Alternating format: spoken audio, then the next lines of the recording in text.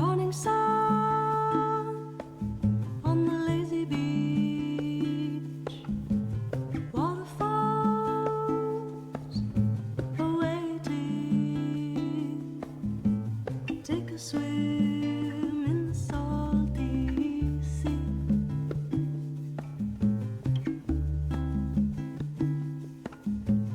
Coconut and acai, mango juice and coffee.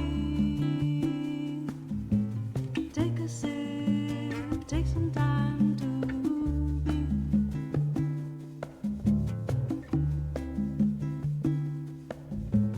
Parati, pirate man, but a sail to the island. Parati, paradise, parachute into my life. Parati, paradise exists. Parati, paradise exists.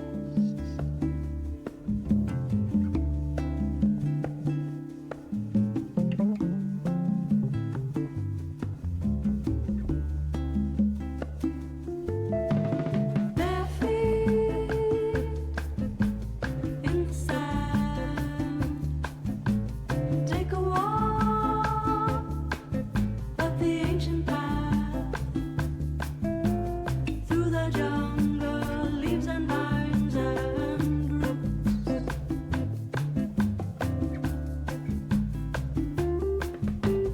Butterflies, blue and red, lead the way overhead to the river, water sweet and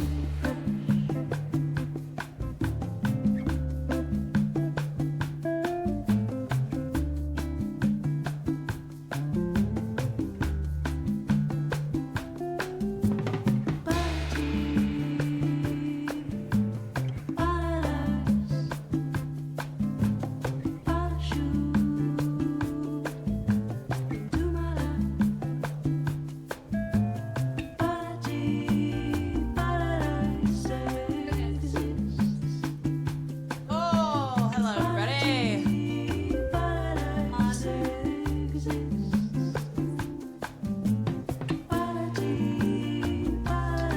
Hello, darlings. Just knocked over 10 cans.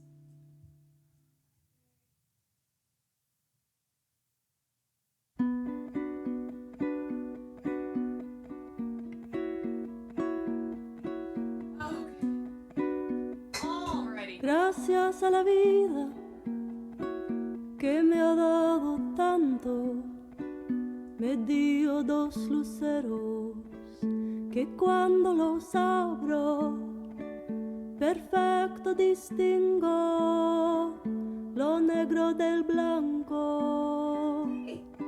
Y en el alto cielo su fondo estrellado. Y en las multitudes del hombre que yo amo. Ooh, okay. Alrighty. Hello. Loving the music, take your time. Oh, this is nice. What is this? Gracias a la vida? Oh, okay. Okay. Gorgina. I will take my time then. James, thank you for the 40 months. Danny, thank you for the 14 months. Oh, right. Okay. I know, my poor VOD watchers. As I have tried repeatedly to split my audio.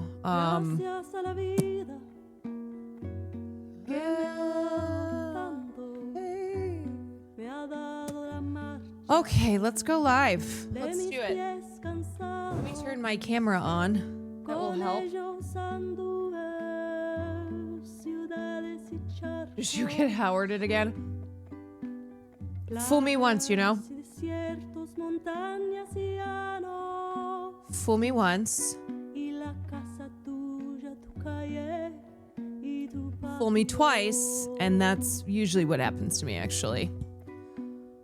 What is the name of the song? It's Gracias a la Vida. Gracias a la Vida by Mia Doi Todd. It's nice. It's a vibe.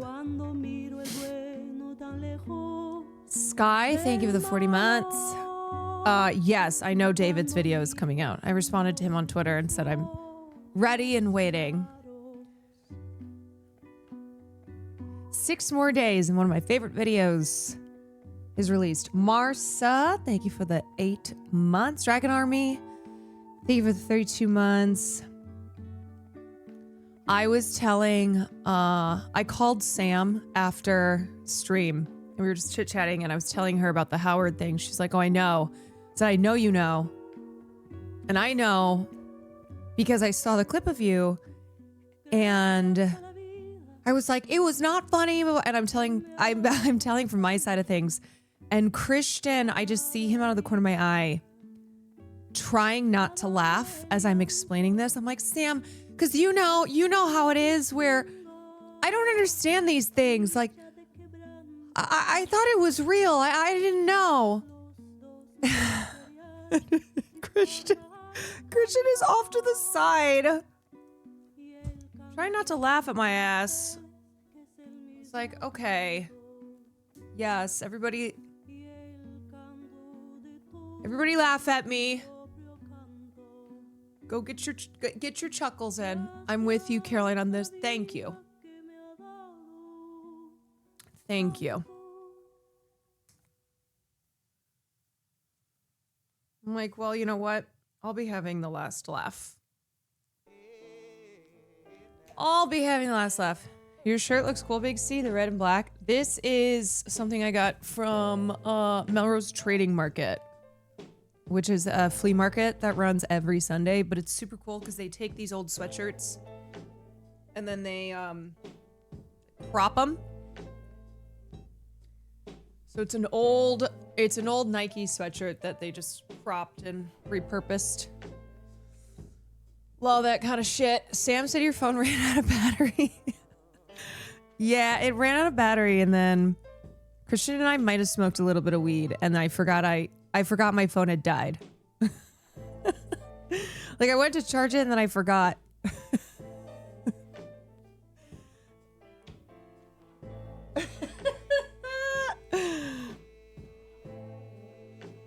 Which it's fine because she's had that happen as well. Her phone dies. So I was like, you know, you should expect that my phone will die. I should not expect yours will. Hi, Farley! You guys want to see this photo that she sent me?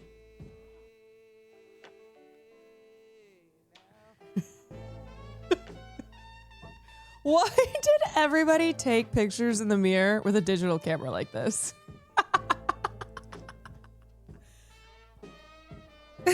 No, it's not me. I was never this sceney. Do you want to come up here? Come here. Come on. I've cleaned poop out of your butt the last 2 days. Come up here. Okay. Okay. Oh, the Farlington. The Farlington. I've had that pic in my phone for like 3 years and I laugh every time. God, I just love that. I love that you know exactly what era it is. The fucking hat. The like, when people would smile but they would look pained. It was like this smile but you look like you're in pain. And then taking a picture in the mirror, holding the digital camera a certain way. I don't know why, but that was the thing. Is he able to eat solids now again? He is. He is, but his hair, he needs to go and get a haircut because he keeps getting poop stuck in his butt. Anyway, how's everybody doing? How are we? How are things? Matthew, thank you for the 3 months. Julia, thank you for the 28 months. It is the middle of the week. It is a hump day. Do people still say that anymore? Do people still say like happy hump day? Is that still a thing?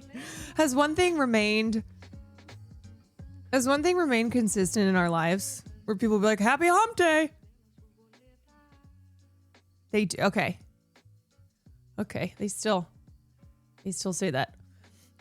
They raided the place I get pizza, but protesters fought them off. Holy shit. Good for those protesters. Happy hump day to them.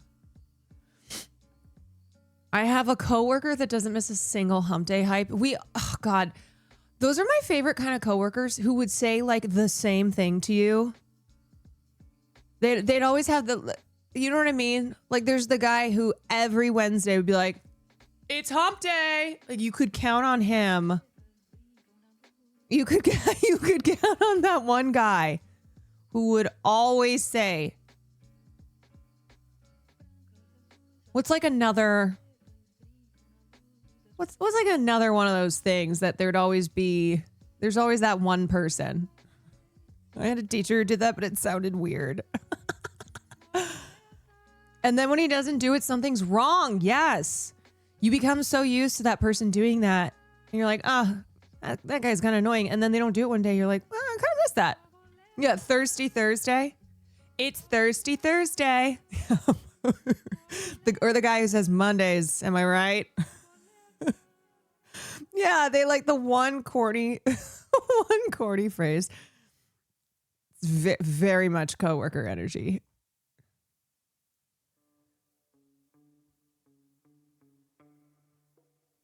Throwback Thursday, y'all. My friend's husband, who's one of those guys, he's like so corny. So corny, never changes. Every single Friday.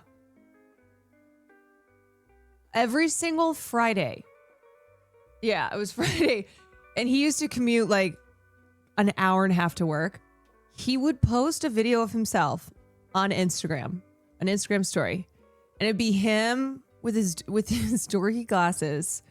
And he would be rocking out to Bust Down, Tatiana.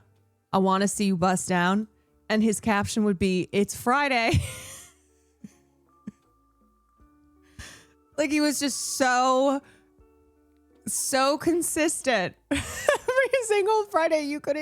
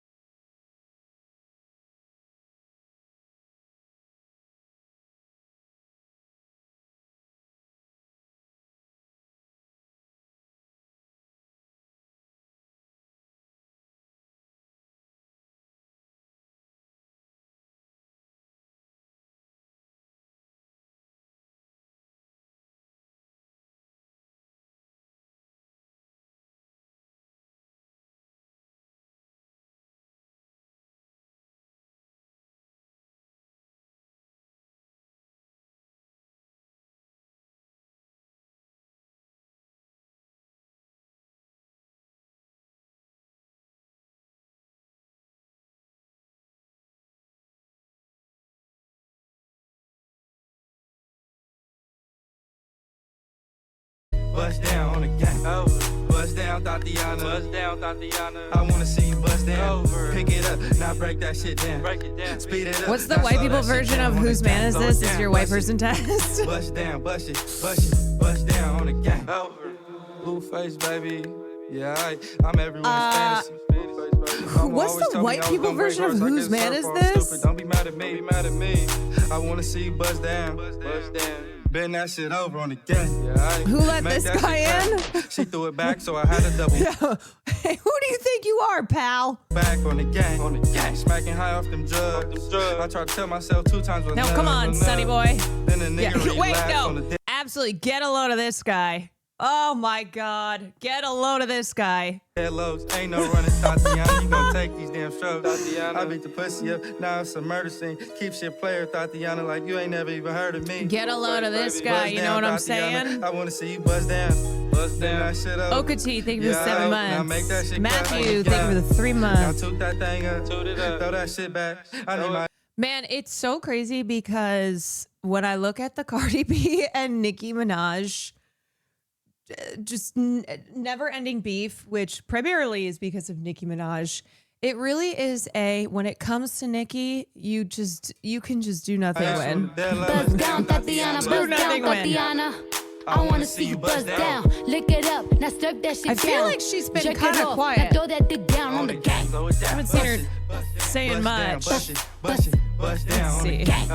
Bust down, Tatiana. Bust down, Tatiana. I wanna see you bust down. Pick it up, now break that shit down. Break it down. Speed it up, now slow that shit down on the gang. Her last tweet, Nicki Minaj's last tweet is, "Angels bow before him, heaven and earth adore him. What a mighty God we serve."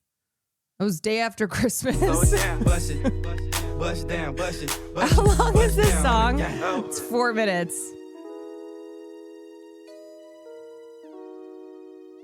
That is, I think, maybe MAGA-Minaj is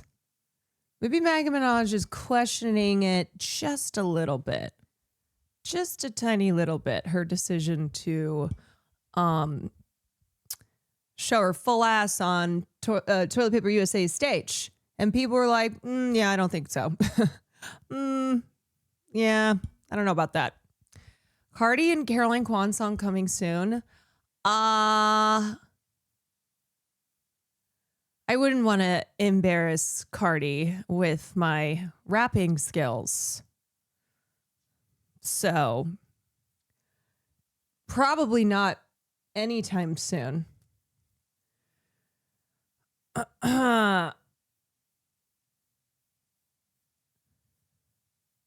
Who said anything about rap? It's a show tune. Christian and I so love having him here because he not only indulges my musical theater kid heart, he will even one up. And last night Will kept being like, "Can we watch something?" And we'd be like, "Yeah, hold on a second." And then we would not do that and instead like sing, I don't know, songs from Chess. And then the news of Ariana Grande and Jonathan Bailey, who are going to be starring in the London revival of Sondheim's Sunday in the Park with George. The news broke, and I'm sitting there with Christian on the couch. He goes, and he turns to me. I'm like, "What?" And Will's like, "What?" He goes, doesn't speak for literally 30 seconds and is just gasping. And then I'm gasping. He goes, "Jonathan Bailey and Ariana Grande are starring in the revival of Sunday in the Park with George." And I was like, and Will, I could tell, oh God, bless him. Bless him. But he did not give a fuck, but was trying to participate because we were both so over the top reacting to the news. And we were like, "Oh my God, oh my God, oh my God." And it's going to be directed by Marianne Elliott. Oh my God. I turned to Christian. I was like, "We have to go. We must." Do tell like a dramatic story to you and Christian with the most fun thing ever. So reactive. Oh, if you want a reaction, then tell any story to Christian and I, and you will get the biggest reaction ever. you will get everything that your heart desires. You could say anything and be like, oh my God. Nobody is reacting harder than theater kids.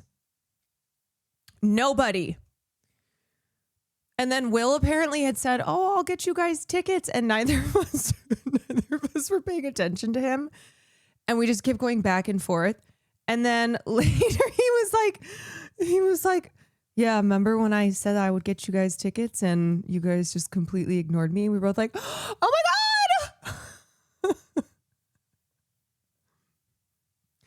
Oh my God, we are so sorry. But seriously, to be fair, Will reacts the exact same way when it's football related. I was in the middle of telling Christian a story.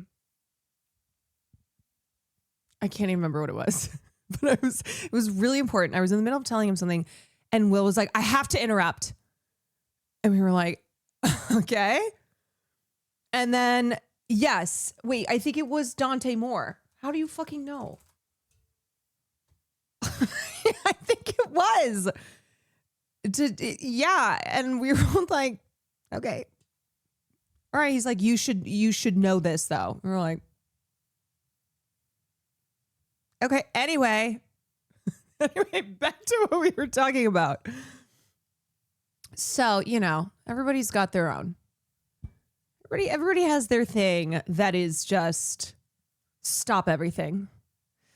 The Jets were supposed to draft him, but he stayed in school. Oh.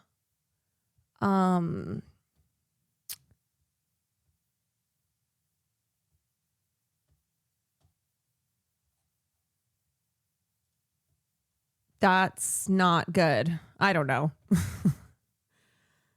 Wait, is this why Will was fighting, like yelling at Stephen A. Smith on Twitter? Anyone who follows Will, he like only tweets about Jet stuff. He was yelling about something that Stephen A. Smith had said. Wait, did you guys see when Stephen A. Smith, hold on, let me see if I can find this. When he accidentally said Charlie Kirk. Now this is my kind of football news. Charlie Kirk Wait. catch 8 receptions for 144 yards. Yeah. We saw Charlie Kirk catch 8 receptions for 144 yards. Yeah. We saw Christian Kirk. I'm sorry, I apologize. Oh my God, Christian Kirk. We saw Charlie Kirk. Is this the TikTok Ashley just sent me? Did you guys know that Charlie Kirk has not only come back from the dead, he's throwing 8. We saw Charlie Kirk catch 8 receptions for 144 yards. Looking downfield, he's got Kirk. Wide open, spinning catch. Kirk touchdown. And a diving grab by Kirk. First down, and there he is again. What a night for Kirk. I cannot get over. I'm screaming because oh, Mort. Oh, yes. Catch 8 receptions for 144 yards. Everyone is like, we saw. like they all heard him say Charlie Kirk. And they're like, okay, at what point do we go, don't you mean Christian Kirk? I'm sorry, I apologize. Oh my God, Christian. I apologize. Oh my God. Oh my God. It's kind of crazy though that Charlie Kirk, right after he died, it was all, we just couldn't escape, right? We could not escape. We're in hell. The mega churches playing Charlie Kirk being like, I'm okay. I mean, not physically okay, but spiritually I'm good. And every one of our politicians and people in media being like, oh my God, this is the end of America. And then nothing, right? They just move the fuck on once they got what they needed out of that. And now it's like Charlie Kirk's being mentioned on accident when Stephen A. Smith is talking about football. We saw Like that's when I genuinely think, yes, I agree. I think Erica Kirk pissed so many people off. They're like, I don't care about Charlie. I'm not going to pretend to care about Charlie anymore.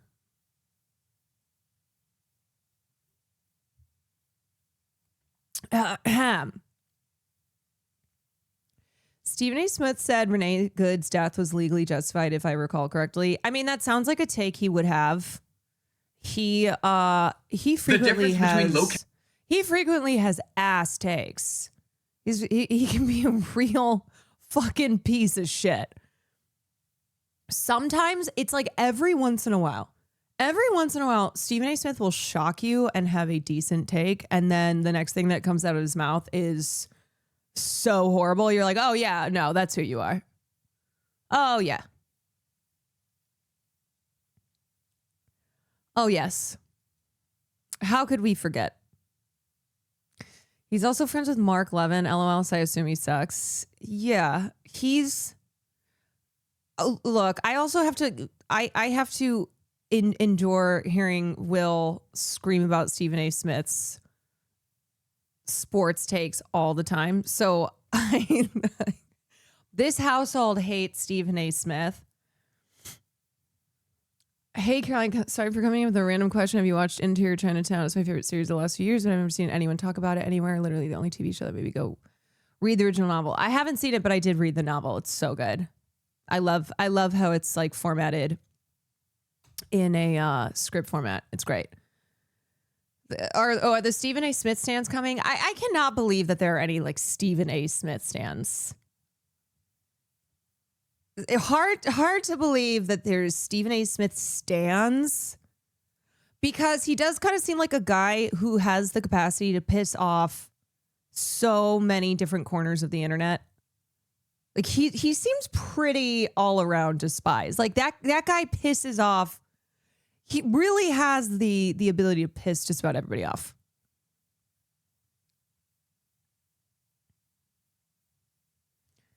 No way you activate them that fast. Where? Okay, show yourselves.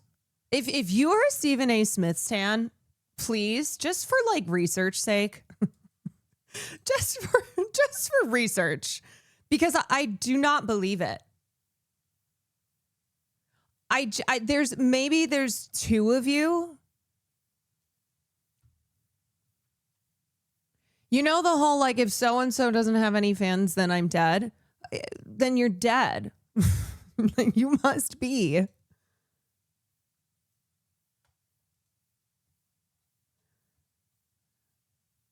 Than you, Stephen A. with what he's coming, you know, with his commentary. With all due respect, my brother. I'm just saying, dog. Wait a minute. Wait to finish. I'm just saying. I'm gonna check you right now. You don't cross the line. I'm just saying. Time. Wait a minute. You don't cross the line. First of all, like I said, I'm in the streets. Max almost seems blacker than you, Stephen A. with what he's coming, you know, with his commentary. With all due respect, my brother. I'm just saying, dog. Wait a minute. Wait to finish. I'm just saying. I'm gonna check you right now. You don't cross the line. I'm just saying. Time. Wait a minute. You don't. Is it not clocking to you that I'm standing on business? Cross the line. First of all, like I said, I'm in the streets. Max almost seems. Wait. Is this guy who he's saying, is this Max? I need a little context here. So the white guy, the one white guy here, Max, that's who he's saying is more black than Stephen A. Smith. So he just stays quiet the whole time. And that's why Stephen A. Smith is like, hold on. I'm going to check you right now. Stephen A. Smith basically got him fired because he was too good at debating him. Well, that checks.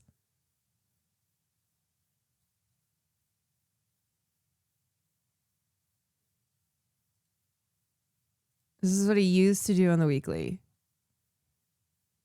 Tim Duncan on the downside to power in his prime? I am done with you. I'm done. Go to commercial. I ain't talking this with you no more. Can't go to commercial. By the way, you can walk away like Jay Williams, but you can't be saved by the bell.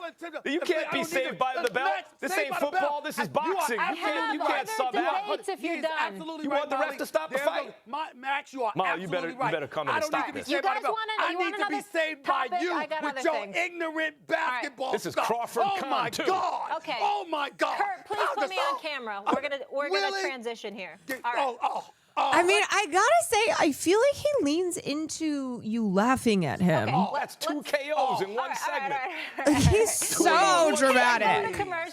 Stop There's more show to do. Stephen A., hang in there. We got 4 minutes. Listening to you talk about. Like, his whole thing is to just be a professional crasher outer. That really kind of seems to be. Yeah, it's like I don't even know if he's really outraged all the time, or if he just kind of leans into being professionally mad and having horrible takes. The fire on the tail. Smart man, thank you for the 9 months. The wings, he can fly. The claws on his feet, he could use that as a weapon. He's not as limited as Blastoise or Venusaur. I'm going to go with... You know what? I kind of like Charizard. The fire on the tail. The wings, he can fly. The claws... You picked the starters, now pick the final forms. On his feet, he could use that as a weapon. He's not as limited as Blastoise or Venusaur. I'm gonna go with... Okay, I'm not gonna lie. This kind of sounds like me giving my analysis on Pokemon. That's very much how I would do it. I'd be like, he is a dragon, so naturally that was me on Cobblemon. not knowing what the hell any of these were. Yeah, I mean, I picked Farley Rita. Then everyone's like, probably the worst one you could have picked. Me trying to conceal tears after learning my wife cheated on me. My 5-year-old son in the back of my GMC Grand Sierra. Oh my God.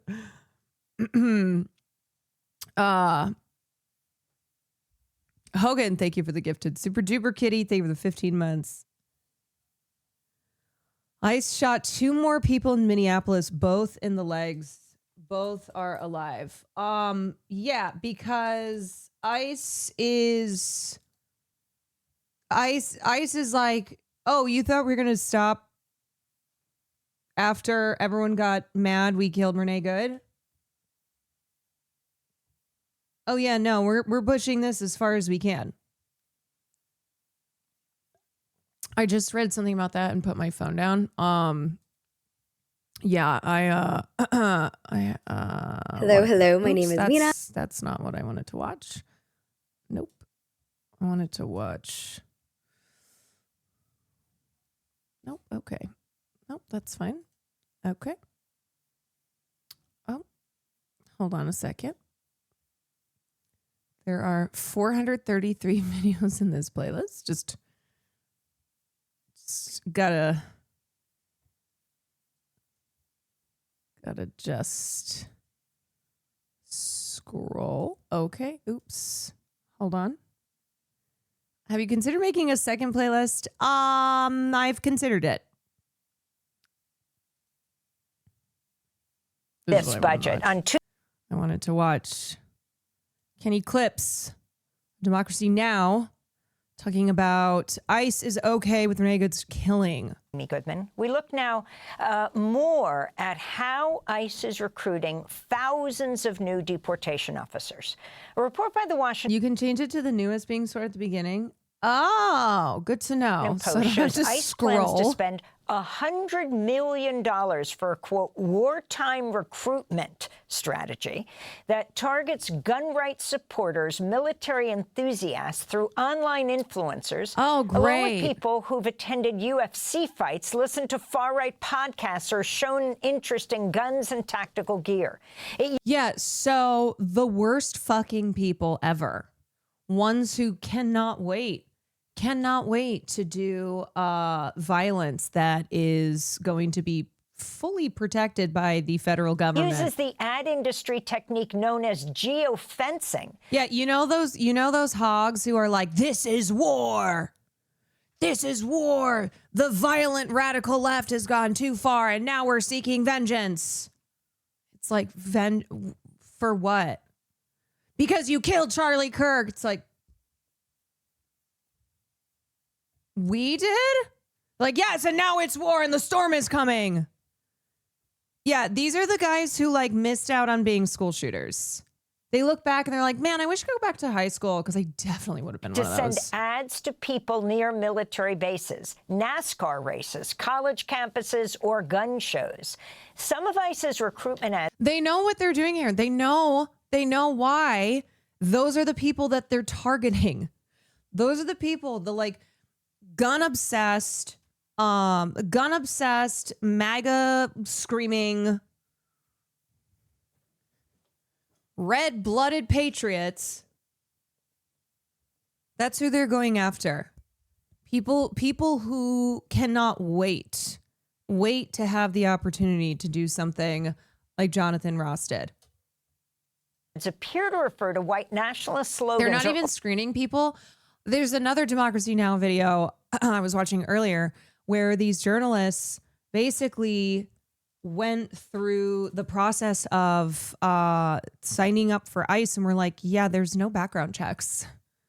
Yeah, there's no guardrails here. There's nothing. Openly quote them after ICE agent Jonathan Ross killed Renee Good in Minneapolis. An ad on ICE's Instagram account claimed, quote, "We'll have our home again," and featured a song popular among white nationalists with lyrics about reclaiming our home by blood or sweat. Our next guest is investigative reporter Ken Klippenstein. He has a new report headlined "Immigration Agents Terrified of ICE Backlash After Shooting" that includes leaked documents showing ICE and Border Patrol are seeking volunteers for the surge in operations in Minneapolis, with one agent saying, quote, "Keyword is it's on a voluntary basis. If no experienced senior agents step up, they send the new guys straight out of the academy." These guys are like the villains in every Resident Evil game. I'm just using that as an example because I'm playing Resident Evil. But pretty much like any it's the bad guy from Avatar. You know, it's that military villain. The one who's like, yeah, no, we need to kill them all.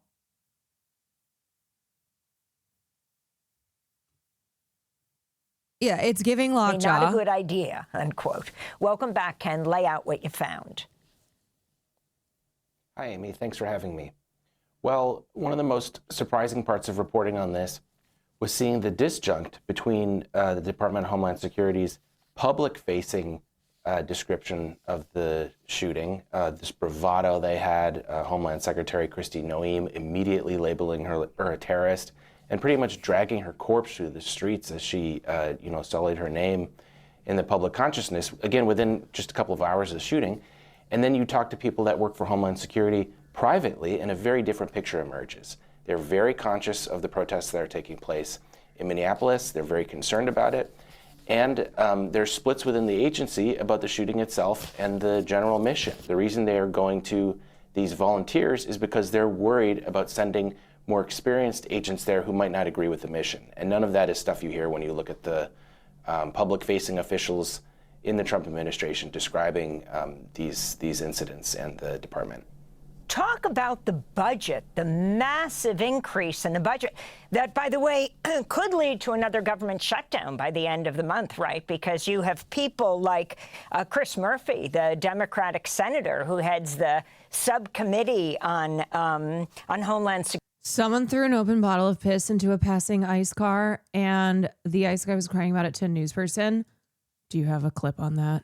Security saying they're not going to endorse this budget. On Tuesday, the Congressional Progressive Caucus vowed to oppose new funding for the Department of Homeland Security unless it includes new reforms. This is Congressmember Ilhan Omar of Minneapolis. We cannot and we should not continue to fund agencies that operate with impunity, that escalate violence, and that undermine the very freedoms this country claims to uphold. And meanwhile, Tuesday evening, Democratic Senator Chris Murphy of Connecticut and others joined hundreds of protesters outside D.C. headquarters of Customs and Border Protection, said he supports the appropriations bill to push for changes at ICE. The United States Congress. I mean, you have Joe Rogan, who fucked Joe Rogan, but just today he was calling ICE the Gestapo.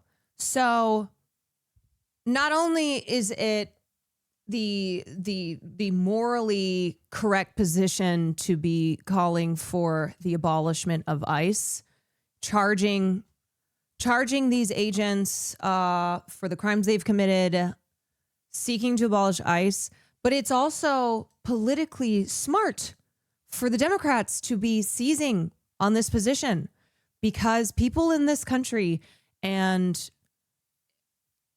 a lot of people in this country, even if they are on the conservative side, are not happy with what ICE is doing. That's different from the like psychopaths that ICE is attempting to recruit to become, their next batch of murderers. But this is one of those issues that is such an easy win for Dems to come out strong on, to speak to this moment. And it is an issue that the majority of people in this country are not thrilled with the way that ICE is behaving. Should not fund a department. Here it is. Okay, we have to watch this, obviously.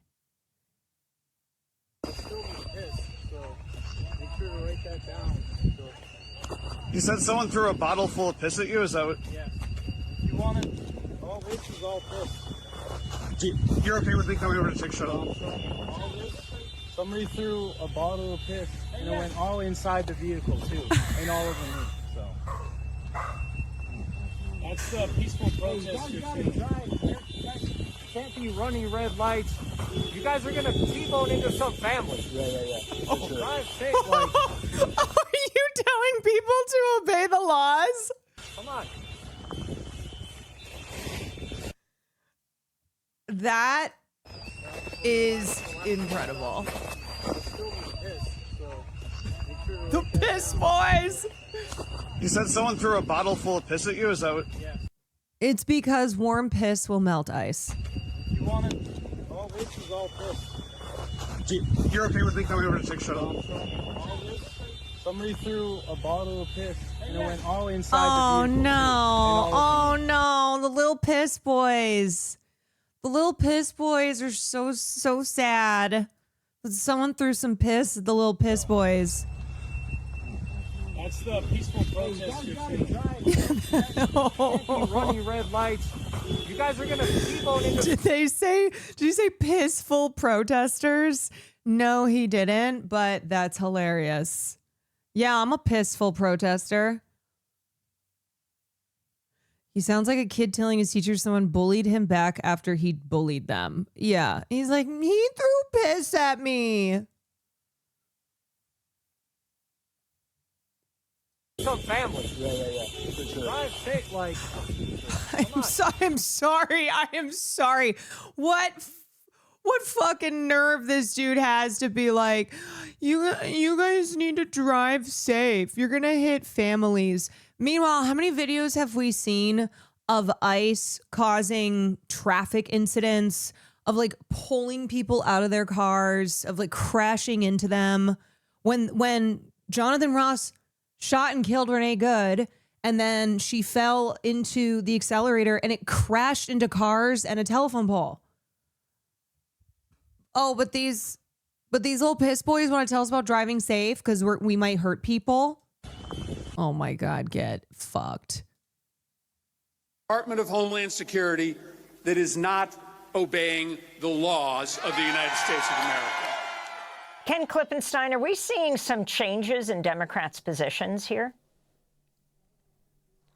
Absolutely. Among Democratic voters, among Congress, there is some opposition, but among congressional leadership, they've made it very clear that they're not willing to shut down the government over this. They asked Senator Cory Booker this, for instance, yesterday on MS Now, and he said no, the last shutdown didn't work. Chuck Schumer had to be dragged kicking and screaming to even do the shutdown earlier this year to play hardball with the Republicans after he folded instantly at the beginning of the second Trump administration.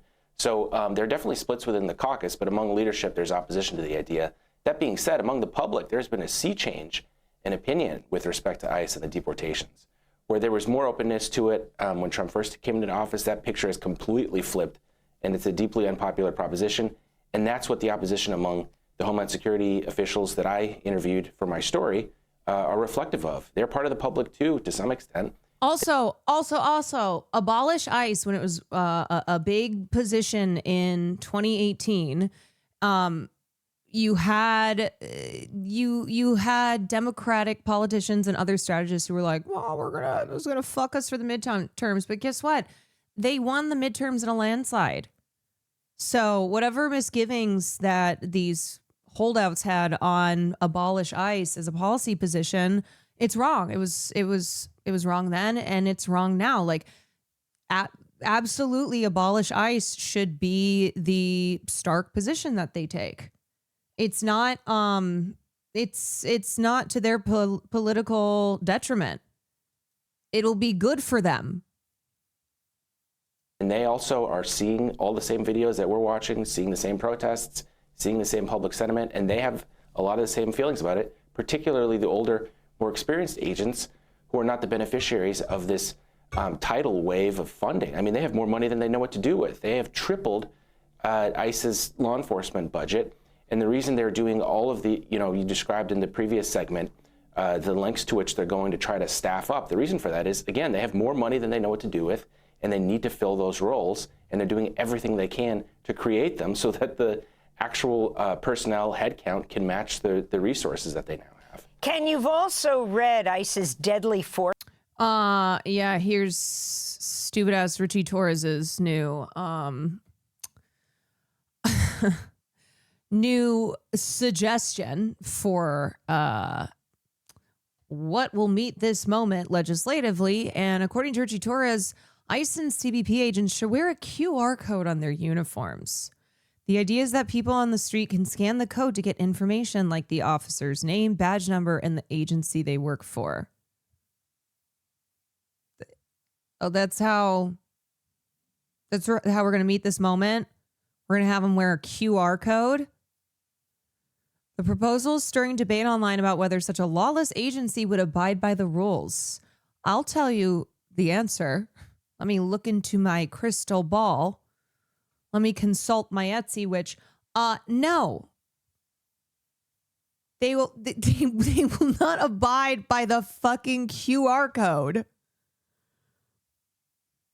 And perhaps more importantly, whether adding tech is the right solution when a requirement to simply add names to officer uniforms would be a more practical fix. Richie Torres, too, thinks he's so fucking brilliant. Thinks that he can find a way to, have his cake and eat it, too. Hey, here's an idea. Let's have QR codes. There we go. You're welcome. Yeah, who paid him to suggest that? What company? What company would be would be making money off of this QR code piece of legislation? Axios first reported on the proposed legislation on Tuesday, and a representative for Torres told Gizmodo that the plan is to introduce the House bill next week. The concept is that it could limit confrontations with an officer that could go south. Oh, the concept. The concept of a QR code stopping ICE from murdering American citizens in the suburbs. The concept. Someone can get a picture from afar without having to engage with the officer, as we've seen instances of ICE obscuring their faces and badges and not reacting positively to requests for identification. The legislation is called the Quick Recognition Act, QR, and it would require the Department of Homeland Security to create a verification page that lists officer's full name, badge number, agency, operational unit, or office, photo confirmation, verification timestamp confirming active duty status. The law specifically says that the pages should not list the home address or phone number of officers. Many of the secret police currently in America's streets aren't wearing badges or other ways for the public to easily identify them. Trump's masked goons are terrorizing the country right now, arresting residents on false pretenses, assaulting protesters, even shooting a woman dead in Minneapolis. It's all in the name of immigration enforcement, though Trump's real goal is to purge the country of anyone who isn't white and violently punish those who oppose him. And Torres seems to genuinely think QR codes can help. Stanislawski pointed to some police uniforms in the Dominican Republic that have integrated QR codes for identification purposes. Below, you can see the QR code on the left arm of the uniform. Notably, the police uniforms in the Dominican Republic also include the agency, rank, and name of the officer in addition to the QR codes. And it seems like including that in the proposed legislation by Torres would make a lot more sense than requiring the QR code alone. Yeah. Like there's so many things about here that you can just poke holes in this handy dandy piece of proposed legislation. If officers can only be identified by members of the public who have phones handy, almost a kind of tech tax, where does that leave people who may not have access to a phone for one reason or another? The Torres proposal has stirred plenty of debate on social media about what the law might actually accomplish, with some people expressing extreme skepticism that it will provide more accountability. Scanning the officers' QR codes as they bash my face in and steal my phone. Yeah. Hey, excuse me. Can you hold on a second? Sir, will you just hang on before you beat the shit out of me? Before you rip me out of my car, can I please scan your QR code? Please? There's a law about it. That joke about a stolen phone is likely referring to a new article from ProPublica about a 16-year-old in Houston, Texas, who was placed in a chokehold by federal agents and recorded much of the encounter. The agents took his phone and he used the Find My feature to track it to a vending machine where people can sell used phones. The vending machine was near an ICE detention center, according to ProPublica, and the agents had apparently sold his phone. They really are doing the most always. Like the worst, just being the worst always.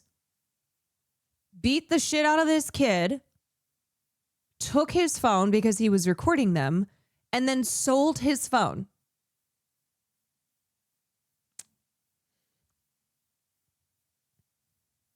Did they even wipe it? I'm guessing not, because they're pretty fucking stupid. The ICE agent who shot and killed 37-year-old Renee Good, identified by the Star Tribune as Jonathan Ross, covered his face and didn't appear to have any kind of identification visible that would identify him individually. His chest and back read police in large letters and federal agent in much smaller letters. Ross was only identified by the local newspaper after DHS said he had experienced a previous incident with an immigrant in a car. Shout out to those reporters, FYI. Shout out to those reporters at the Star who were the ones to identify who he was. That allowed these reporters to comb through federal court records to narrow down who they might be talking about. Without that detail, it's unclear how long it may have taken to learn Ross's identity, and it remains to be seen whether a QR code would have helped anything at all. Yeah, sorry, Richie Torres. I don't think that this is. I don't think that this is the move. One of them also took a truck of someone that they detained. Oh yeah, no, they'll just steal people's. They're stealing people's lives. They're stealing people's lives. You think they won't steal your items? You think they won't steal the clothes off your fucking back?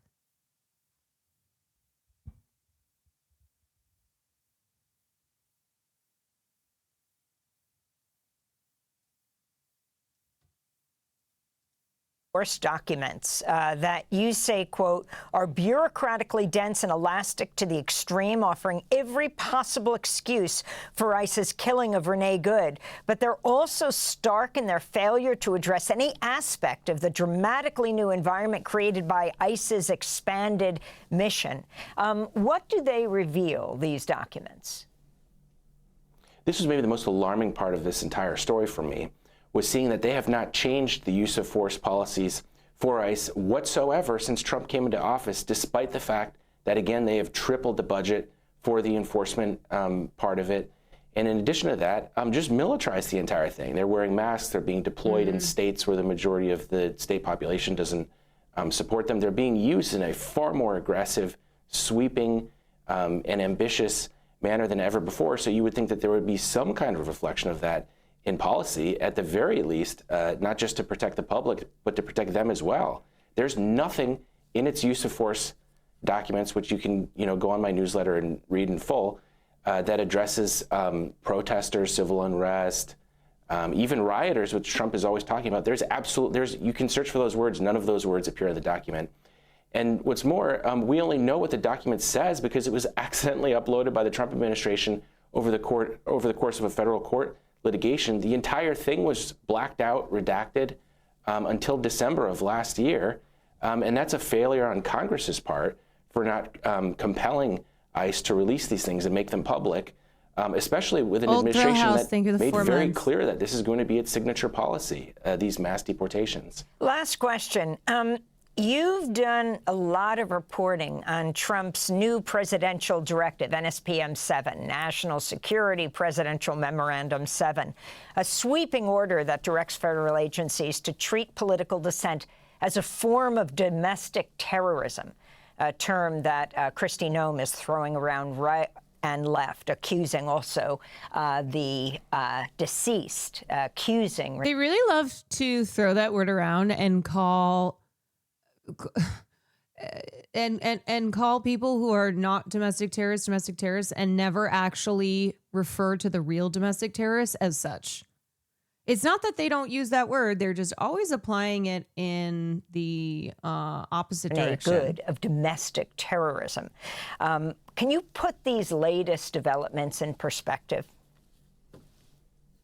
Yeah, so there's a straight through line from the shooting of Renee Good to NSPM 7, this presidential memorandum, that, as you said, redefined terrorism around a number of what are called indicators, because you have to try to, terrorism is about pre-crime. You're trying to predict a crime before it has happened.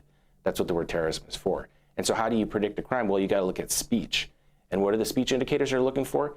If you go and read the actual presidential directive, it literally says things like anti-Christian sentiment, anti-American sentiment, anti-traditional family sentiment, anti-capitalist sentiment. And it describes one of the things it describes is if you say capitalism bad, you're a terrorist. Anti-ICE protesters and sentiment, which is exactly what we saw. Moreover, the Justice Department released a sort of follow-on memo citing NSPM 7, and one of the things that it was concerned with was, quote, impeding or interfering with ICE operations, which is exactly what Homeland Secretary Kristi Noem and the Trump administration accused Renee Good of doing by having her car parked in the middle of the road. So there is a straight line from NSPM 7 to the tragedy that we saw unfold last week. And finally, you say ICE is okay with Renee Good's killing. Why? Because its policy all but allows its ICE agents to carry these things out, and the only thing restraining them is their own perceived sense of being in danger. That is not a policy you have in place if you want them to carry out their responsibilities in a circumspect way, because not only can they say whatever they feel they perceived, because we obviously can't, we don't have a window into their mind, but in addition to that, all the propaganda you've been describing earlier about them being deployed to war zones, and literally that's how they're recruiting ICE agents at that point, that creates a psychological environment in which they genuinely believe that. And that has been another aspect of reporting on this that surprised me. They don't see it as rhetoric. They think that that's actually describing the conditions on the ground. A war zone, as your previous guest described it, the war and terror come home. That is overwhelmingly believed by the younger cohort that's joining ICE now, and they need to be restrained by firmer policies than that their own perception was that they were in danger. Well, I think the other thing too is, sure, they believe it, they genuinely believe that they're heroes in some war, but I also think it's a matter of if they at all accept responsibility for Renee Good's murder, if they at all show any accountability here, then they'll think it puts a crack in their power. They don't want that to happen. They don't want it to be, oh, okay, so this is the limit here, and then it casts their other actions in a more critical light. So no, it's a matter of never admitting fault, because this is a war, and in war you have to do whatever it takes. Ken Klippenstein, I want to thank you so much for being with us. Investigative reporter. We'll link to... And just think about that.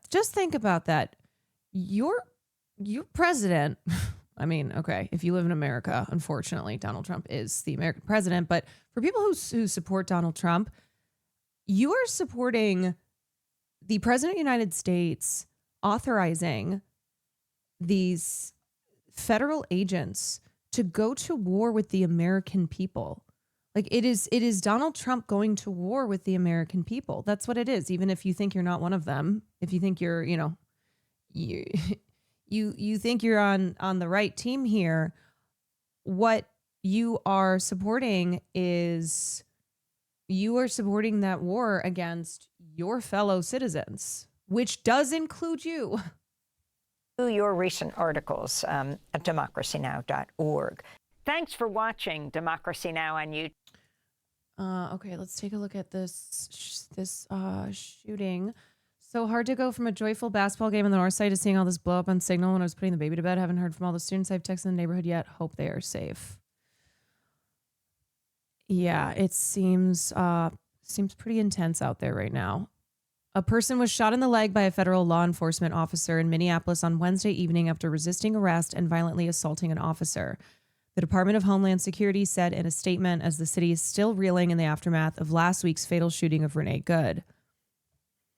Officers were conducting a targeted traffic stop at about 6:50 p.m. local time involving a man from Venezuela who DHS said entered the United States in 2022.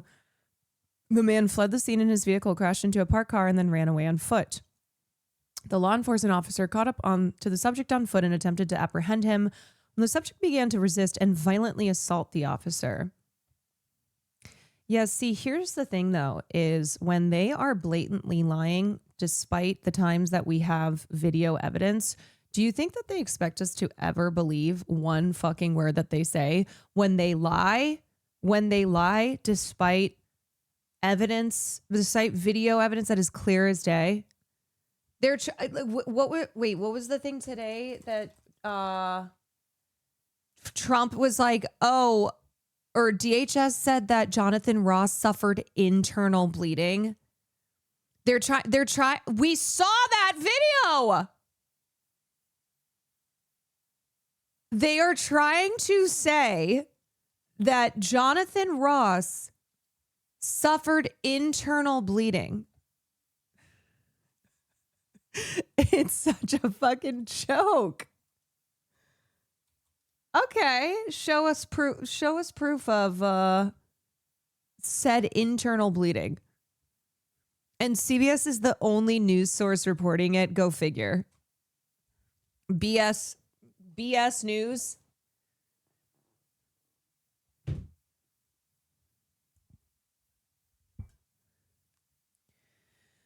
Okay, so DHS is saying that this Venezuelan man tried to violently assault the officer. During the struggle, DHS said two people came out of a nearby apartment and attacked the officer using a snow shovel and a broom handle. After the suspect got loose and joined the attack, the officer fired defensive shots, striking the initial subject in the leg. The officer and initial subject are both in the hospital and the other two individuals are in custody. We are aware of reports of a shooting involved federal law enforcement in North Minneapolis. We are working to confirm additional details. You know, the other thing that happens too,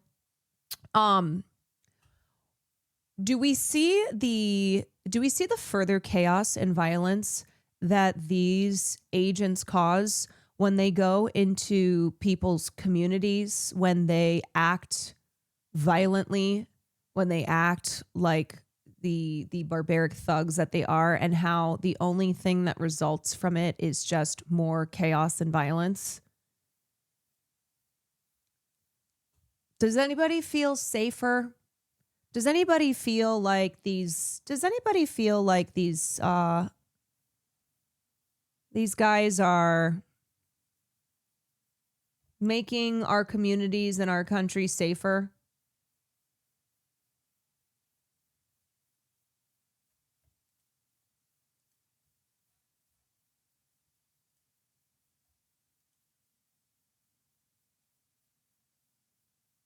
Okay, this is the video on the journalists who were testing ICE recruitment. What happens when ICE hires agents with minimal screening, then sends them into the streets masked and armed? Like, does that make you feel safe knowing that that's who these That's who these agents are. These masked, unmarked thugs showing up. That it's just about anybody who wants to do violence. We look now at the agency's hiring practices as it surges agents to Minneapolis and other cities. We begin with an independent journalist who applied for an ICE job and was offered it without even a background check. Laura Jadid wrote about her experience in a piece published Tuesday by Slate magazine headlined, "You've heard about who ICE is recruiting. The truth is far worse. I'm the proof," was the headline. She begins her piece. The plan was never to become an ICE agent. The plan when I went to the Immigration and Customs... I don't know if anybody saw this bizarre story, but Jonathan Ross, apparently when he was at a 2020 neighborhood garage party during COVID, he told his neighbors he was a botanist. He said he worked with plants as a botanist, so he lied about what he did, the neighbor told the outlet. He's worked for ICE since 2015 when he joined the agency as a deportation officer.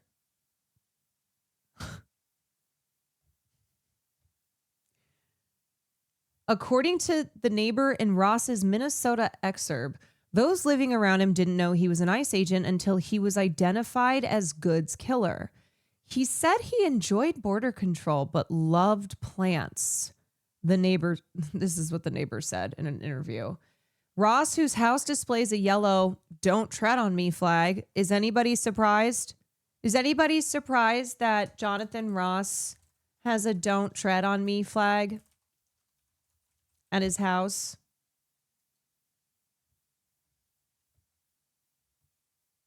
Not at all. Yeah, as he's the one treading.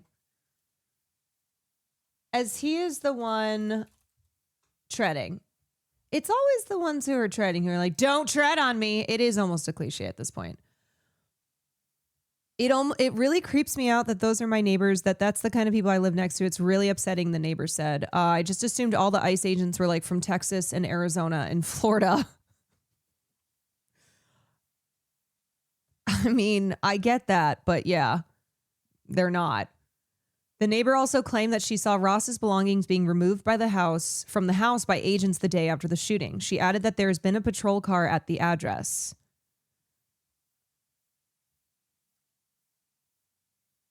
In an email, a DHS spokesperson told the Daily Beast that we are not going to expose the name of this officer. He acted according to his training. They confirmed that the agent in question had more than 10 years of experience as an ICE deportation officer and was a member of ICE's special response team.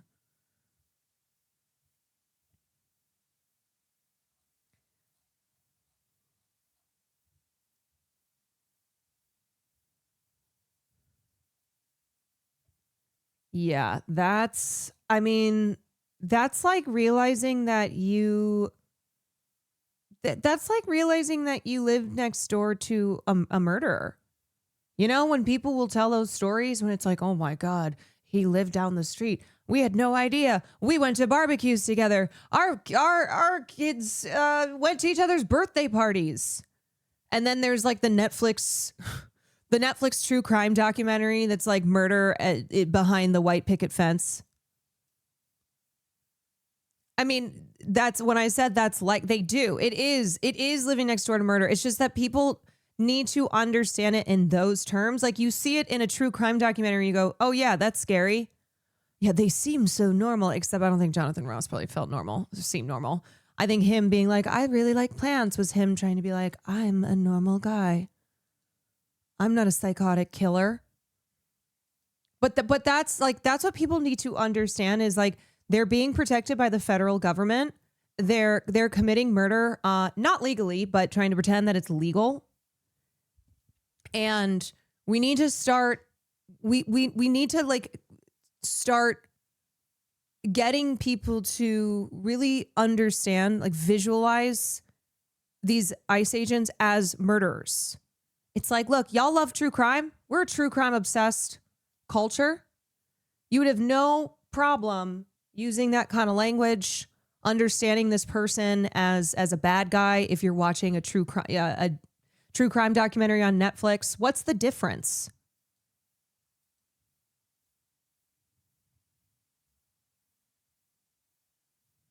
Enforcement Career Expo in Texas last August. This guy never seemed normal.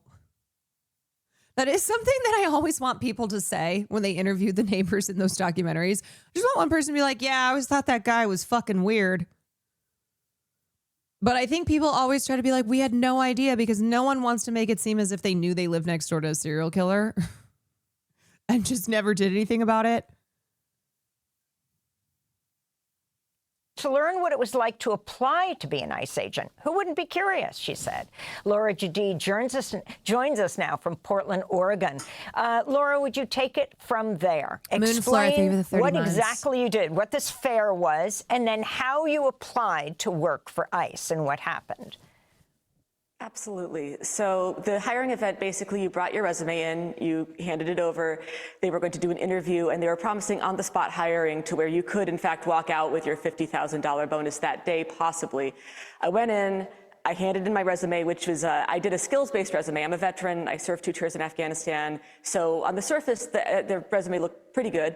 Had a very brief interview, took all of 6 minutes. They didn't ask very many questions. 6 minutes? And then I left, assuming I would never hear back, because I'm a very Googleable person. I have an unusual name. I'm the only Laura Jadid on the internet. And I make no secret of how I feel about ICE and Trump and all of it. So I was not expecting several days later to receive a tentative offer. I missed it in my inbox and it sunk to the bottom, which means that I never filled out the paperwork they requested. I never accepted the tentative offer. I never filled out my background check paperwork. I never signed the affidavit saying I committed no domestic violence crimes, none of it. A few weeks later, I got a message from LabCorp saying that ICE wanted me to do a drug test, and I went ahead and did that. I was pretty sure I wouldn't pass. I'd partaken in legal cannabis 6 days before the test, but why not waste some of their money, right? And then 9 days after that, I decided I wanted to, I was curious, had they processed the drug test yet?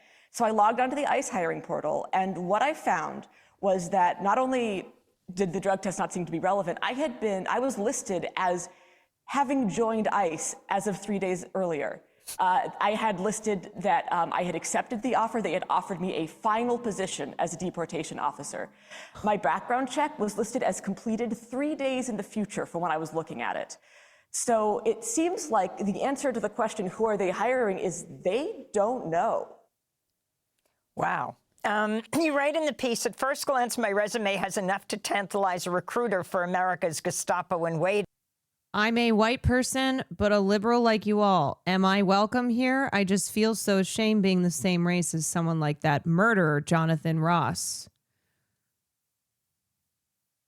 Well, I'm a white person as well.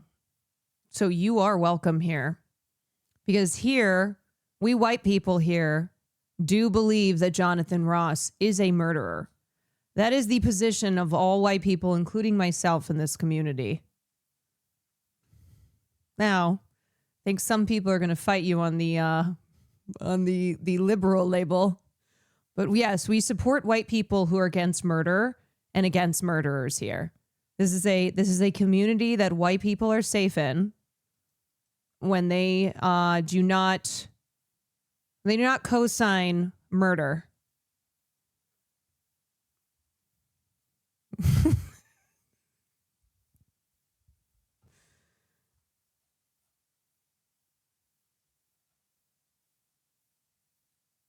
Any other questions? I shank mods. Yeah, that username definitely doesn't make me think that you're coming in here thinking that we're going to be like,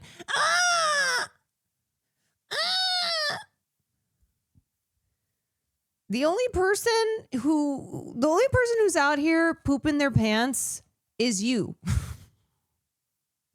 You think you're going to come in here and like pull some bait, get us all pissed off? I shank mods. All right, I'm sorry. Look, I might have gotten got by Nandre, who called me and was asking about Howard, but I have been around the block before. So I suspect what you're up to, and it's not going to work. You're likening ICE to the Gestapo? Absolutely. And I don't think that's in any way hyperbole. We have armed, masked thugs on our street right now who are brutalizing, detaining, and murdering people with apparent impunity, a carte blanche, a license to kill from our government. And they can't even keep track of who's behind the masks. I don't believe for a second they're keeping track of who's a U.S. citizen, who needs to be deported, where these people even are. These disappearances where people vanish into the system, is it on purpose, or are they really that sloppy with paperwork? Ultimately, it doesn't matter. This constitutes a national emergency. We have unknown armed thugs in masks who are terrorizing citizens. So you have served in the military. You deployed twice. Can you talk about what that experience taught you? And also, you did do an interview with an agent, and I'm wondering if you could tell us what that agent said to you and where that went. Absolutely. So I joined the military right out of high school. I really believed in the whole war on terror thing. I really thought we were going over to spread freedom and democracy and what have you. And when I got there, it became very evident very quickly that that was not the case and that we were doing it was a bad war and we should not have been there telling people what to do. I was in Eastern Afghanistan for the first deployment, Western Afghanistan for the second. So I did not see combat, but as a military intelligence collector, I saw plenty of the decisions that got people killed on both sides that didn't need to happen. So I came back very disillusioned, like a lot of people, and actually like the ICE agent that I spoke to, which, by the way, this interview wasn't actually part of the hiring process. It was an optional step to see if I wanted to join up. But he told me that he was also joined right out of high school. He also deployed. And when he got back, he also got out as soon as he could. He didn't want anything to do with the military. But he had a lot of trouble assimilating, as a lot of veterans do. And so about 6 months later, he decided to go for law enforcement. And the rest is history. He's been an ICE agent, he said, for about a decade. He likes the work. He feels like he's getting instant results. And this is very sad to me. And also, wait, so this guy was in the same boat as her where he deployed to Afghanistan, came back, was like, holy shit. Holy shit. The U.S. military is evil. Wow, we were just completely lied to over there. I was completely... I was vulnerable. I was manipulated. I was preyed upon. I went over there. I regret it. I can't believe that I did that. And then now it's time to do it at home. Yeah. Like the shit that we were doing over there, it's now time to do here at home. How do you go from that? How do you have that realization then go, yeah, I'm going to join ICE? Emblematic of a problem we have where we use this language of terrorism and weapons of mass destruction and freedom and democracy at the barrel of a gun. We did this overseas, and it's come home in every conceivable way. Talk about your concerns about them not doing a background check. I mean, what does this mean for people who are documented to, wife beaters, people kill women? DHS accused her of lying and she ratioed them. Oh, you mean once again, DHS is proving that they're the fucking liars? This is such a lazy lie. This individual was never offered a job at ICE. Applicants may receive a tentative selection letter following their initial application and interview that is not a job offer. It just means they're invited to submit information for review similar to any other applicant. They got community noted. This author has provided video evidence of her ICE recruitment and hiring portal showing a tentative offer, final offer, and onboarding date. This is the most like, oh, she's got the receipts.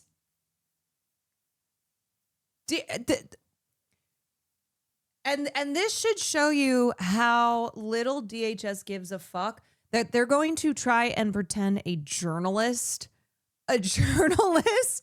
who reported on this was lying, and you think she would not have the evidence?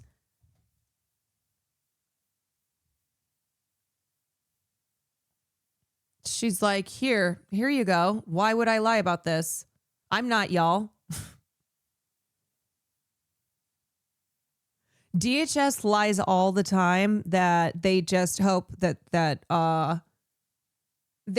they can turn it around and pretend that everyone else is lying. Welcome to ICE. as a period, your duty location is New York, New York. Your EOD was on Tuesday, September 30th, 2025.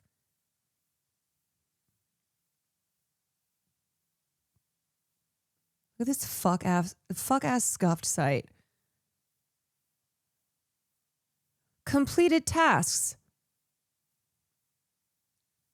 Background investigation.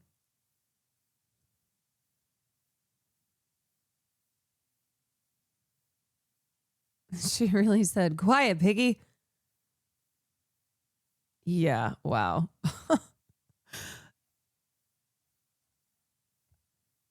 I will say it again. They think you're stupid. Do not prove them right. Do not fall for their bullshit. They do not, they think so little of you that they're like, oh yeah, these dumbasses will just believe anything we say. We don't even have to do a good job covering our tracks. We don't even have to try to sell believable lies because these dumb fucks will just believe that we're the good guys, that everything that we say is true. They think you are stupid.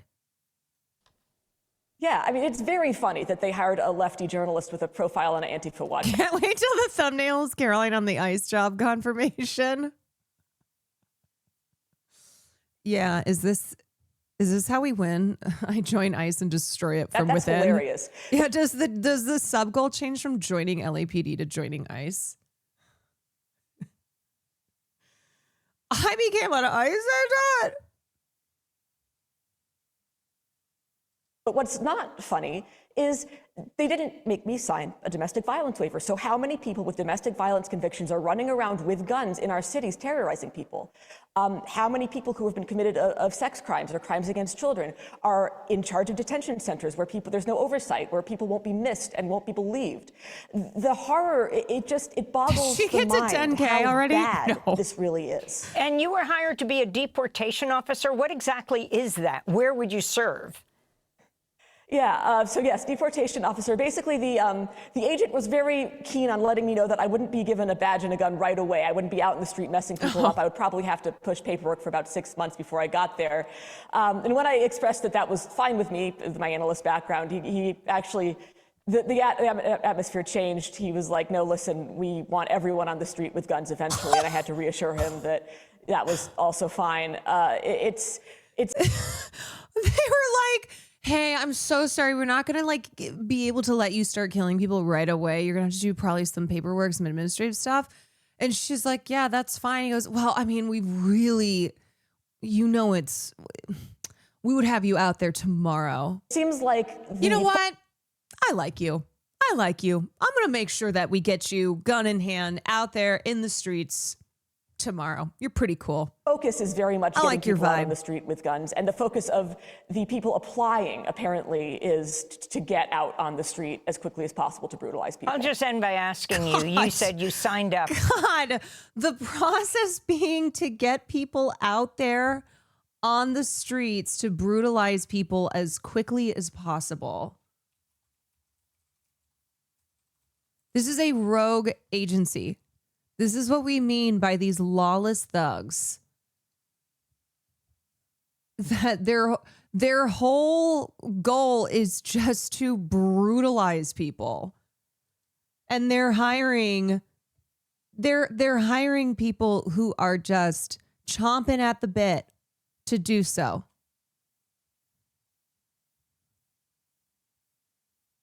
To fight the war on terror, and you served twice in Afghanistan. You call what's happening here in the United States the war on terror come home. Yes, it is very sad. It is not surprising, but it is very sad. This is a national emergency. This is a state emergency. And frankly, it's past time that governors called up the National Guard to protect the citizens who elected them to keep them safe from the people actually terrorizing us in the streets. Laura Jadid, I want to thank you for being with us, freelance journalist who writes regularly on her Substack at firewalledmedia.com. We'll link to your new piece for Slate, which is headlined, "You've heard about who ICE is recruiting. The truth is far worse. I'm the proof." We'll link to it at democracynow.org. Thanks for watching Democracy Now! On YouTube. What if it was a test like at the end of Willy Wonka and she passed by being eager to get out on the street? They're just like, actually, now you're in charge.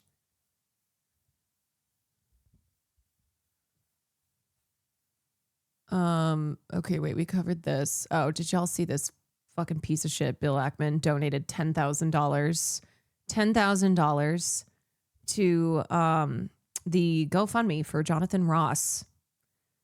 Because, as he said, innocent until proven guilty. Oh. Innocent until proven guilty.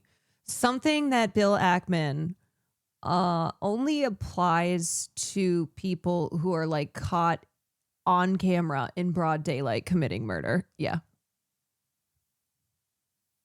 The GoFundMe was set up by a literal Nazi. Yeah,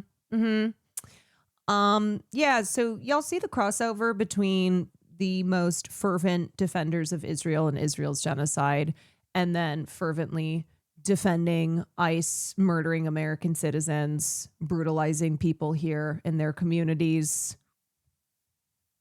It's a circle.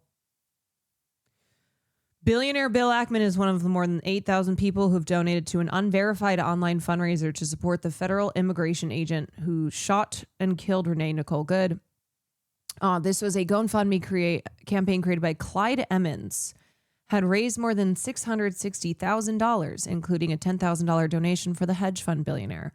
Another $10,000 anonymous donation also topped the list.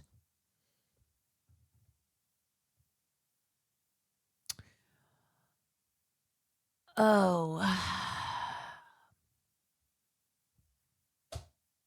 Inside thoughts. Created January 9th, the fundraiser aims to aid the potential legal defense of Jonathan Ross. In a statement posted on January 13th, Ackman said over the years he's invested substantial funds providing for the legal defense of individuals that I believe are innocent, and that he decided to support Ross because he knew he would need significant funds to cover his defense costs. Why? He has the backing of the federal fucking government. DHS is out here being like, he's actually a hero, and he almost died. The billionaire said he attempted to donate to Good's GoFundMe page, but the contributions had already met the campaign's $1.5 million goal. Okay, yeah. What? Bill Ackman does this kind of shit. It was like after he tried everything in his power to ensure that Zoran Bemnati didn't win, and then when he won, he kind of like weaseled over on Twitter and was like, hey, hey. Like he's trying to be the fucking Riddler or something.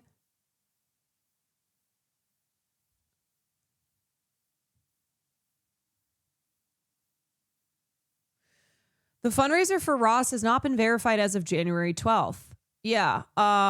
Who's to say that this Clyde Emmons isn't just going to try to pocket this shit? He's just taking their money. The billionaire said his intention in supporting Ross and attempting to support Good was not to make a political statement. I was simply continuing my longstanding commitment to assisting those accused of crimes of providing for their defense. Oh, really? Is that a longstanding commitment? Or is it just that you love supporting fascists?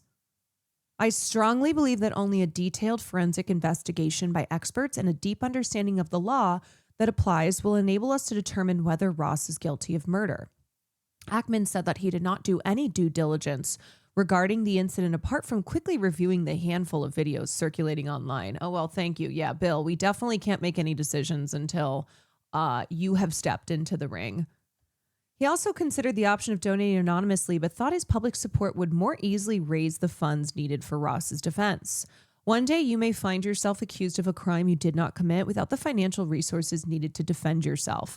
You and your family will pray that someone will be open to believing you are innocent and will be willing to help you pay for your defense. If you find yourself accused of a crime you did not commit without the financial resources needed to defend yourself, well, hopefully you're not against Israel. Hopefully you don't care about Palestinian lives, because Bill Ackman definitely will not come to your defense. Who created this fundraiser? Emmons said he's from Mount Forest, Michigan, and wrote on the page that he created it to help Ross.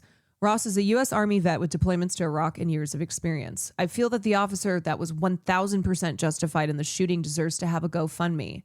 Funds will go to help him. He doesn't even know Ross personally. But don't worry. He watched the video and was like, this guy definitely didn't do it. I mean, he did it, but he's justified. I mean, really, that bitch deserved it, huh? Although the GoFundMe page has yet to be verified, GoFundMe said the company is currently reviewing all fundraisers related to the Minneapolis shooting and working to gather additional information from the organizer of this fundraiser. Yeah, really hate this world we live in, where like people can raise hundreds of thousands to $1 million+ for like calling little black kids the N-word, doing racist shit, murdering women in the street. Some lawmakers have called for Ross's arrest, but as of early January 12th, no charges have been filed in the case that's garnered national attention. As of Jan 12th, the Department of Justice has not announced whether it will bring charges, and statements by White House officials opposing charges make a federal prosecution appear highly unlikely. When you have the president, the vice president, the secretary of Homeland all saying that this was self-defense, there's zero chance that Pam Bondi and the Department of Justice will move forward with the prosecution at the federal level. I mean, they've already made it very clear that he's innocent. Here is how podcaster Joe Rogan described it. You don't want militarized people in the streets just roaming around, snatching people up, many of which turn out to actually be U.S. citizens that just don't have their papers on them. Are we really going to be the Gestapo? Where's your papers? Is that what we've come to? That has also become a big part of this so-called enforcement. I mean, Minneapolis is not a huge place, okay? So obviously, fuck Joe Rogan. This is not a like, oh, Joe Rogan, yeah, he's on the team. Oh, yeah, we forgive him for everything that he's done. But this is more so okay, if Joe Rogan is calling ICE the Gestapo, is going, oh, whoa, yeah, this is not good, then every single politician who is to the left of Joe Rogan, which should be in name every single Democrat, you better be doing something about this.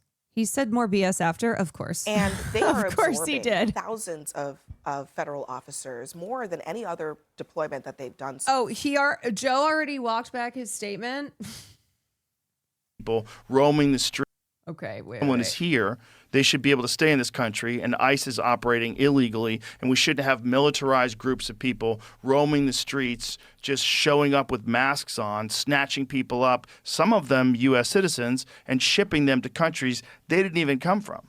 So that's why they have to wear a mask. If you want them to do that job, if you want them to be able to deport 500,000 people over a year, which is a lot of people, if that's the real number, you know, they're going to be... their life's going to be at stake. Yep. You're not going to be able to get people to do the job unless you allow them to be anonymous. And then, again, allowing them to be anonymous creates a whole host of other problems where you could have people pretend to be them. And how would you know who's who and who's not? Once someone is here, they should be able to stay in this country. He's so wishy-washy in this episode. He still defends ICE. I mean, that's kind of classic Rogan. He will say one thing and then truly the next second say the opposite. He's a centrist, you guys. Come on. That's what it's all about, right? He's a free thinker, and that means freely thinking and stating both sides of a position. So far. And He was still kind of defending it. Yeah, I mean, I don't think that's the clip. That's obviously just one part of the entire episode. But that does happen a lot with Rogan, is that one part will get clipped and people will be like, oh, this is what Rogan said. And then it'll truly be like 5 seconds after that. He says the opposite, or it's like he's still defending. But Joe Rogan breaks with Trump, and it's like, oh, actually 5 seconds later he defends Trump. We are seeing these encounters where you're seeing this guy has the most intense eyebrows. Maybe ICE agents, maybe Border Patrol, walking down the street, stopping people. Sometimes because they look Somali or they look brown or whatever it is. This is according to those people who were stopped, and asking them, where are your papers? Show me your papers. Where were you born? That's the stuff that we're seeing. And Americans like Joe Rogan are concerned about it. And I think part of it is, look, Joe Rogan's identity does not depend on defending Donald Trump and his administration doing things that are indefensible. And I see people all the time bending themselves on TV, bending themselves into all sorts of pretzel shape because they subsist from being a Trump supporter, and that's all they've got. Joe Rogan, I think, is speaking out of conviction, is speaking out of what he is seeing. And I think it's reflective of what a lot of I can't watch this. Oh my God. This is classic liberals who are they're so desperate to be like, see, they're one of ours. See, they do have strong convictions. They do have the ability to. This is so classic. Liberals love to elevate voices on the right. Whenever they say anything that can be perceived as like breaking with the right. Oh my God. It's whatever. Republican. Okay, whatever. Americans feel right now. People are showing up at the street. Anna's like a never Trumper. She's one of those. Because they are pissed off at what is happening in our country. It is heartbreaking to see these images in America. We are the country that's supposed to be an example for the rest of the world. And the things Joe Rogan is done with the MAGA sphere. Are the type of things that happen in these third world countries. And they do bring all sorts of bad memories when you see these masked men targeting people. And it's not just Minnesota. I mean, we remember the woman who got pulled out of the street in Boston by masked men. We have seen pregnant women dragged. In Minnesota, we saw 2 young teenagers who were working at Target, like so many of our children do. American citizens. Have a job while going to school, being pulled out, while screaming. Is Anna just a regular staple on Abby Phillips' panel now? U.S. citizen. I'm a U.S. citizen because they look Latino and they were Latino. That is un-American and unacceptable. And good for Joe Rogan for standing up and denouncing it. More of Trump supporters, if they want him to be a good president, should be doing the same. Let me play what he said about the Renee Good video that we've been discussing. Listen. It's complicated, obviously, but it's also very ugly. To watch someone shoot a U.S. citizen, especially a woman, in the face, when people say it's justifiable because the car hit him, it seemed like she was kind of turning the car away. Now, Joe, what was really striking to me about this Quinnipiac poll, 53% said it was unjustified for the ICE agent to shoot Renee Good. Complicated. But I was also really surprised by how this has penetrated. 82% of registered voters say they saw that video. So you're talking almost universal back to the left. Impressions of what happened there. Is it? I don't know. Are Republicans misreading the situation or risking misreading the situation? Look, if anyone saw the last segment, right, I had no problem defending the officer, and I think Joe Rogan's factually wrong about his assessment. But I am a big Joe Rogan fan, and I listen all the time. And he is really... Oh, why does this guy look like the... We can tell, buddy. This guy absolutely looks like he's a big Joe Rogan fan. Nobody's shocked. He's like, look, I know you'll be surprised. I know you won't be able to believe it, but I'm actually a huge Joe Rogan fan. Emblematic of one of the most successful things Trump did in the campaign. It was to engage podcasters and win a lot of people who listen to that type of forum.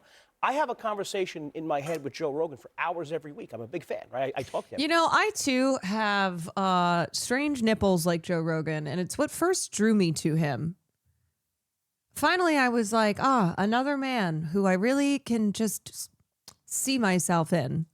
So when I hear him challenging something that I believe, or my gut reaction to something, I actually listen to him. So I do think this is a problem for Trump because I think he is a very good barometer of where people stand. Again, this instant, he might be factually wrong on. I think he is. But he is a good barometer of where a lot of Trump supporters are. And I would. Wait, he's saying he's factual. Hold on a sec. This guy who's a Rogan fan, and yet he's like, but I disagree with him on this one thing he's saying about ICE. Somehow he keeps getting worse. Would have they have the Waffle House indicator for a hurricane? Like if the Waffle House is closed, there should be a Joe Rogan indicator. All right, with us now, stand-up political commentators Karen Finney and David Urban. And friends, what I'd like to do is not relitigate the video. That's the type of guy that you just have to turn to and be like, I can't talk to you. You're such a loser. I'm sorry. I just need you to know that you really suck ass. Video or the events. I actually want to talk about how they're landing in comments like the ones David just made by Joe Rogan, who seems to be saying, I support the president's immigration effort notionally. I do not like huge what I'm Rogan on fan. the ground, though, he seems to But be that saying. lady deserved it. How pervasive do you think that opinion is? Yeah, John, listen, I think it is very pervasive, right? Americans overwhelmingly voted, one of the president's strongest suits, Americans overwhelmingly voted for this president, if you look at the numbers and reasons given, to secure the border and crack down on kind of the sieve that was the border under the Biden administration. And this administration effectively sealed that border up and did that. And then the president promised to go after the bad hombres and the drug dealers and get those people out of America. And there's a lot of support for that in America. What there isn't support for, and the polling bears this out, this isn't David Urban's opinion, this is the polling, it bears out that people do not want to see what you're seeing on your screen right now. They do not want to hear what Joe Rogan is saying. They don't want to see masked men geared up like Delta Force walking down the streets of America, asking people for their papers, throwing them on the ground, zip tying people who are doing sheetrock, gardeners, nannies. They don't want to see that, right? That's not what they voted for. And so it is really hurting this president in the numbers on an area where he was strongest, on immigration, strongest. Now it's becoming a weaker point. Karen knows this. President Obama deported lots of folks, but he did it in a completely different way. The Obama administration.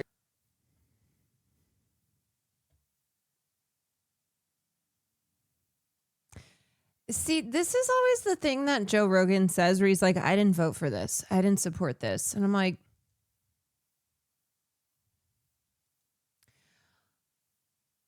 okay,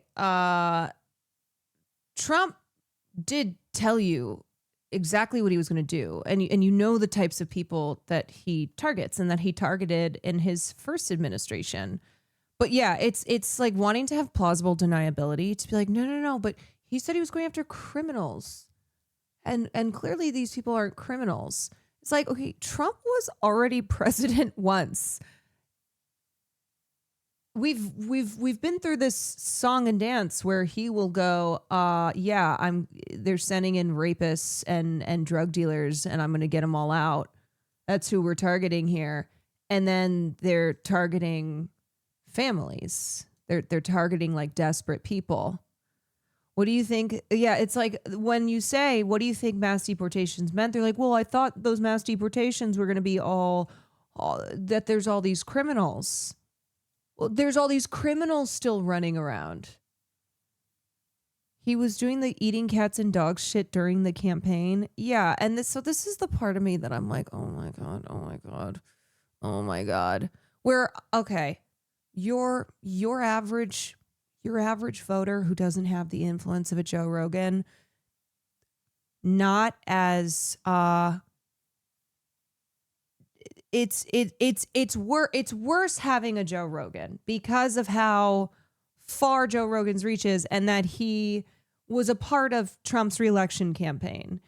And yet you're like, no, Joe Rogan is just he's a fucking idiot. He is so stupid, and also wants to make it seem like he was bamboozled, that he has plausible deniability because this isn't what he supported in supporting Trump.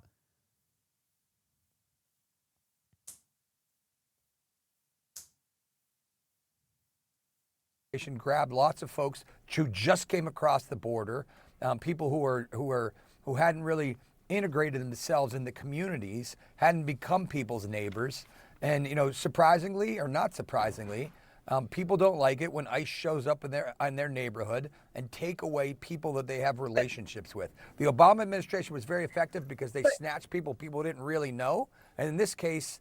Trump was just out here making up numbers, being like, "Oh yeah, he would just say stuff like, yeah, there's a million rapists." Neighborhoods see this happening and they don't like it, so I think the tactics need to be addressed. I mean, it's just factually true, Karen. The tact, yeah. Well, you don't even know what I'm about to say, David. So why don't you let me talk?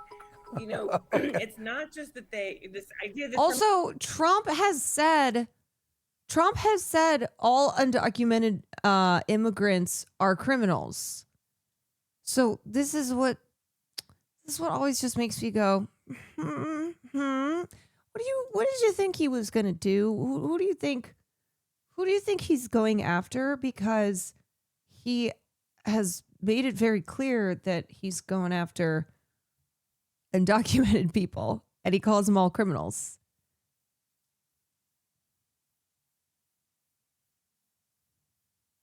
Now there's a difference between, it's not just taking people that people know. It is the violence. It is the terrorizing of communities. There's a story in USA Today. A couple was getting back from a cruise. They're in Miami.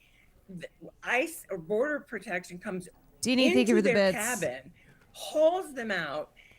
The gentleman of the couple, they're both American citizens. He's a Coast Guard veteran. I mean, it's the violence that people are really reacting to. And David is right. I mean, this is really, people are very aware of this story, and they're very aware of other stories where they're seeing this armed militia essentially acting as though Americans have no right. Yeah, also fuck Obama. Yeah, obviously. Fuck that deporter in chief. We have the right to ask someone to see their badge, who they are.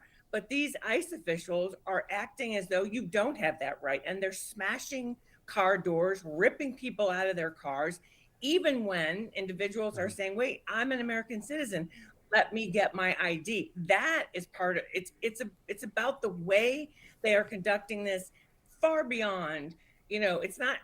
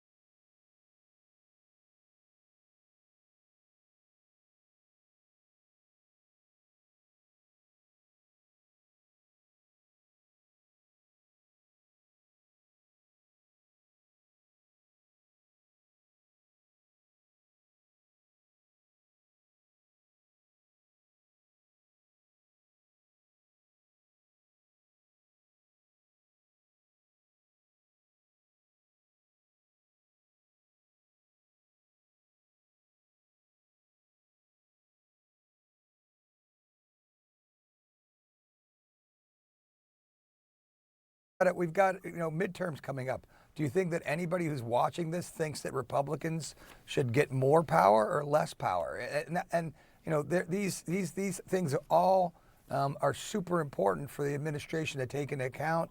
I think it needs to be dialed back. I think they should take this. We can still enforce the laws and have strict immigration control, but do it in a different manner. He's like, let's do it in a way where just the optics aren't this bad. Okay, we just really gotta work on the optics. Oh wait, before I get to this, I wanted to cover. Here's a live look outside. I wanted to cover this here with the Minnesota, or with the federal prosecutors resigning in Renee Good's case. Out of the Whipple Federal Building in Minneapolis, this is where protesters have been clashing with federal agents. New tonight, a judge has agreed to hear the state's lawsuit asking ICE to stop its surge in Minnesota. That hearing will take place in Minneapolis at 8:30 tomorrow morning. This evening, we're looking into why 6 people from the U.S. Attorney's Office resigned today. Sources say that the move stems from concerns over the investigation into the killing of Renee Good by an ICE agent. Jonah Kaplan has been following these developments. He joins us now. Hi, Jonah. Amelia, those sources say the concerns are over a request to investigate Good's wife and that the case is being treated as an assault on a federal officer as opposed to a civil rights case. In just the last hour as well, a top official said there was no basis for a criminal civil rights investigation at this point. Even if you don't know his name, you've seen him at this podium before. The fraud is not small. It isn't isolated.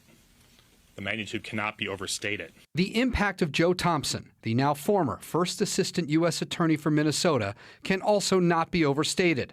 And the same goes for his 5 colleagues who also resigned, including... They're trying to go at... The Justice Department is trying to go after Renee's wife, Becca.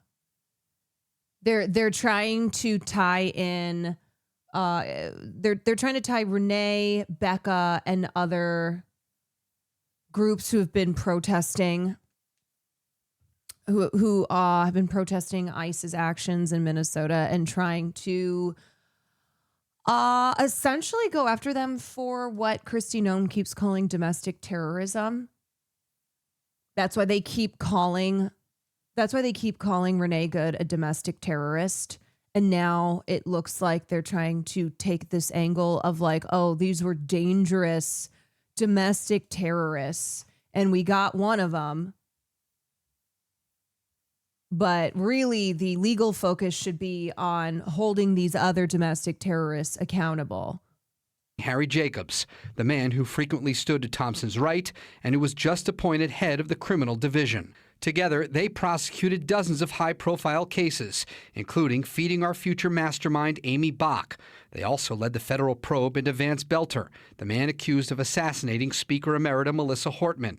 Doug Kelly is a former federal prosecutor. I've been practicing federal criminal law in this state for 51 years. And this is the darkest day in the 51 years, as far as I can see, for the rule of law in Minnesota. If they feel the need to resign because of orders they have gotten that will violate their consciences, to me, that is a great statement on their part that this is not tolerable by them. Praise poured in for the prosecutors throughout the day, including from Senator Amy Klobuchar. I just know how this office is respected through Democratic and Republican presidencies. And this is just an atrocious loss. There were also several departures today from the Department of Justice's Civil Rights Division in D.C., but an official tells CBS News those were pre-planned early retirements. Amelia. All right, Jonah. Thank you. Oh my God, I feel so bad for Becca, Renee's wife, and just now how she is seems to be the new target of the state of the government here, because they're trying to take the legal heat off of DHS and ICE and Jonathan Ross and paint this picture of these evil Antifa domestic terrorists lesbians. It's indescribably cruel. I know. I just, on top of having witnessed and experienced what happened that day, now having to deal with this shit. What's up, Austin? How's my baby? He's good. He's good. He went to his acting class. But we were taking care of him earlier, of course. Governor Walz's statement on 6 prosecutors, including Joe Thompson, resigning from U.S. Attorney's Office. Joe Thompson is a principled public servant who spent more than a decade achieving justice for Minnesotans. This is a huge loss for our state. This is the latest sign that President Trump is pushing nonpartisan career professionals out of the DOJ and replacing them with his sycophants. Thompson has worked extensively with state regulators and the Minnesota Bureau of Criminal Apprehension to bring federal prosecutions against fraud involving public programs. His work supported oversight, enforcement, and program integrity. He also oversaw and advanced prosecutions in several high-profile violent crime cases, including federal charges connected to the murders of Representative Melissa Hortman and her husband Mark Hortman, and the attempted murders of Senator John Hoffman and his wife Yvette. His resignation is the latest example of the Trump administration overtaking traditionally nonpartisan positions within the Department of Justice and replacing experienced career professionals with political loyalists. It comes 2 days after news that the Trump admin has launched a criminal investigation of Federal Reserve Chair Jerome Powell, and on the same day he threatened retribution for Minnesota.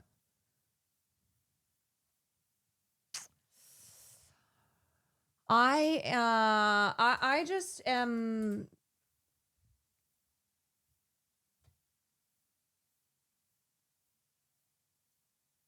I'm just feeling like Tim Walz really could be going out with a bang here. Not running for re-election. It's like, brother, go ham. Okay, do what most Democrats would never even dream of doing. KGB Cowboy, thank you so much for the 5 gifted subs. Chubby Shark, thank you for the tier 1. He's like, let's just be peaceful. Let's film them.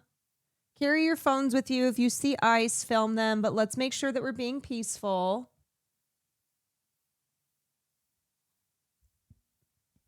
Come on, Walz.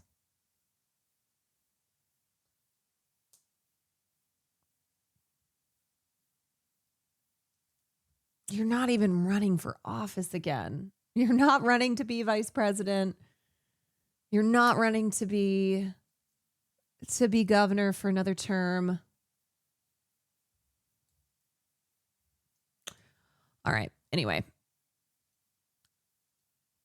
let's watch this interview here with Ashley St. Clair escaping the right-wing bubble, leaving MAGA-land. So if you are not aware, Ashley St. Clair is one of Elon Musk's many baby mamas. But all this shit went down when Elon did what he tends to do, which is to treat these women, no matter the fact that they gave him a child, treat them like absolute shit. And so Ashley, who was a right-wing MAGA influencer and commentator, has moved away from that and has talked about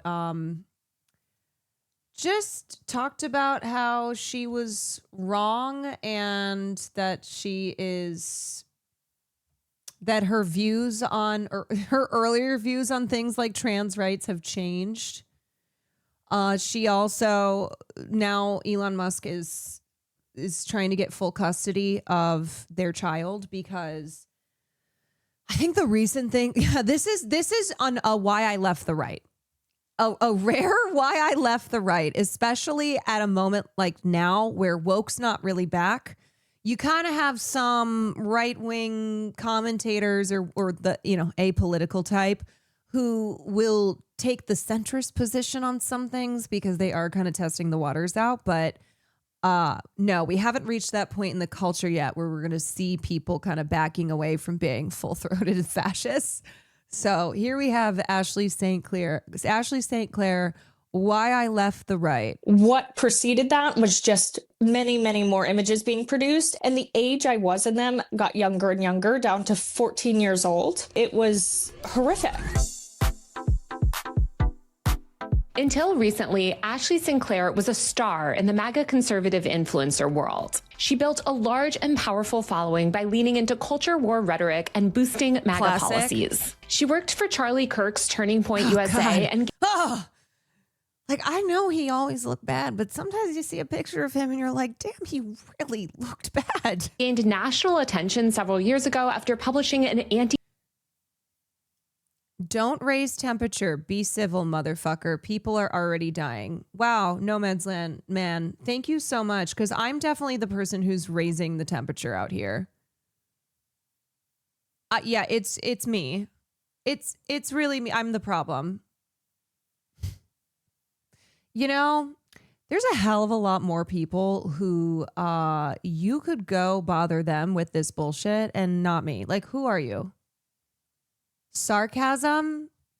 You need to... No, you don't get to say dumb shit and then go, it's called sarcasm, it's irony, it's humor, it's satire. Be civil, motherfucker. See, you're one of those people who you say dumb shit and when you get called out on it, you're like, it's irony. trans children's book. Ashley was welcomed into the upper... No, it's just being annoying, all right? It's just being annoying. Y'all, can we just understand that when you do that kind of shit, when you think that you understand like what a good joke is, that you think you're effectively employing sarcasm, you're really just being a dum-dum. You're just being annoying. Echelons of the Trump world. And her proximity to power on the right only deepened when she began a relationship with Elon Musk, who she later had a child with. But lately, Ashley's public posture has begun to shift. After Grok, Elon Musk's AI chatbot began to flood the internet with non-consensual deepfake content depicting Ashley and countless other women, along with even children, Ashley became increasingly outspoken of her criticisms of Musk and unchecked AI development. And just earlier this week, Ashley posted something that suggested that some of her other earlier views on things like there is comma before motherfucker. Okay. Trans rights have changed. So I sat down with Ashley to talk about how she got started in conservative influencing, MAGA 1.0 versus MAGA 2.0, the right-wing internet pipeline, and how her positions on things like LGBTQ rights, healthcare, immigration, and more have evolved. I know it's really tempting to write people like Ashley off or get really angry at the harm that they've committed, but Ashley is surprisingly candid and thoughtful and does seem to want to make amends for the harm that she's caused over the years. Ashley, welcome to my podcast. Hello, hello. I guess to start off, I feel like people really started to pay attention to your posts in the past week or so because you've been calling out just the obscene level of deepfake adult content that Grok has been producing. When did you first notice this was a problem? Like, how did this stuff make its way into your feed? I was so upset that this even came into my purview to begin with, because right before... Y'all, it's fine. We don't need to keep making this a thing. Just let's whatever. I don't care. Before I found out about it, I had made a statement saying that Twitter is a demonic place that makes me spiritually regress and I would like to stay off of it. And then I got a text from a friend with a Twitter link, which is usually like what hit the timeline now. And so I go and I click it and Grok was undressing me. It had taken a fully clothed photo and put me in a bikini. And I, of course, immediately asked Grok to stop. Yeah, tell me about that interaction. And when you saw that's that what Grok's content doing about these days. yourself, it's so disturbing. I remember the first time I saw the first deepfake I saw of myself was like so disorienting. Like, what did you do in that instance? So I immediately started, as I said, I replied to Grok very publicly and said, I do not consent to this being posted.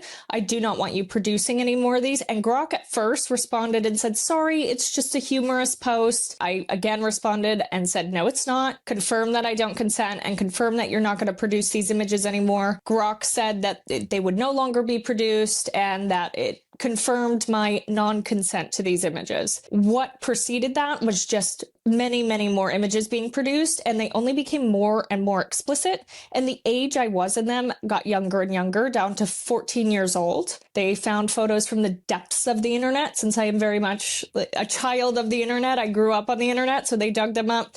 And then they were undressing 14-year-old me, 15-year-old me, up to, they took a photo of me with Grace Belden, in which I was fully clothed, and my toddler's backpack was in the background. They put me in a floss bikini, She's bent only me over where it's 27. basically nude, and made videos where I'm, touching myself, and it was horrific to see. I feel like the children's backpack gets me so much. It's so disturbing. I mean, obviously you have multiple children, including one with Elon Musk. Like, you would think that you would be able to kind of get some sort of accountability from this company. What was X's reaction to your posts? It was very difficult. So I went through the same avenues that everyone else has to go through, which is just 3 little dots on this publicly distributed post from Grok, 3 little dots that you click and you report post and you hope and you wait.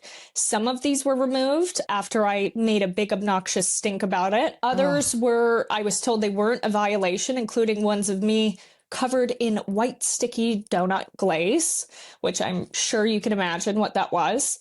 And others, I just got no response, and they remained up. Yeah, I saw so many images of children covered in the white sticky donut glaze or Elmer's glue or like other things. And I saw you were highlighting as well, like some other instances you've seen. It's not like you were alone in being targeted in this, situation. It seems like this is such a widespread problem all over X. That was the most disturbing part, was when I publicly spoke out about this. I have messages from I don't even know how many women and parents who said, it's happening to me. I'm in distress. I'm depressed about this. I'm concerned. I can't get these images down. And even my mom, I called her when this happened, and she was, in tears. She's like, Yeah, I mean, since this really started ratcheting up, I have not wanted to post a single photo on Twitter. Not that there aren't pictures of me out there already that people can do this to, but just knowing you post a photo and the comments are going to just be at Grok, take her clothes off, at Grok, make her a child. So scared this was going to happen to you. It's been happening for about a week, and I've been documenting so much of it. So my mom had troves of this stuff that she's like, I don't even know who to report this to, the authorities or X, or what do you even do? And it's children real children that were then taken by Grok and put in bondage, covered in fluids, undressed, put into not only bikinis, these users were asking them to undress them and then put them in intimate wear that were children's themed. So like a bluey bikini, I saw a girl who looked about 4 years old put on, and it was horrific. Yeah, it just seems like it's so widespread and so shocking because the company seems to have only doubled down and actually is punishing you for speaking out. I mean, I saw that basically you had like your Twitter premium removed. Can you talk a little bit about kind of like the backlash you've received from X? Because it seems like they've punished you for speaking out. Right away, once I started. And just remember, the whole point of this is the fact that it's not consensual. It's about getting off on that power and that element of consent being removed. Sharing these things, and then also all these goddamn pedophiles running all over the place. Labels and warnings on my responses to Grok saying, hey, can you please remove this child CSAM of me? Hey, can you please remove these, basically nude photographs of me? And they were putting warnings on my tweets saying that these were explicit while not taking down the actual explicit content and the non-consensual content. And then sure enough, I lost my blue check mark, which I had before Elon Musk ever took over Twitter. I lost the blue check mark. I lost my premium. And so then I rebought it. I gave this man another $11. Then they banned me from premium entirely. And this was all because I spoke out about this robot undressing me. It's actually insane. And I think it also just shows how petty the people behind. Huh? Caroline just milks off scandals, like specifically sexual scandals, and makes thousands every week.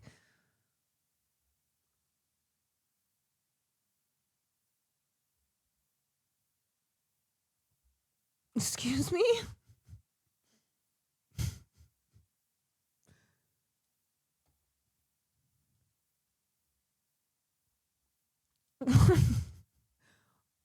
I don't. Sometimes someone says something so out of pocket, so whack, I don't even know what to say. You fucking freak. Their account is already gone. Who are these people? Seriously.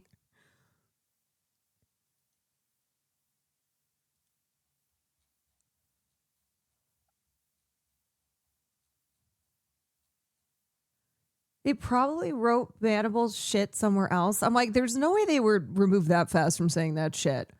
That was not a chatter. That was an evil spirit. So sometimes it's really hard for me to believe that it's a human being on the other side of that. Like, it's really hard to reckon with. It's just an evil spirit. Oh, I need to get the I need to get the sage out. It's just an evil apparition. I gotta sage. Gotta sage this place. The concept of you making more money while covering really depressing topics where I'm pretty sure people feel awkward about distracting with alerts.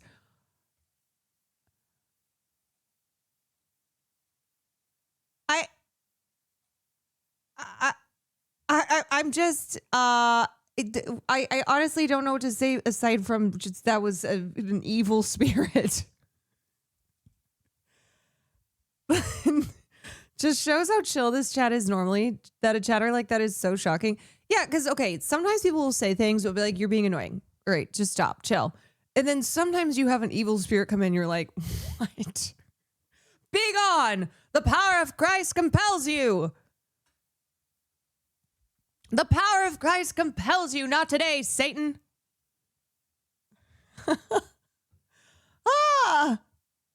We just got visited by the entity, bro. Yeah, it's like in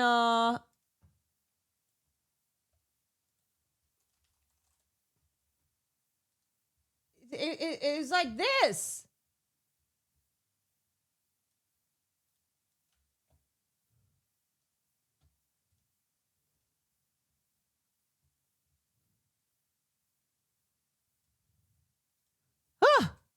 All right. Well, hopefully that's the only one. This platform are like the fact that you literally rebought premium and then they blocked you from it. Like, it's appalling. I mean, I feel like you've been really like leading the charge on speaking out against this stuff. Like, are you thinking of pursuing legal action? Like, have you spoken to anyone? I am exploring every option available to me, and I'm speaking to several different people on the matter. What I think is really important to understand is too that one, this was not an accident. There's never a time where you're building a system like this that these things aren't taken into consideration. And what does not help the case for X, Twitter, whatever you want to call it, is that months ago, Linda Yaccarino, who was the CEO of X, she was the female CEO appointed by Elon Musk and was at X for quite some time. She resigned back in July. And what people tend to forget about the context of her resignation is that within the 24 to 48 hours that she resigned, right before, Grok had a bunch of text-based, explicit, very gory abuse content put out about her. And so they were very aware of the capabilities of this machine, of this AI, to do those things without generating any images. So they knew it was an issue. They didn't address it before they did this. And then they're firing their head of safety, or the head of safety leaves right before this is released. So even if they were to fix it tomorrow, we really should be asking questions about, how did this happen in the first place? Are you really telling me you had no idea? Because it doesn't seem that way. Well, especially throughout all of this, Elon Musk has encouraged this behavior and encouraged. Yes, because this is his brand of humor. This is the kind of stuff that he finds hilarious. that he says epic sideways laughing face. People and actually tweeted out like tips on how to get the most out of Grok and how to like get it to generate images even better. You know, like it seems like, as you said, like this is like rotten to the core. It's not like this, oh, this company made a mistake and they're fixing it. One thing that was really bothering me is all these reporters being like, Grok apologized for undressing or whatever. And Incredible reporting from Grok here. Based on reports, Ashley St. Clair's X Premium was revoked after she publicly criticized Grok for generating sexualized images of her without consent, including childhood photos. This led to the loss of her blue checkmark and monetization. X hasn't officially commented.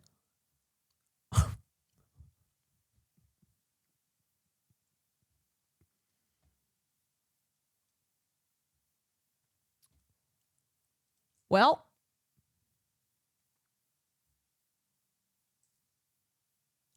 Grok talking about Grok in the third person. I hate it here. I fucking hate it.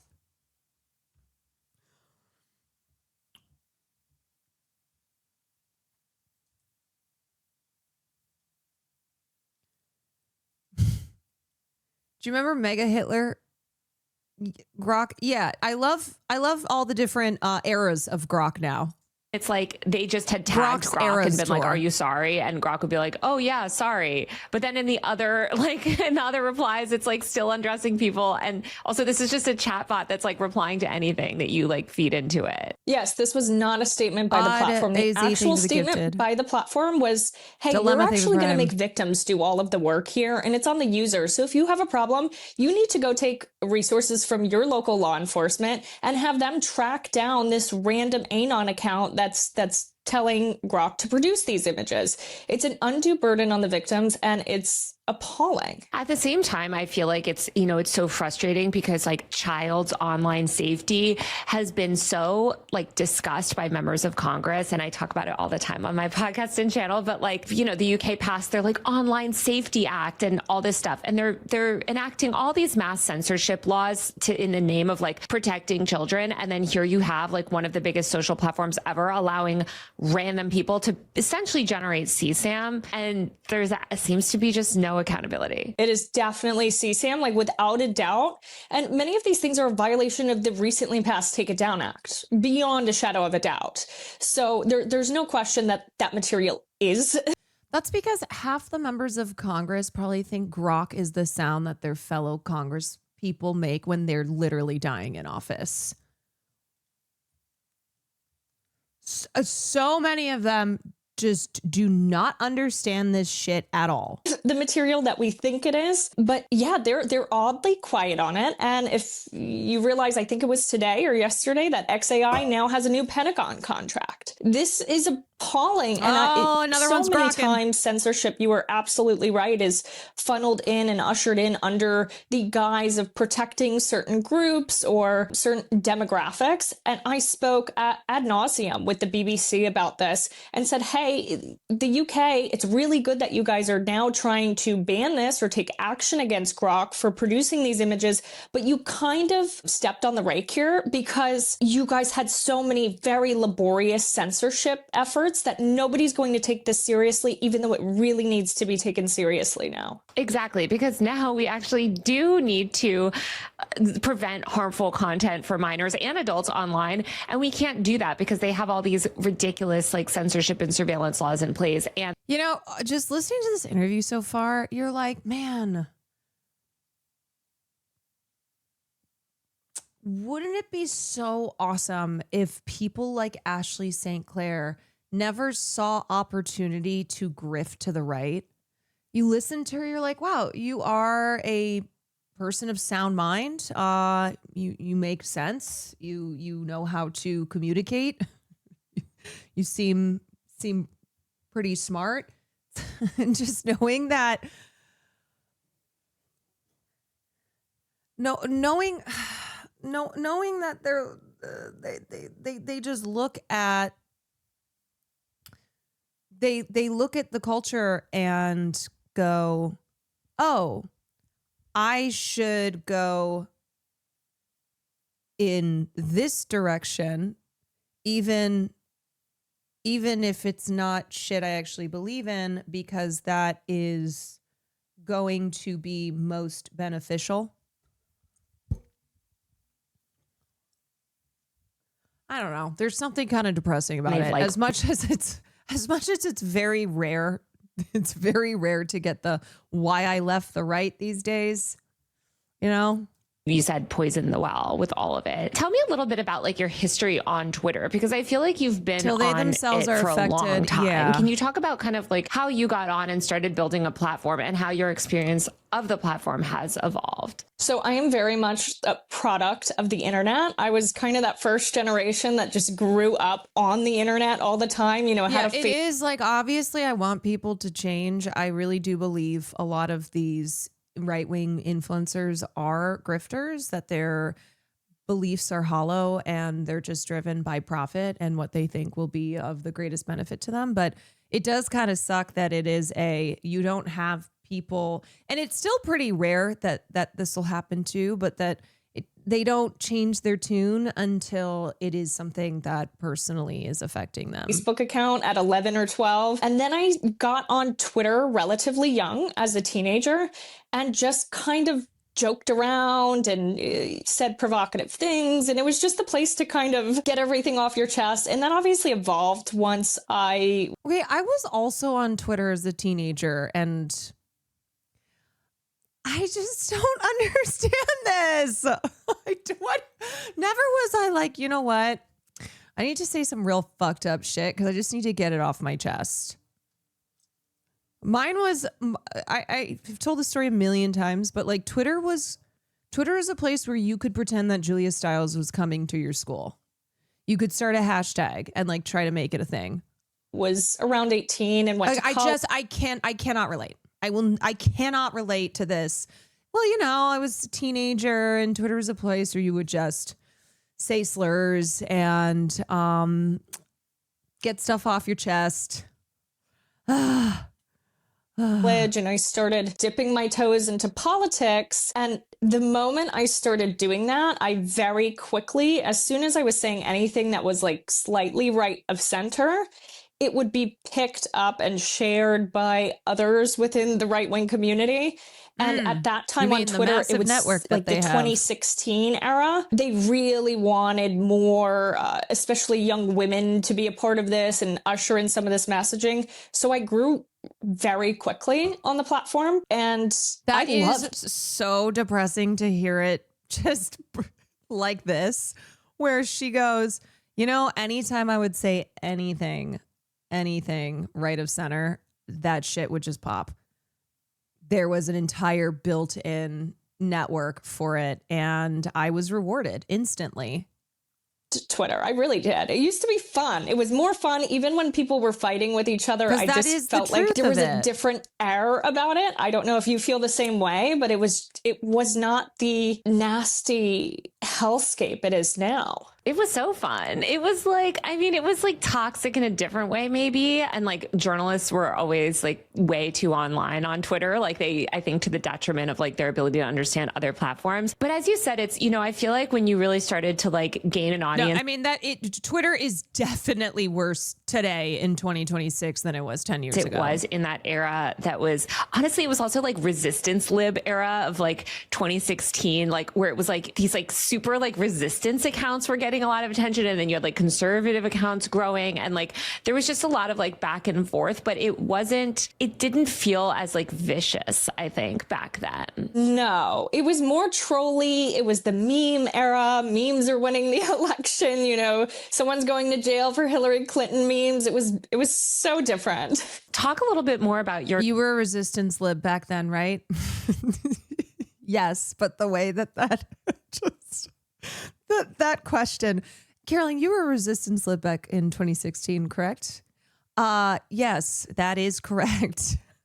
career, because I feel like you kind of parlayed a lot of that attention and like kind of like the platform that you built into a career as an influencer, and kind of like how you grew that. Because I know you worked with Turning Point at one point, and it seems like you really were in sort of like the belly of the like conservative influencer ecosystem online. So there's also a misconception that like my main source of income was being an influencer, and I did make some income being an influencer, but most of the things I did were behind the scenes. So at 18 or 19, I was working on campaigns in Denver and working at fundraising groups and lobbying groups. And then I got involved with different conservative companies behind the scenes as opposed to public facing. And I did a lot of the influencery stuff, but most of my work was primarily operations of different conservative organizations, different production companies, different campaign companies, until can you feel the regret where you think back? I feel like I get like trauma flashbacks sometimes. First of all, like I get trauma flashbacks, and I was, like when you're in college and I wasn't even a right-wing influencer. Young and you're starting out. Like one thing I'm so glad about being like a millennial, so old, but like at least we only had like Facebook, and a little bit of Instagram, but it wasn't really like public in that way, And I think like you came up truly in like the beginnings of that world. Like obviously conservative influencers like existed before, but like that was like MAGA 1.0. And that was when people like Tomi Lahren were popping off. Tomi was popping off on Facebook, and then that's what led to Hassan responding to Tomi Lahren. Will and Hassan worked on the breakdown or whatever it was called at Young Turks, because this was before there was a real kind of infusion of young right-wing emerging digital stars. Now there's so many Tomi Lahrens out there.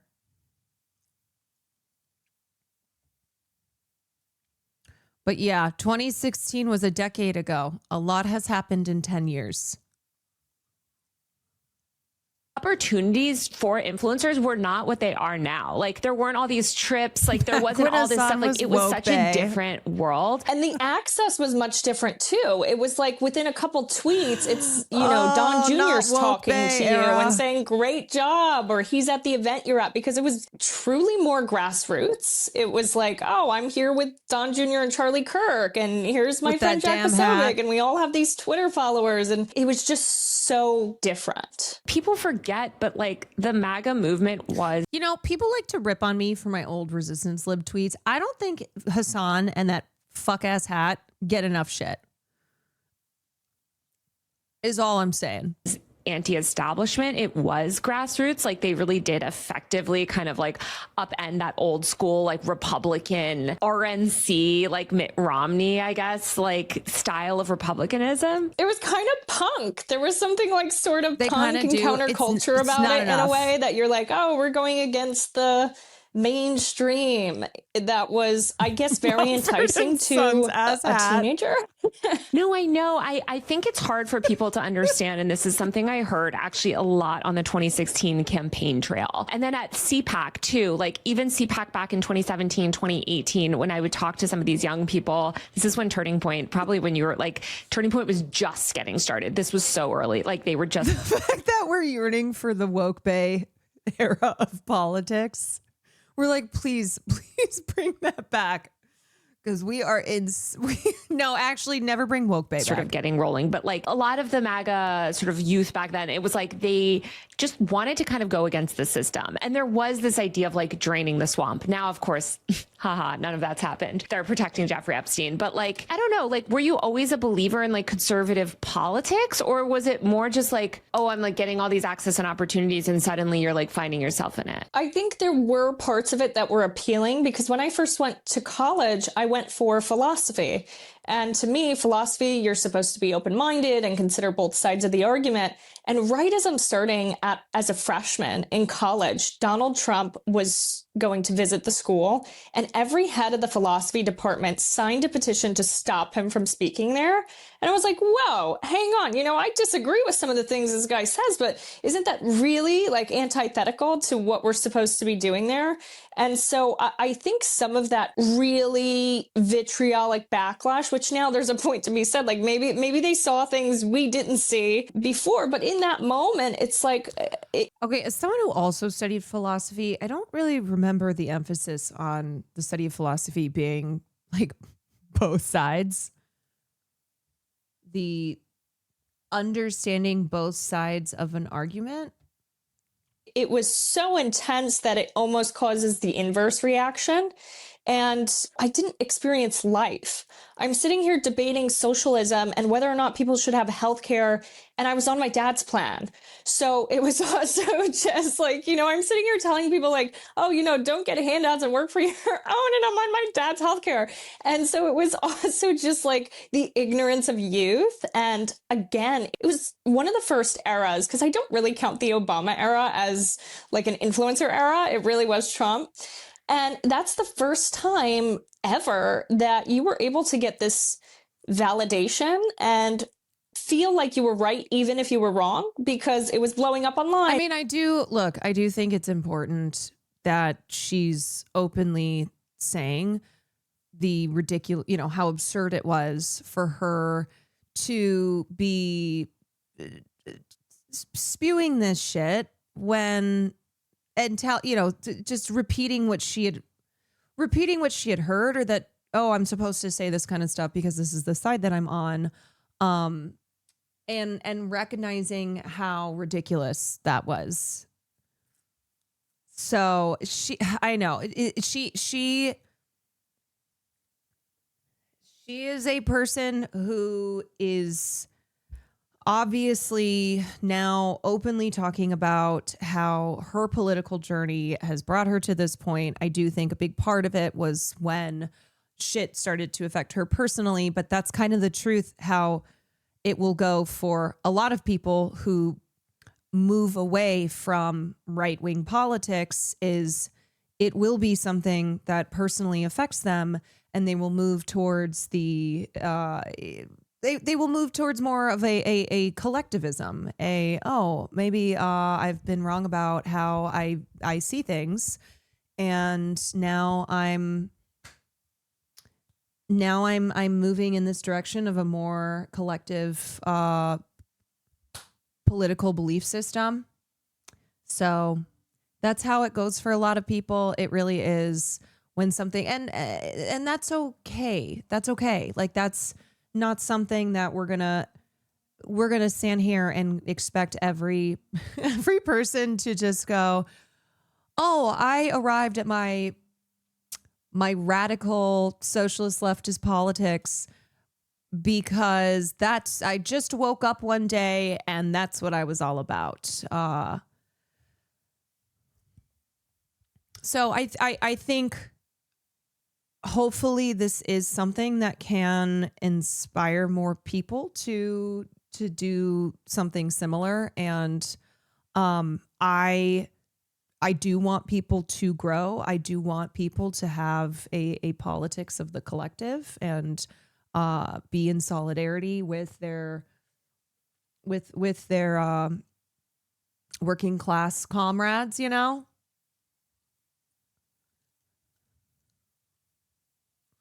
Here's her apologizing for anti-trans use. Yeah, I think she talks about it in this interview. I feel immense guilt for my role, and even more guilt that things I have said in the past may have caused my son's sister more pain. I don't really know how to make amends for many of these things, but I've been trying incredibly hard privately to learn and advocate for those within the trans community that I've hurt. I also haven't said much on this because I've gone back and forth over whether my voice would be helpful on the issue, since it will be framed as disingenuous or just turning because I'm scorned. Even this reply will become right-wing hysteria, but yeah, I'm sorry. Let me know how I can help.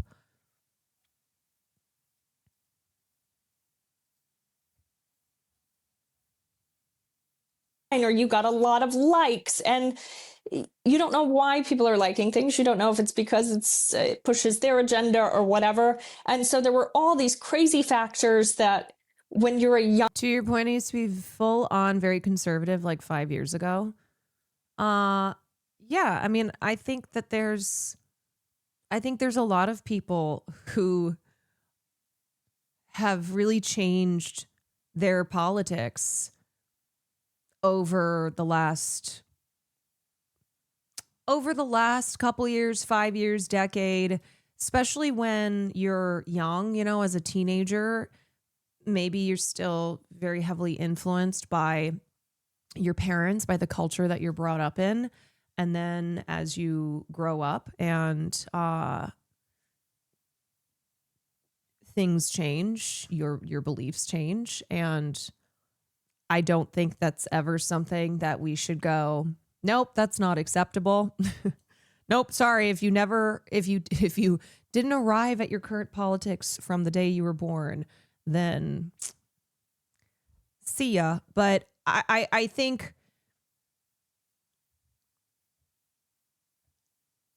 I think people's frustration is just thinking, well, would you have even changed if all this shit with Elon Musk didn't go down? Because I remember how things were last year. But at least she's openly expressing how her politics has changed and that she is taking responsibility for that and saying, I was wrong. So if that's what radicalized her, then that's what radicalized her. Young and hungry kid is really attractive. Totally. I mean, I think I was talking to somebody that went through like the Daily Caller's like news journalism program or whatever. And there's so many journalists I know in media that have gone through these like sort of right-wing pipelines. And it's because they exist, like they're well funded and there's opportunities. And I totally understand because then otherwise there's really no point in reaching out to people who currently hold right-wing politics. What's the point is like, what's the point to have more left-wing influencers who can bring those people over to the left side of things, or like, I don't know, people in your own life who through conversations with them, you're trying to get them to move away from MAGA, from the right. Young person. I mean, I was talking to a kid that worked for he was like 22, but like worked for Doge. And I'm like, why the hell would you work for Doge? And he's like, well, I don't know. I'm an engineer and like, it's cool to work for the government and have that on my resume. Like when you're young and ambitious, I think like you end up accepting opportunities without maybe like thinking that hard about it. And so I can totally see, especially during that era when like, especially you were a young woman and they were so after like young women, you know what I mean? Yeah. And I was homeschooled in high school, which gave me a lot more social skills than, you know, some people who were homeschooled a bit longer. But there was also, I just wanted the friend group I didn't have in high school, so to speak. And so there was very much like a yearning for some sort of community or belonging too. And I'm like, oh my God, they like me. Yeah. And I think she's also providing a perspective on how people like her do get swept up in this shit. It's like how the right does seem appealing. All these young people who are like going down these right-wing pipelines because they are looking for that. They are looking for that community. They are looking for someone who they feel is speaking to them. You know, they're vulnerable. They're able to be manipulated, and we're trying to stop the flow of those pipelines. We're trying to say like, hey, you can be in community, but that's not what that is. And that's, you know, and I felt the same way when I got invited to a party when I first started college or whatever. So I think that was also very appealing in a way that kind of makes you ignore other ideologies or flaws in certain thinking or why I didn't critically think about the issue of healthcare. Yeah. Well, also, it's like when you take a hard position, or especially during that era of MAGA before, like I know liberals would be like, Trump was always like this. Yes. But like it was a different It was different. Trump 1.0 was radically different than sort of Trump 2.0, but that is very important though, because it was not what it is now. And maybe they were more suppressed, but it was a lot easier to, a lot of the isms were much better disguised in 2016. I would argue that as somebody that covered Trump, that was. Also, we currently live in an environment where nobody wants to admit that they were wrong. Nobody wants to say that they fell for something, whether it's AI or not. This attitude of, ooh, if you're changing to try and improve yourself to be better, then people will shame you for it. I responded to this on Twitter today, but look, I'm not the number one Kai Cenat defender out here, but I saw these tweets from these shitfuck drama Twitter accounts that are trying to, it seems, mock Kai Cenat, who is talking about how he's trying to be a better reader and a better speaker, and he has himself on video showing that journey about how he looks up words that he doesn't know, that he's trying to develop his skills. And it's like, this is good. This is something that, man, I feel we really aren't seeing a lot of. And for somebody who has such a massive audience of young people like Kai Cenat has, I think this is something that's good for those young viewers to see. It's great to be working on your reading skills, especially at a time where AI is just proliferating more and more. And there are genuine fears around the younger generations not growing up with the ability to read and to write and to form critical thinking skills. So here he is, like, looking up a word when he's reading so that he actually understands.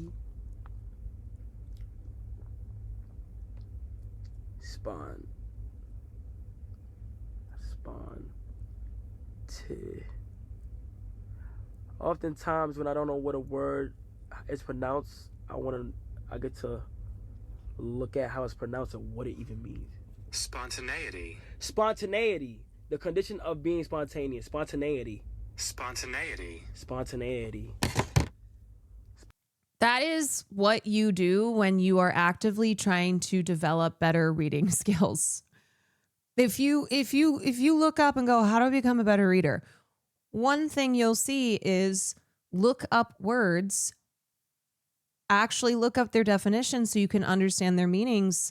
When context clues, when there's, you're not going to fully grasp the meaning of it in whatever sentence you see that word in. Like, this is really basic shit. It's actually a really depressing sign of how things are that you have people trying to rag on this, being like, oh, you're looking up words. It's like, what are you doing? Posting shit on Twitter to try and just constantly dunk on people? Yeah, I tweeted and said, people can't even wipe their asses without consulting ChatGPT or Grok. So I think someone actively working on becoming a better reader is a good thing. And not just someone, but Kai, who has, as I said, a massive, massive audience of a lot of young people. So this is how influence works. If Kai is showing himself trying to become a better reader, looking up words, trying to understand it, then that's going to influence a lot of people who watch him. Like, that's great. That's really good to say, hey, reading is good. Reading is good. Becoming a better reader, these are important skills. Admitting publicly that you don't know something, that's great. That's great. We don't want everybody walking around acting as if they know every damn thing. not wanting to admit when they don't know something, trying to learn because they don't know something.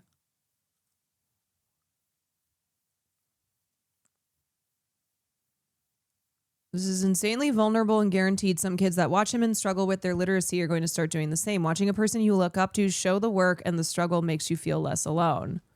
Let's go. 20 minutes. And look, there's not much that I will look at with big male streamers and go, man, this is actually great. This is good influence. But this is something that I do feel is good. Yeah, he's reading for 20 minutes at a time. Habit tracking is satisfying. This is the most crucial benefit of them all. Tracking can become its own form of reward. It is satisfying to cross an item off your Did you see Merriam-Webster retweeted him? in your workout log, or to mark an X on your calendar. It feels good to watch your results grow. The size of your investment portfolio, the length of your book manuscript, and if it feels good, then you're more likely to endure. Habit tracking also helps keep your eye on the ball. You're focused on the process rather than the result. You're not fixated on getting six-pack abs. You're just trying to keep the streak alive and become the type of person who doesn't miss workouts. In summary, habit tracking creates a visual cue that can remind you to act. It is inherently motivating because you see the progress you are making and don't want to lose it. And 3, feel satisfied. And the other thing too is sometimes you will see a word, but if you don't hear it spoken, if you don't actually hear it ever pronounced, then you may not know how to pronounce that word. You may not actually know what that word is. I mean, I have this happen sometimes. I'll see a word and I'll go to speak it out loud. I'm like, is that right? And it's a word that I think I know and that I've seen a million times, but then speaking the word out loud, I go, I don't know if I've actually ever heard, if I can remember the pronunciation of this word. So this is, look, I don't think that this is any hot take whatsoever. This should not be controversial. This was one thing I tweeted out and I was like, I'm sure there will still be some dumbasses in my comments, but surely this must be something that everyone can go, yeah, that is good. This is a good thing.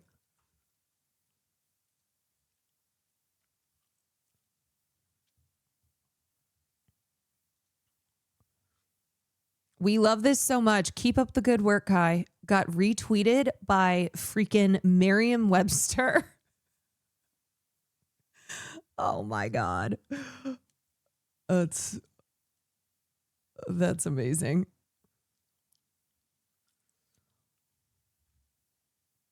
Also, knowing words doesn't automatically mean smart. I could read at a college level in like 5th grade. I barely got to basic algebra in high school. I just feel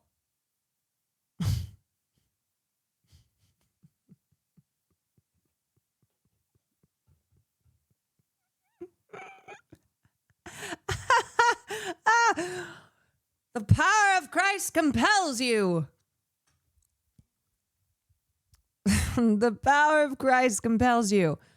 I just think that it is a good thing to see somebody with this much influence going old school and reading a book and showing their journey of reading a book.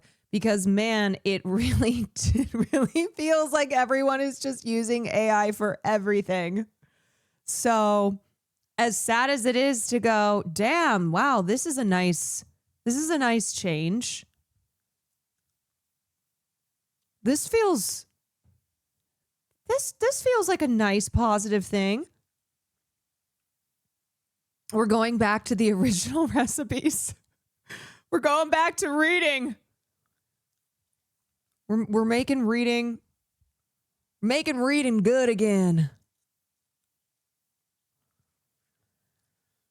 Yeah, so you will not catch me out here making fun of somebody who is sharing their reading journey, especially when they have a very large, young, vulnerable audience are being influenced.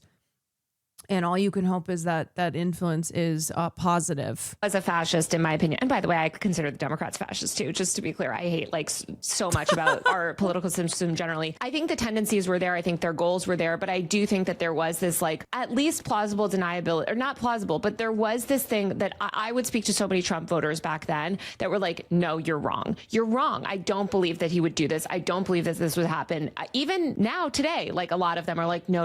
You know, so I do think that there's a level of like, was this always the end goal? Like, I mean, he did run on a campaign of mass deportation in 2016, but like, I don't know. I'm sympathetic in the sense that I've seen a lot of people evolve in the way that you're talking about. I also think that like when you are in the MAGA movement, there are these insufferable liberals that are terrible and are abusive and also counterproductive. I mean, I'm thinking of like the Jasmine Crockett discourse, I guess, where they're like, you can't criticize a black woman or something, like weaponizing identity in this way that like I am sympathetic to some and calling people who are very obviously not racist. And, you know, that was a big turnoff when you're first forming a political ideology. But I think it's also important to understand how much, because I watched this as someone who was always public facing in a way and always speaking out publicly, the restraints on what you could say without backlash became stricter and stricter, right? Like if you look at the photo of Trump with the LGBTQ flag, goddamn like woke years culture. ago, if that photo came out now, he would not be president at all. There would be such immense backlash from the base. And so the Overton window has certainly shifted for the Republicans. Bloop, thank you for the prime. I mean, I do think that like people would say like maybe you as in like the MAGA supporters were part of shifting that Overton window though. Like, and I'm curious your thoughts. Like, I know you spoke out on Twitter recently about LGBTQ issues and, you know, you're known for writing this like anti-trans children's book. And so I'm curious like how your thoughts on LGBTQ rights and gender identity and stuff has evolved as well, because it seems like that's something that you've changed your mind on too. Yeah, because it's also... My nephew's 18. He struggles to read and write. I had to explain to him how to sound out words in small multiple parts. He's a senior in high school. He told me he uses talk to text and ChatGPT for all his essays. It's scary. I hope Kai inspires kids like him to learn and hone these skills. One can only hope. The future of these kids being able to read resting in the hands of Kai Snap. So again, I didn't live life as a real person. I was writing a children's book before I ever had children. Thank you for 5 months. So, Magnus, thank you for 9 months. Like I did not have any children when I wrote the children's book, but it's also just experience. And I felt a lot of guilt, especially now that it's closer to my family, the trans issue, that it's hard for me to think of causing someone who is part of my family to an extent any pain. And sometimes you do have to have those personal experiences to really wake up and say, what are we doing? Is this issue really important? Are they just demonizing a group of people to obfuscate from real issues? And the more I would hear about this, and if you look at my page, even though I did the anti-trans book back in whenever that was, 2021, I think, after that. But unfortunately, there are a lot of conservatives who, if they do have a trans member of the family, a gay member of the family, their empathy, their support will only extend, if that, to their family member, where it's an I love you because you're a member of my family, but I do not hold this empathy and this support for everyone else in the LGBTQ community. It does not extend past my own family. And a lot of people even don't even have that. They don't even have, it's not even that, you know? They won't even give that to their own child, sibling, etc. There's a few comments on the trans issue, but as it picked up steam amongst the right wing, I didn't pick up steam with it because it very much seemed like a scapegoat. And I felt like I was watching a very, very small... Yes, and this is important for conservatives to understand, is these social issues that Republicans love to use as a distraction. It's exactly that. It is a scapegoat. It is a distraction from really destructive economic policies. marginalized groups of people who are the most vulnerable in this country who are targeted because they've become easy targets, because that's how our political system has dictated it. Percentage of the population be used as a scapegoat and used as the guise of women's rights. We care about women and girls, and it's the only time they would ever say this. And meanwhile, I'm watching behind the scenes while very powerful people who are known within the MAGA movement and these conservative movements to be very abusive towards women, they're allowed to stay because they just do good work or they don't take women seriously. And so their own behavior and their own mismanagement of certain abuses within the movement also caused me to rethink, like, hey, are they just using a very small demographic of people as a scapegoat? And that, to me, like even the Biden Trans Day of Visibility, I have a very public tweet because they were upset that Biden made a Trans Day of Visibility announcement. I think it was on Easter. And I said, guys, this has been on the same day for many years and they do it all the time. Anyone who's saying this is like an attack on America and like the transing of America, you're liars. And that was, I think, 2 years ago that I posted that. The hardest part for me is just figuring out how to make amends and learn, because there was just a lot that I also didn't know. I was very ignorant. It's kind of like the healthcare situation. I was, saying nobody deserves healthcare and I'm on my dad's plan. And I'm speaking about a demographic that I really don't know or understand. And it wasn't until it affected me personally, which I know is a cliche, that I was like, oh, I'm really causing pain now to people in my life. Right. Well, for people that don't know, your son with Elon, his sister, Vivian, is trans and very happily trans, out, proud, thriving in a way that I think makes Elon incredibly angry or something. But I'm curious what other moments woke mind broke virus through for you on that issue.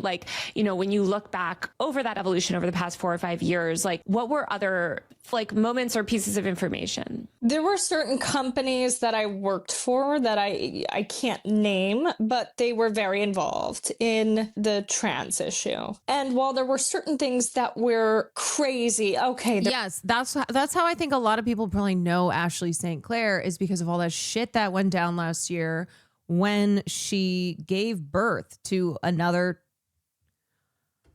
child of Elon Musk. And then there was, remember that incident where both Grimes and Ashley were trying to get Elon's attention for the fact that they have children with him, and they were having to use, they were going to Twitter, and now Elon is trying to get full custody of Ashley, of the child that he has with Ashley, because of her change in support for trans people. So he's trying to get custody now because there's of a that. Drag queen twerking Yeah, at this bar or whatever, and that's absurd. Those really seem like edge cases and outliers. Even working with certain individuals, it just got really mean.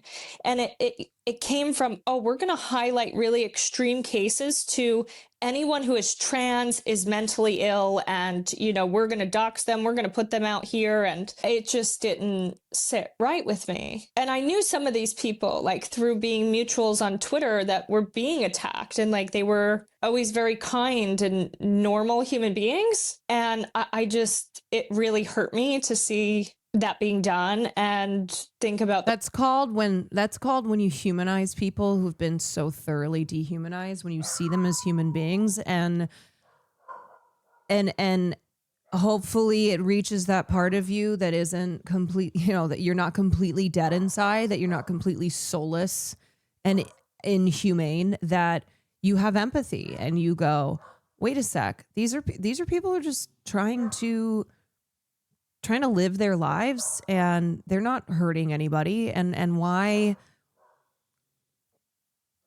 is so much pain being done to the way them? that I helped push that or normalize that as well. I saw in your tweet, you were saying you were hesitant to weigh in on this because you don't want to seem like you're like, oh, they're going to say like, oh, you're just being opportunistic, or, oh, you're just scorned and now you're pivoting. And I feel like that happens a lot where, you know, I've talked to some other people on the right that I know have evolved on certain issues, and they don't want to speak out because they feel like it'll be seen where people will be like, oh, now you're just grifting because whatever, they, you know, as if there's any place to grift on the left, by the way. There's no money on the left. Surprise, surprise. I know.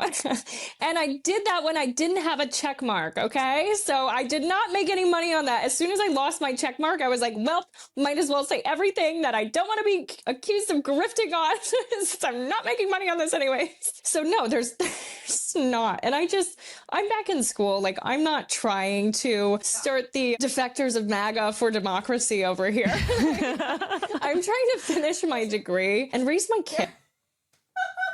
Mama, I prefer that. You guys, we have somebody else who wants to share his why he left the right.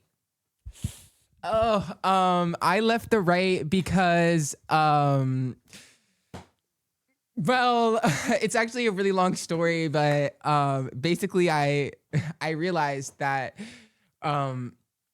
life is worth living, and being bitter and gross and ugly is a choice. But homosexuality is not. They don't do theater, okay? They just... Well, they do theater, but like really poor, bad good. theater. I know. The the movies, the music, the theater that they have to offer, it's not good. Yeah, no. Mind you. The best art comes from the gays. Clock it. Yeah. Right, Farley? Is Taylor Lorenz interviewing her? Yeah. Oh my God, I live. So you know that she had a child with Elon Musk. Right. That's why a lot of people probably recognize her name. Sure. And then now he's suing to get custody, full-time custody, because she's pro-trans rights. Because she's legitimately a why I left the right story. No, right. And so... And he's like, okay, well, let me silence her real quick. Yeah. Let me take this child I don't care about. Right. Because, mind you, he doesn't give a fuck about them damn kids. No. Girl, ever. Yeah. Okay, you're good now. You're good. Go hang out. Go hang out. with Christian. I know you don't want to hang out with me. I know you don't want to be with me. You don't want to be with mother. A son who doesn't love his mother. Yeah, that's true. No, I'd rather have him have an Oedipal complex. I'd rather have him have an Oedipal complex to be in love with me. An edible? Yeah, I want him to do edibles. Yeah.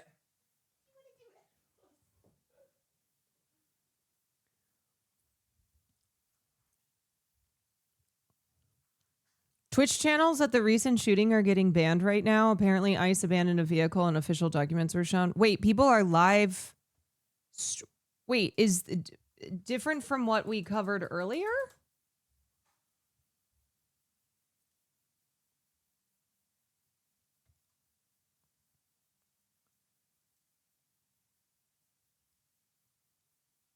Wait.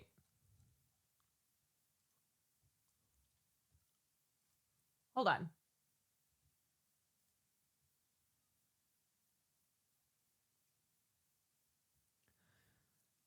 Another shooting happened 2 hours ago. Is that what is it? That's loaded with weapons. That one is. This one's loaded with weapons on there, and they're trying to break into it. Wait, hold on. Woke ICE shooting protests nationwide. Wait, so they're banning all channels that are live streaming from there, or they're also banning anyone who's watching protest content? If you can't, that's okay too. If you want to do something, there's so many things you can do. You can write your Congress. Sorry, protest, yeah, like the protest streams. There's so many things. Go to city council meetings. The abandoned ICE vehicle documents or city. something is an issue. ICE vehicle. Speak out there. Abandoned. There's like this one on the left will be abandoned soon, you're saying? But now is the time, like, to stand up for what you believe and Got banned for doxing an ICE agent? Shut up. Sooner rather than later. Touching shit, Because- and if you're moving Okay, shit wait. and you're doing shit, then, you know, that's your personal choice, and good luck, but not, oh boy. Not, Okay, but not this here. is the shooting that I did cover, correct? When they shot who they claimed was a Venezuelan man Not who had on the- not assaulted for an news, ICE though. officer. Okay. News media can't touch shit. Can't put our hands on anything. Yeah, Twitch stream's down for a while. A shooting 2 hours ago, then apparently protesters smashed up some cars that were suspected to be federal vehicles. And then because of feds cleared out from this road but left one vehicle, it's been broken open. So essentially, what these platforms are like, So let's recap. this on is the way home. doxing? All right. Because, well, actually, should I recap when I get home? Put one in the chat if I should recap when I get home. I'm full of tear gas and like I can barely like. Put a one in the chat. Let me get home and then we'll recap what happened through the whole night. Yeah, Why one, I can't I think we not should let me go home and shower, change, get out of my clothes, and then we'll do a safety meeting stream. We'll do that because we got a long day tomorrow. We got another really long day tomorrow. Between covering, there's a Wait, so he got the ice banned raids during the on daytime, obviously. He got banned on Then Twitch, and you now he's have streaming the on veterans YouTube. protest at noon, so you have that going on, and then we'll see what happens after that. Okay, we'll see what happens after that. So if you guys haven't hit the like button, make sure you're subscribed. If you haven't, we'll have a congratulatory 100K safety meeting later on when I get home. Thank you guys so much for watching. Hit the like button, subscribe to the YouTube channel if you haven't done so. Okay, I We'll see see. you on the So next he one. was simulcasting.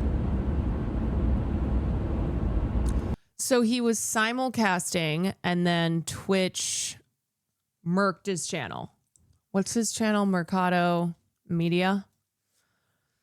Yeah, it's not. It is not anywhere on Twitch.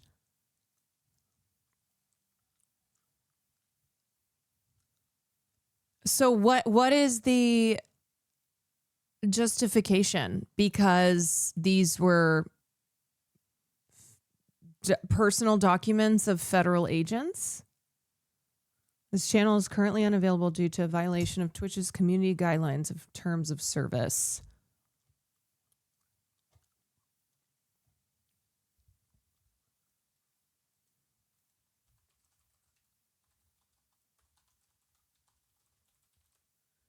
Does it says it's a temporary ban. I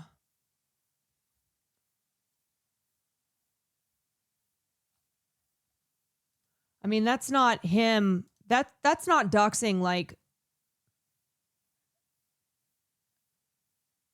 on I don't know, in the way that rule is a part of TOS. You know, usually that would be, oh, okay, so you have some chatter and then you dox their personal information, or I don't know, like when people get when people do this kind of thing with streamers that they're beefing with, and if they were to like have intent to dox, to share their personal information as clear in hold on one second. Okay, so what? Okay. Still on scene out here at tonight's shooting by federal agents in Minneapolis as the feds depart, community members appear to find 9mm unspent rounds behind.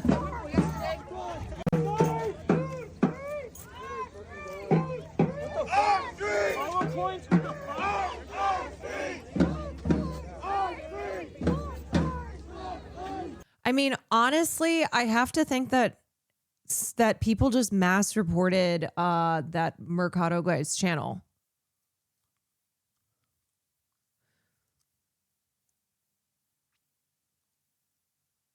Also, left behind by the feds appear to GW, a stack of papers including arrest warrants and intelligence now in the hands of Minneapolis community members opposing ICE.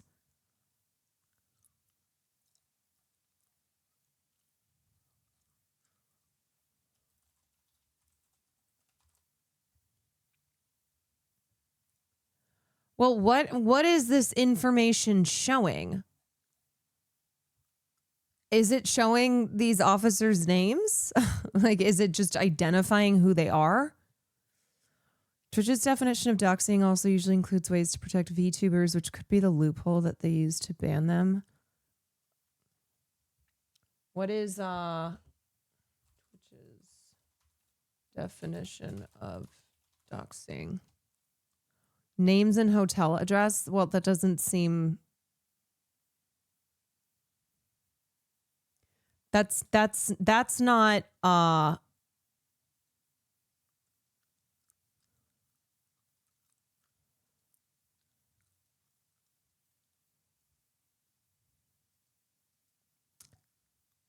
your tweet was in Anthony Fantano's vid today. Which one? Which tweet? Okay. What is Twitch's definition of doxing? Let me pull this up.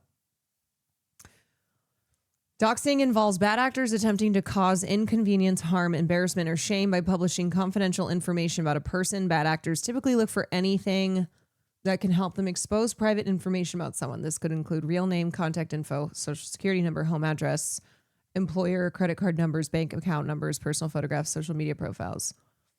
Doxing isn't necessarily illegal if the information exposed is part of the public record.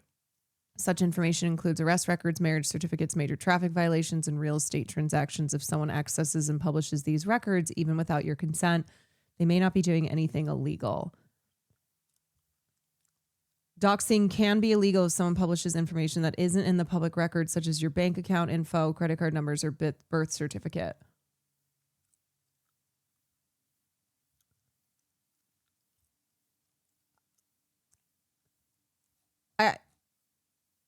Okay, I still don't think, though, that streaming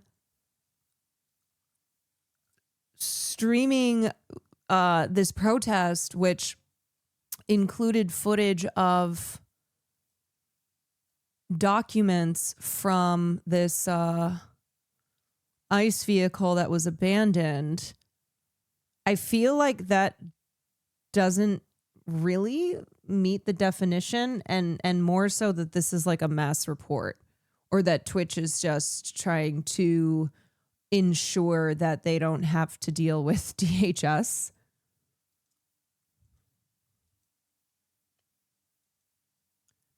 Did he stream reaching into the car and take... I don't know. I just became aware of this. Likely don't want to do anything that would attract any attention. No, for sure. I mean, I think Twitch will overreact in situations like this and then underreact in times that they should act appropriately.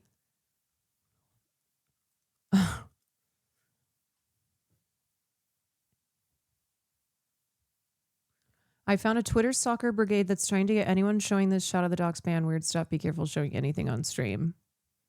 It's so stupid.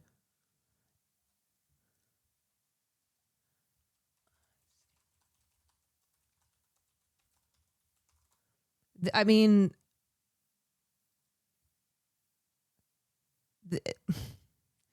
this is worrisome because this feels like it is unfair targeting of like on the ground journalism.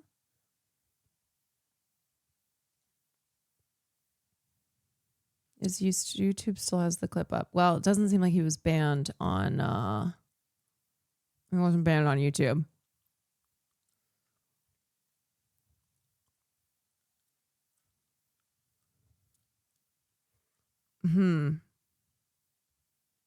multiple channels got banned. Multiple channels got banned because they were watching it. Aside from the actual guy who was live streaming the protests, that's real fucking stupid. These are probably people too who don't have like a partner manager or anything to anyone to help them appeal this to Twitch.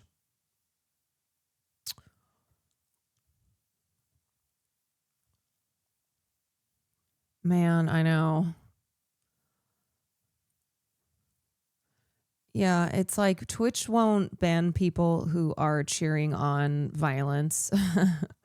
who are supporting openly what ICE is doing, but they're going to ban people for watching a stream of somebody who was doing on the ground journalism, was like reporting on this protest. The woke channel is still up. Yeah, the woke channel is still up. Woke look, they have multiple streams on their feed here.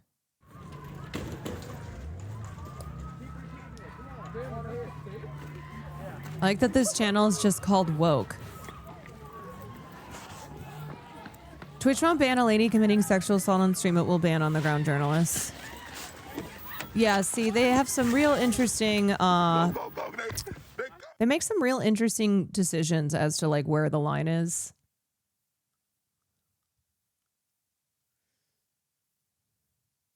I watched it live and the streamer was looking for someone in the street and saw some people with documents and went over and asked, and as they were talking, he got banned. That's absurd. But also, that seems really fast. That seems really, really fast. So I'm thinking that they got mass reported.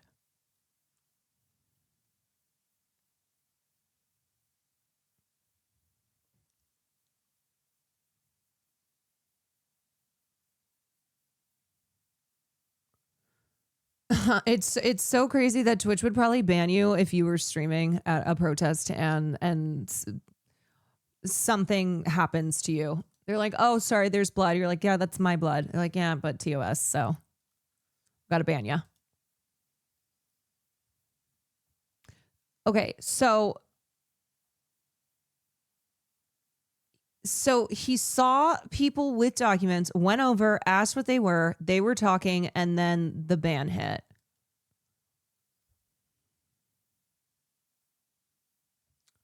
That seems like a mass report, and Twitch will usually just ban.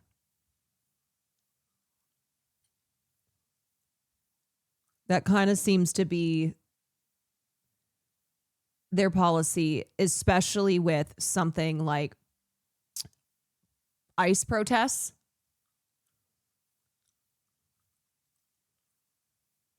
Without even looking, yes. Where you peacefully protest with a letter to the editor. You Are they committing violence right now? You peacefully protest by starting a letter to Substack the or editor? You peacefully protest by writing a letter to the editor? Okay, dude. Like starting a podcast. Hold on. No, wait a minute. You cannot Brad, interfere there are with. a lot. We've been in this country now in the midst of protests of all forms for a long time. We have seen protests in this country that don't stop. Hey, as long as that letter is strongly worded, and you're golden, because they cannot challenge that. They cannot challenge a strongly worded letter. You see in the history of this country, what a fucking peaceful, joke. Justified protests in which people put their lives and their bodies on the line. They leave their homes, they go and do something that. Also, it's like, why is this emphasis always on these protesters being peaceful when sure as hell these thugs are not? These agents from these agencies from this government that are being protested are anything but peaceful. And yet the onus is always on the victims. It's like, oh, you got to be peaceful. Oh, well, I don't think they were really peaceful. Oh, well, they should have just been writing letters. Officials tell they them shouldn't it's even be out unlawful there. sitting at a segregated counter, crossing a bridge. People have been doing that in this country for a long time. That is also Civil disobedience is honored. Listen, It's honored. civil disobedience is peaceful protest. This man looks like he's a real expert in civil disobedience. You peacefully protest by starting a Substack or a podcast. Yeah. You know what? I'm gonna go around and be like, hey, everybody, this is not the way to do it. We just all need to ChatGPT letters to the editor. Ask ChatGPT to make them strongly worded. When posting is praxis. Stop. Have you tried starting a Substack? How white liberals think fascism works. We're sending you this strongly worded letter. You're finished. No, please. No, not a strongly worded letter. How will I recover?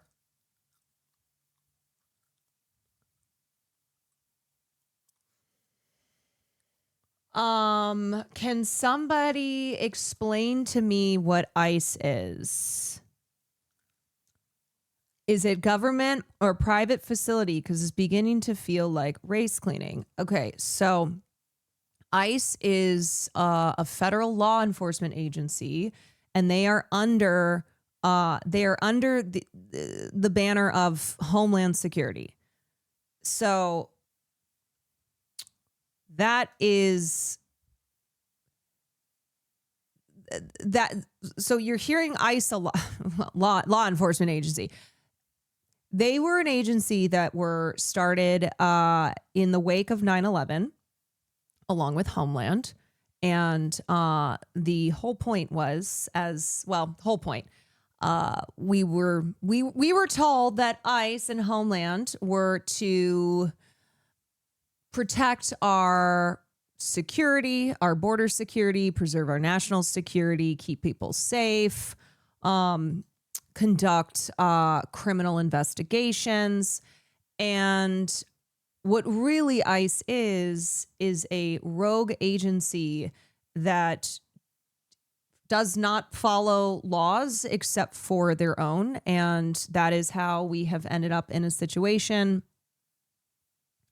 That is how we have ended up in a situation like what has happened this week, where a woman was shot multiple times by an ICE agent and killed. And there have been a lot of protests. Now, this is not the first time nor the last time that ICE has done something like this. There are plenty of examples of them just violating people's rights, brutalizing both immigrants and people who are protesting on behalf of those immigrants.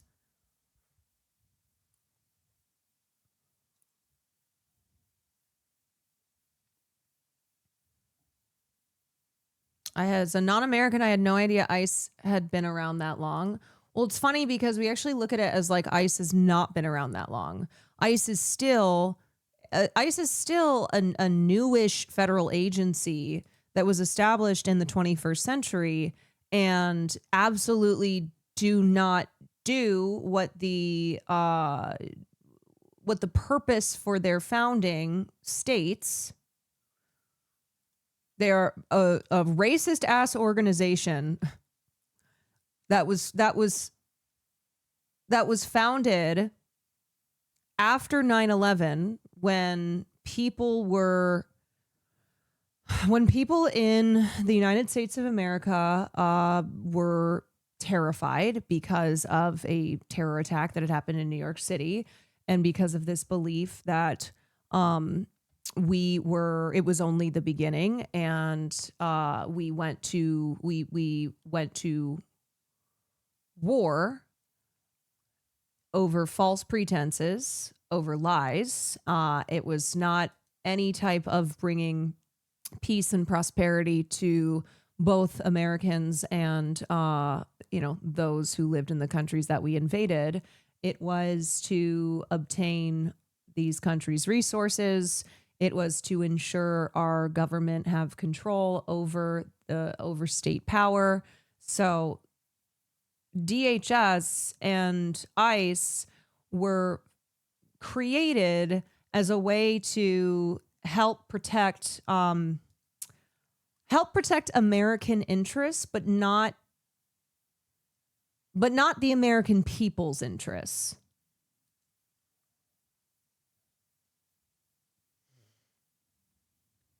I'm older than ICE and I'm 30. My younger brother's older than ICE and he's 24. Yeah, a lot of people are older than ICE because ICE is only 23 years old. Part of the narrative behind creating ICE was centered around how the plane hijackers could have come across the unsecured border. If you pointed out that the 9/11 hijackers flew here from Germany, not sneaking in the southern border, you were told to shut the fuck up and love freedom more.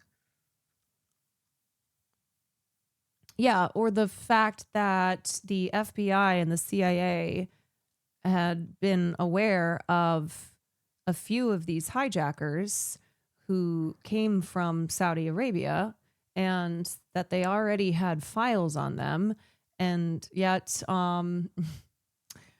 and yet the blame was placed on a country and on the leader of that country who had nothing to do with the 9/11 attacks. Everything leads back to 9/11. Everything leads back to 9/11, which also leads back to just decades of America fucking shit up. Yeah, and leads back to Reagan.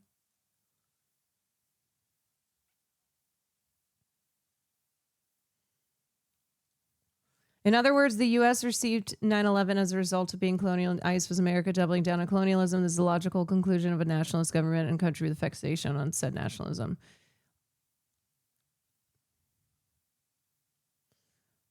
Oh, Ink Frog, thank you. Thank you for the 7 months. Big J, thank you for the 7 months. Caroline, you must call me. Okay, we're talking about important stuff. Austin? Yeah, yes. Yes, Austin Show. We're talking about the protests in Minneapolis against ICE. So are you telling me this is a bad time? Well, we were just talking about Twitch streamers. Twitch streams are getting banned out here for having covered the ICE protests. In Minneapolis? Yes, there was a streamer who was streaming because ICE agents had shot another person today, and so there have been more protests, and they got banned on Twitch, and then people who were watching it got banned on Twitch. Oh, I'm so sorry. I'm so sorry, Caroline. I didn't mean to be insensitive to this. No, it's okay. What's going on? Well, this is going to seem like such a small problem compared to everything else that's going on in the world, but Christian calls me, right? And I'm so far away, and he was like, I'm so hungry. And I'm like, what? I can't help you. I'm really far away right now. And I was just wanting to ask if you had like an English muffin with some peanut butter or something. Are you kidding me? He just said he was hungry, and I'm like, he's completely, and I normally would be there to make him one. But Christian, I have a frozen pizza in the freezer. I know, Mother. Austin is calling me, asking if I have an English muffin for you. He literally has called and said, do you have an English muffin with some peanut butter? I shared with him that I was hungry. It was unrelated. It was not a request, mind you. I was just, God forbid I updated my boyfriend on my personal, like, on my individual experience, lived experience at the current moment. Like, that's all I did. And mind you, now he's sitting here calling you. What did he ask you? Sitting here calling me as I'm covering the ICE protests and saying that Christian needs an English muffin with some peanut butter. I didn't say you should need to leave there and make it. No, he's saying that you are hungry. Yeah. So, and he asked you, as you're covering, oh my God, streamers getting banned. She was covering. I had no idea. Do you not do any research? You have the Twitch app. Open that shit before you call your Twitch streaming friends. I'm short loads. I've got bad connection up here, and I just looked at Dennis and I'm calling you. He's in his bunker. Yeah. Look, there's a frozen pizza. A frozen pizza. Hussein. Would you eat some of it if I made it? Yeah. You would? Yeah. Okay, then Wait, I can make it. If not, I can also like get pizza. Are you hungry? Wait, what did I buy? I remember I thought I bought There's like strips of bacon out there. strips of bacon. Caroline was making bacon today. I did. And I'm in the shower and all I hear coming out of the kitchen is Oh my god, the fire alarms were going. They do that every time I make bacon. I was dying laughing. I was like, that is iconic. I was like, that is iconic. That's like, I'm like, I feel like every time I watch you cook, or like every time you're cooking, like, didn't you burn something the other week? Yes. I did see that. Yes, Austin. Yes, darling. We're gonna get Christian food. I might get Auntie Caroline some food actually. Yes, Christian's gonna get Auntie Caroline. I might even charge the Fear End podcast.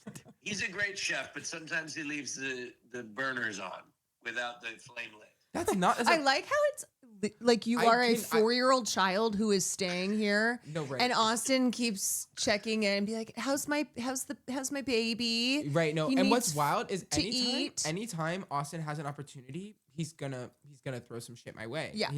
I'm catching a stray. Like, it's wild that somehow even came into fruition, that we're talking about maybe the one instance that a burner was left on. But mind you, I've never done that. I've never done that. So you're just making something up merely to what? Offensive people really think that you did it now. Oh, and you think by saying some shit like that everyone is like, oh yes, Christian totally left the burner on. That's hearsay. We love you too. Are you hungry? Love you, Austin. Yeah, I'll eat. I'm not hanging up yet. I was gonna say something. What do you want to like verify when Christian gets food? No. I was just thinking today.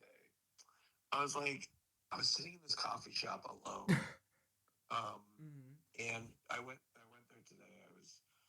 I drove there, and I just wanted to enjoy a nice cup of coffee alone. And I saw this beautiful woman, and I'm like, my God, she looks familiar.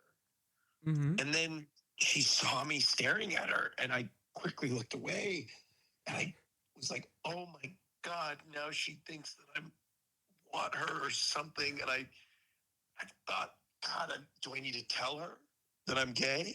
Are you under the influence? Oh, yes, I'm very high. But anyway, thank you for sharing. Do you ever, sometimes I see a beautiful woman and I go, my God. And then I'm, just like, wow, I'm not attracted to you, but what if I was straight? You know what I mean? That's what I say sometimes. Oh, that's nice. You know what? Let's sit with that a little bit. Yeah. That's nice. No, it's just like, what if I had a wife and a beautiful family? Like, what if I was straight? You know what I mean? Well, then you would have a wife and a beautiful family. It's like you're asking a question. I don't know. I don't want a wife. I mean, if you were heterosexual, okay, theoretically, like given this pretense, okay, and you grew up in today's society with the gender norms for which society has pushed men in, and you, I think that if you were straight, you'd be a devout Christian, and I think you would have like 4 children. You would wear a cross necklace. 1000%. Oh, I would definitely wear a cross. Wait, do you think me being gay is the only thing that saved me? It's the from one being thing like, keeping you from being MAGA. 1000%. Yeah. Wait, what? Like, I think if you weren't a homosexual, like, obviously you're not MAGA for a multitude of reasons, right? But like, I think if you grew up as a heterosexual man, you would 1000% be on the MAGA train. My parents are both liberal. You would still find a way to be MAGA. And mind you, there's a lot of young men whose parents are liberal who are getting red pilled the house down. They're watching. Yeah, I mean, they're watching. I don't know. You know, and I mean, I do like a little tax cut. Oh my God, I cannot. I'm just fucking with you. I'm just kidding. I'm just kidding. So, I'm joking. It's a joke. Come on. You all know I love a tax hike. Come on. Nobody believe that. Of course. Are you kidding me? Sales tax, gas Austin tax. Show famously loves Huge tax taxes. guy. Huge tax guy. I'm a huge Looks forward tax to guy. I love looks forward to taxes. tax season every year. Are you kidding me? I look forward to the love Tony pay Awards. taxes. Caroline Austin looks looks forward to award season, and Austin looks forward to tax season. Sometimes I pay him twice. Yeah. Oh, Sometimes you pay a tip. Pay a little Yes. tip. That's right. Well, I tip the worker, and then I tip the government on top of it. oh, and where's that government money going? So let's talk into that then, because where's that tax money going? So you notably know where your tax money is going, and yet you're paying double the money. So it just seems like maybe you're championing causes that I fear might align you with a certain political ideology potentially, or Okay, I don't so know. I'm not MAGA. I'm not MAGA. Okay, everyone else in the show would love. Okay, to so know he's I'm not gonna MAGA. I'd like everybody to know that I'm not MAGA, and I would Yeah. never be MAGA even if I was straight. Period. Well, we agree to disagree on that, but And I would never be a dictator. You kind of are. I don't know. You've been spreading a lot of propaganda about me recently to make yourself seem like the savior and make me seem like I'm messing up beds here and there. I just feel like there's a lot of. don't protest too much. I have a photo of Christian in the bed, like completely messed it all up, but he's in his underwear, so I can't post it anywhere. Okay. Right. Wait, that sounded wrong. It wasn't anything sexual. He was just in the bed, like he wasn't in his underwear for any particular reason other than to just exist in his underwear. You know what I mean? Yeah, and you're not sharing it to the internet. Thank you so much. Actually, I have a trophy I've got a trophy in the other room for you. It's the only proof. I'm that glad I everybody have. knows that now. Yeah. Right. It's the proof that I have that he is. I'm messing up. I can take a photo of the bed right now, and it is very. It's like his proof side that of you're it. not straight. Yeah, Like what? Well, I'm so. No, wait, what? No, what? No, wait. You think I'm straight? I gotta go, Caroline. This is too much for me. I can't tell if I'm high or if he's high or if like I think is I this some think like sort it's of collective I don't know what's delusion? going Like, on. are we living in the Matrix? I yeah. Is this I'm a in the break in middle the of system? ordering. Like, what is this? Christian called me in the middle of ordering I'm constructing my own acai bowl because there's no places that. Wait, have did you just one. say Christian called you? Oh, I wait, ca- yeah, he did. I He called him me. just to say hi, Yeah. and I mentioned on that call that You're like, I was, oh, I'm hungry. I'm hungry. Now, I got Yeah, a question, very Caroline. casual. Yeah. I wasn't like, oh, Austin, I'm hungry, with like right, like, with emphasis or like I'm or- being held hostage and being starved to death. precisely. This really turned on me. And now I'm hearing And now that- and then he came in chat, was like, I need to call you. I need to talk to you. And then he called and Wait. was like, Christian. Hold on. He came into chat and then That's on this Yeah. call said that he didn't know what you were covering, Uh-huh. This is but you supposed were to be in a her little chat. silly joke. What did you join on Chatterino like without watching or He turned on me. yeah Did this? yeah? I don't know if it was ever not turned on you. Well, here, how Well, about this, anyway, Austin? How about this? Let's I will turn get it- okay, I will get I've got Caroline and a us pound of here. How about this? How about strawberries. this? I know how you can make up 2 for it. pounds of strawberry. I know how you can make up for it. So, how about hear me out to make up for the 11 minutes and 43 seconds you've held us hostage, that you get Caroline and I food. Christian, that's insane. Why would you suggest something like that? What are you hungry for? Well, I hear you love. I mean, you love paying extra in taxes. Like, Paycheck bounced this month. I don't know what happened. I don't know how that happens when somebody tries to pay. oh, all this boasting about tipping extra, paying extra taxes on everything, how much you love taxes, and then the boyfriend and girlfriend tax comes in because mind you, you're dating us both, and suddenly you're not fond of taxes. Well, I was just gonna tell you something real quick. I hear Nobu's like got a decent delivery. I was wondering real quick, Christian. There's these strawberries. They're both a pound, but one is $3.36, and the other is $7.86. What is the difference? I don't know. I don't know. Google is free. You know what, Austin? I We'll you be know I waiting don't eat for- fruit. I don't eat fruit. Also gonna get some blueberries too. I'm making an acai bowl and I'm gonna get some more peanut butter. Okay. Oh, granola. Thank you for reminding me. Okay. Yeah. Okay. All right. I gotta go, Caroline. Thank you so much for calling. I appreciate you. Yeah. Yeah. We Bye. love you. both. Love you. you. This bitch goes, I have to go. Thank you for calling. You know what? Honestly, I Do you want know- to be that high. do you know what I is- wish that weed affected me like that anymore. He is also the only friend of mine. So Peach will say, she's like, when she stayed here before, Yeah. she will pull up in my stream while she's here. If I'm covering something, she's like, oh, I'm not going to go in her room. Whenever there's a lull, that's when she'll knock. I'm like, oh, come on in. Or same with chat, because she's come in chat before and been like, I love you. And I'm covering something so serious. She's like, oh my God. That's Well, I was like, it's okay. yeah. It's When you're friends with Austin leftist is the- political streamers, that Oh. is that is I fear. Like Same thing. Sam has said the same thing Yeah. too, where she's like, yeah, I always wait a second before I chat. Austin will call me, but also be in chat and Yes, go, do no bare minimum No. research. Have no. You're literally talking about people getting banned on this platform. This is what I had on stream.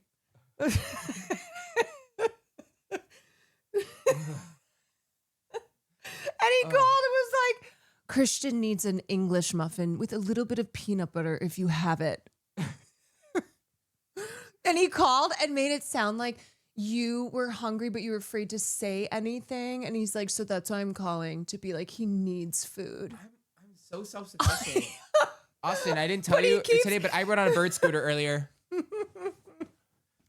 But he keeps being like, how's my baby? I'm like, oh, we just finished beating the shit out of him. Yeah. He's tied We up just in gave the- him he's his tied up in the other daily. room. Yeah. We just gave him his daily kicking his ass. Yeah. Yeah. Charlie's pissed him in a couple Uncle times. Will and Aunt Caroline. Yeah. My crazy Just aunt and uncle. dropped him on his head. In rural West Virginia. They have, I like get the answer the door shotgun. like this. You better run, gay boy. This is how we exercise around here. Farley. Now, now zigzag. Yeah. Yeehaw! That's how we train his ass. That's how I got into musical theater. Actually, Aunt Caroline pulled me aside and said dance, and she realized I was actually proficient at musical theater, jazz, and ballet. That's why I went. Get this Hold on a guy on a sec. stage. It was like, that boy can dance. Maybe he's not so useless after all. Oh my gosh. Well, I'm glad that we got that. Yeah. I've got well, first check, because I swear I bought a Okay, frozen if there's pizza. a frozen pizza, I'll just make a frozen pizza. And if there's not, If there's not, then I will ask you if you hungry, William? Okay, go check in the freezer and see. Oh my gosh. Hi, Flar. Were you part of that excitement? No pizza? Okay, I must have just been making shit up. What is he up? What is in your mouth? Farley. No, oh, you little bastard. He is obsessed with my chapstick. You know, Mother always needs her chapstick. does he like the taste? He's always. No, I noticed that his tongue was notably smoother. Every single chapstick tube I have, he finds and he chews it. Yeah, he's looking up at me like. Mother has very dry lips. Save me, gay boy. I know. Okay, There's no frozen pizza. I just asked Will if he is hungry.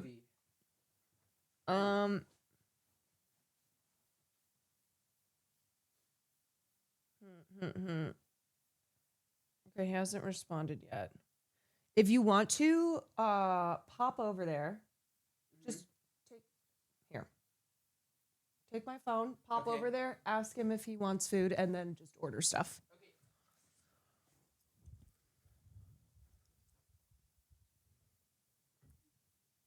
Look at this.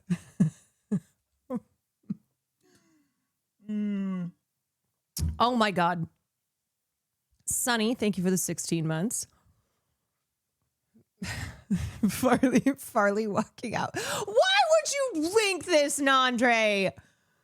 I hate this so much. I hate it. I hate it. I hate it. Oh, God.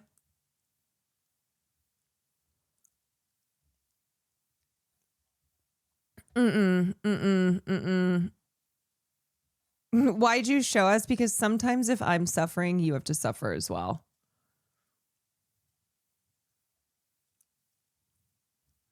I have to share the suffering.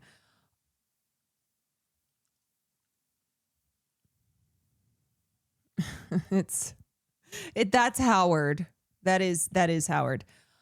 Okay, so we had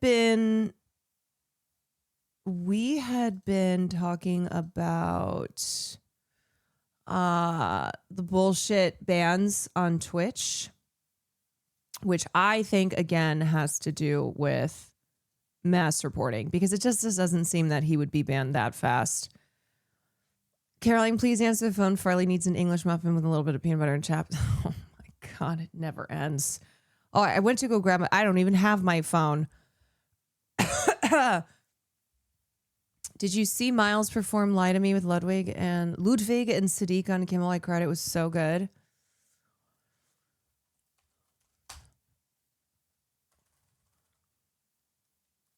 Wait, do you mean I lied to you? He said order whatever. Yeah, which was so now I'm like, I don't know. What sounds? I'll literally eat anything, which also doesn't help. Okay, I'll figure it out. He says whatever, but he texted back and said, "What you got?" He asked what we were ordering, and then I said we haven't really decided, but if you have anything, and he was like, "Nah, just get me whatever you want. I trust y'all." He does. This is what happened. He put 3. He does say that, yeah. And me, who's the most the most indecisive person, Boujuliani. Thank you for the prime. Okay, I will order. I mean, I gotta see what's even. Oh boy. I'm so sorry. No, that's okay. I can't have Austin calling me again, being like, he needs that English muffin. Do you want? Let's see, maybe some. It's kind of late though, so I don't know. Yeah, let's see what we got here. So for 5 minutes until closing. Damn. Okay. See, the thing with Indian food is it's either really good or not, or it's not fire. She put you in the corner. Mother would never. Oh, never. No. I don't really recognize any of these. No, because I don't want to order it and it like sucks. Yeah.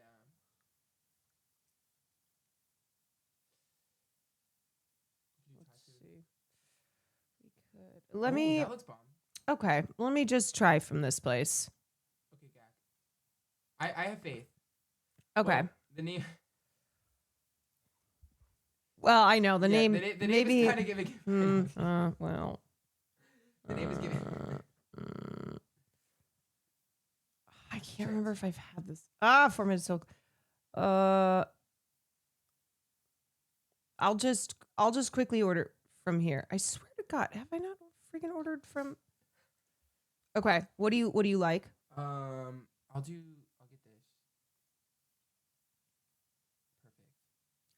I just don't think that looks good. Oh, clock it. Okay. Never mind. I'm going to order. Oh, shit. A lot of stuff is not open. I know. I know. Okay, let's see.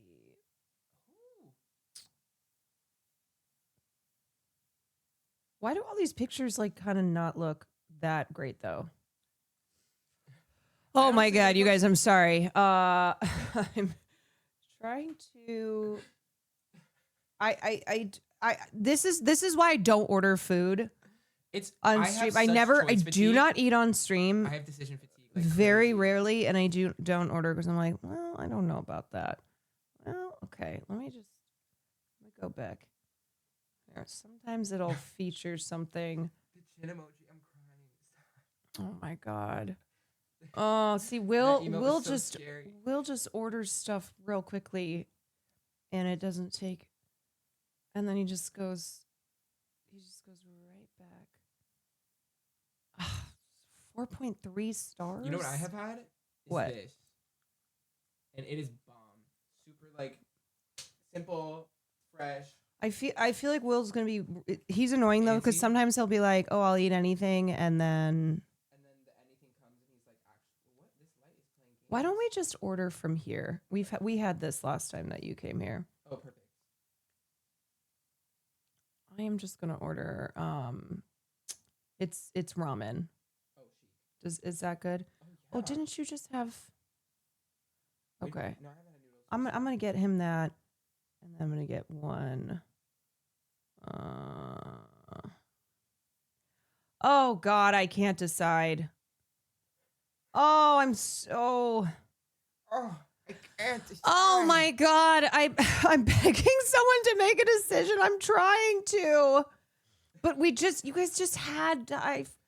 Oh gosh. Wait, no, we didn't have ramen yesterday. No. No. We remember we went to it was a different place. Oh. It was like Okay. Okay. So we'll we can just do that place. Okay.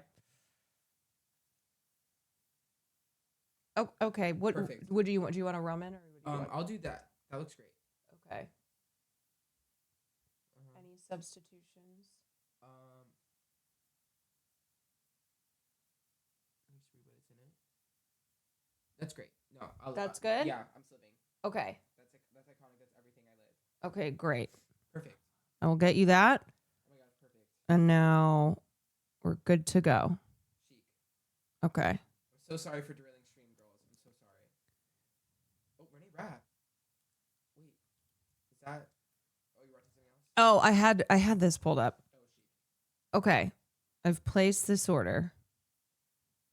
Sorry, my gas. I see Renee Rapp, and I'm like. Okay. Woo, that's done. Okay, chic. Should be like half an hour. Perfect.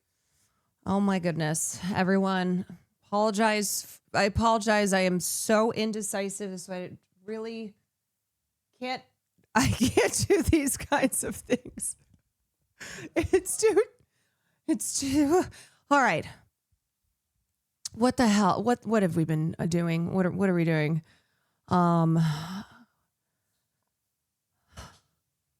All right, here, I have to go pee anyway, so The Sinners soundtrack is Let- out let me now. just pull Here this with up. the song I Love You, Raphael Sadiq, It Miles is Austin's Payton, fault. and Ludwig Göransson.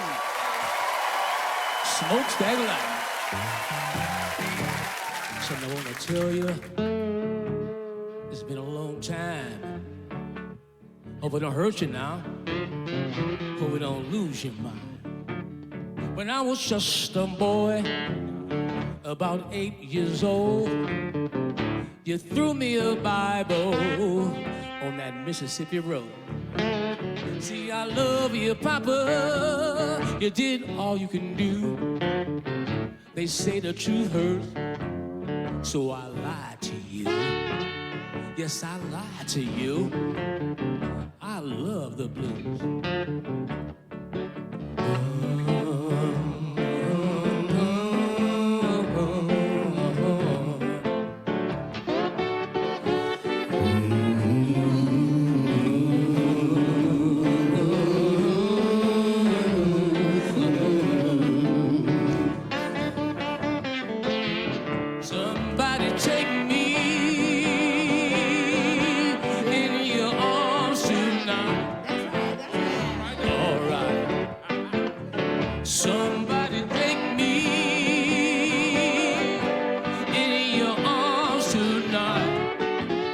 is this? It's Miles Caton, Sadiq, and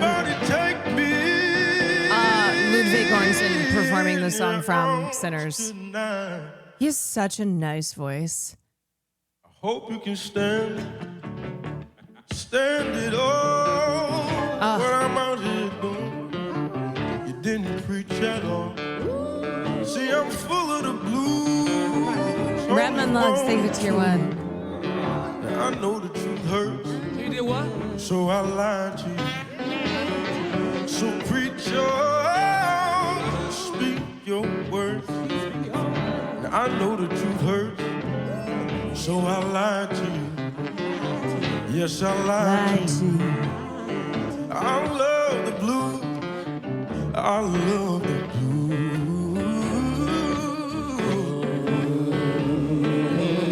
Yeah, he learned guitar in 3 months for the movie, which is crazy.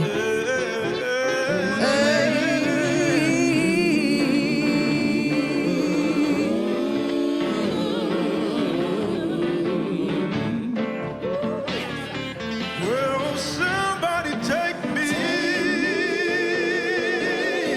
in your arms tonight. Alright. Somebody please take me in your arms tonight. Yeah. Well, somebody take me in your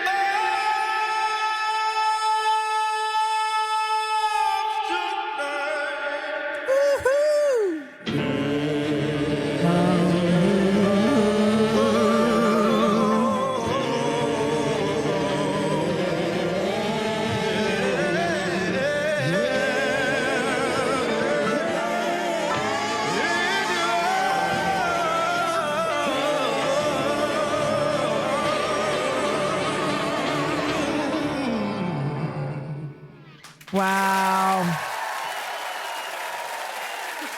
Good stuff. Good stuff. The way I'm about to rewatch Sinners, he's so talented. He is real talented. He is. And man, am I pushing for this song at the Oscars. Please. He's only 20 years old, which is crazy. I know. I feel like we had a lot of really great young emerging talent from last year. Owen Cooper from Adolescence, Miles Caton from Sinners, David Johnson, who really just wowed me in The Long Walk. He's so good. But that other lady who never wins. Oh, it's gotta be her year finally. Stavros from, oh yeah, young emerging talent. Stavros Stavros Stavi. Twilight Star, thank you for the 10 months. You were right the first. It's Hawkeyes? Hawkeyes? I don't think I've ever said his last name.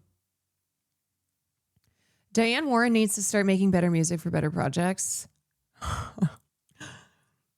Yeah, somebody probably needs to tell Diane Warren that.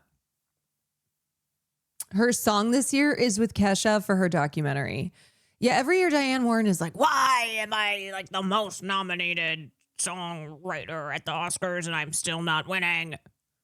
It's like, well, girl, you see these movies that your songs are nominated in? She always pops up with something. Yeah, and it's like the Cheeto movie. You know? It's like Hot Cheeto movie. Come on, let's be serious. Have you heard the Train Dreams song yet? Oh, no, I haven't heard that yet. I'll listen to that. What's it called? Train Dreams song? Oh, here's the live. Is it this? This is like the Or trailer. this is the score. That should be quite prominent. What do you actually do? What you could do is sort of accent like your first beat. Have the violins play that because it's much more dramatic.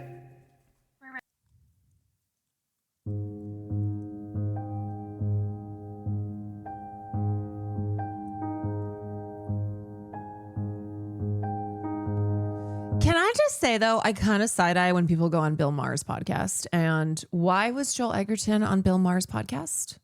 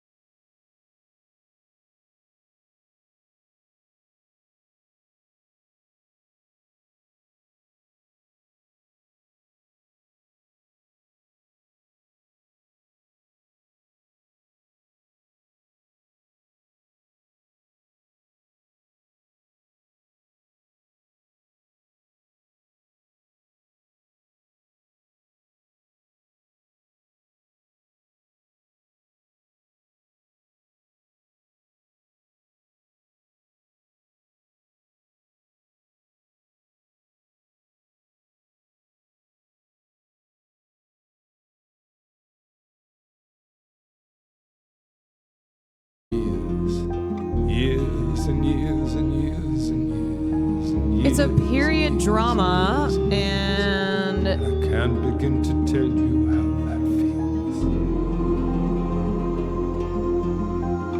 it's set in the Pacific Northwest.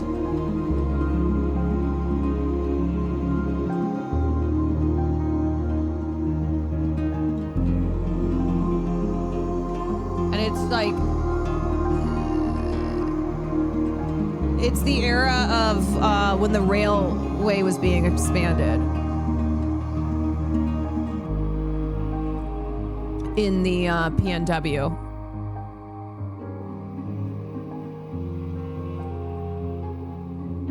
Netflix bought it out of Sundance and tried to position all the bigger festival acquisitions at the forefront, but this was by far the best Netflix movie this year, not even close.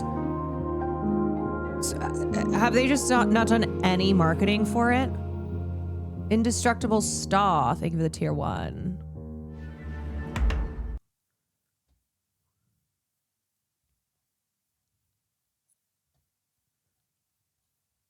You know, I feel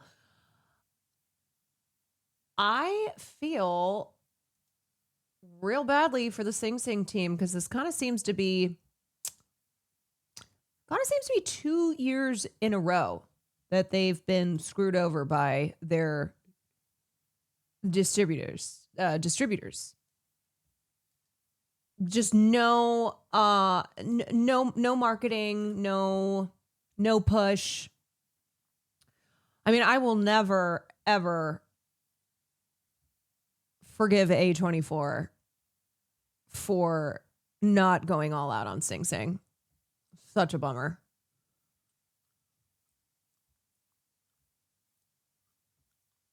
I saw Coleman post about a Q&A he moderated for it. You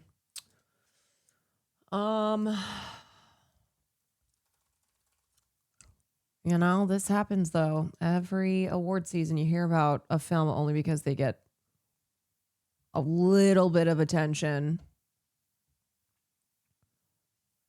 from being nominated for like one thing.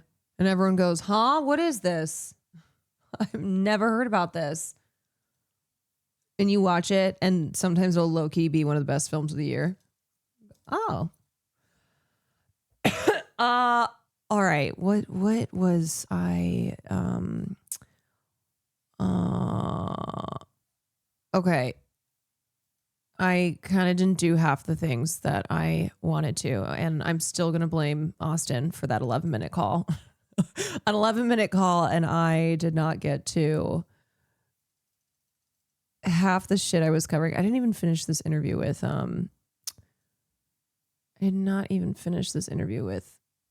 Ashley and Taylor, but I think I'll just push it all to the next stream. The pop culture recap lives on. The predictions that I have still yet to predict. Did you see Viola's Helen Mirren speech? She's such a theater kid. Wait, Viola's Helen Mirren speech?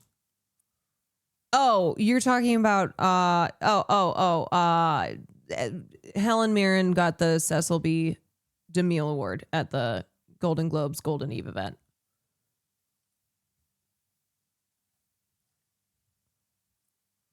The pop culture recap is the new comedy roundtable. I know it kind of is. Well, you know, we're still recapping as things are just flying around us.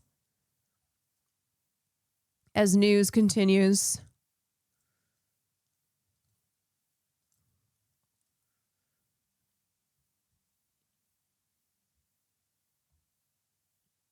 Okay. Well, let's do a little gaming and then that'll be it. What is the comedy roundtable? That was before your time. That was So for some reason I kept going, we're going to watch the variety comedy roundtable. And every single stream I would plan to it. I would plan to do it and I would have it in my stream title. And then we just didn't do it. And then it became an unintentional bit because I would keep being like, no, we're going to get to it. No. You guys trust. We will get to it. It went on for quite a while, and then finally we watched it. It felt like it went on for a lot longer than it probably actually went on for.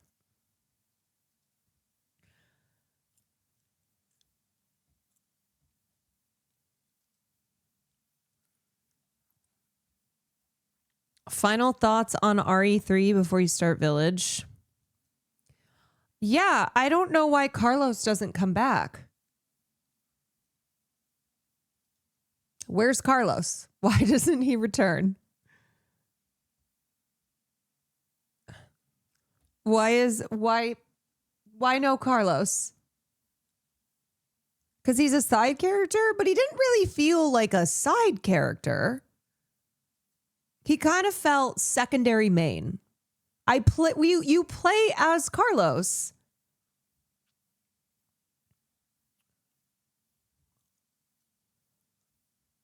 Nemesis Brad Vickers scene remastered. Jill! Brad! We've got to... It's so cute, though, because, back in 1999 or when it came out, this shit was terrifying. People were so... It was so scary.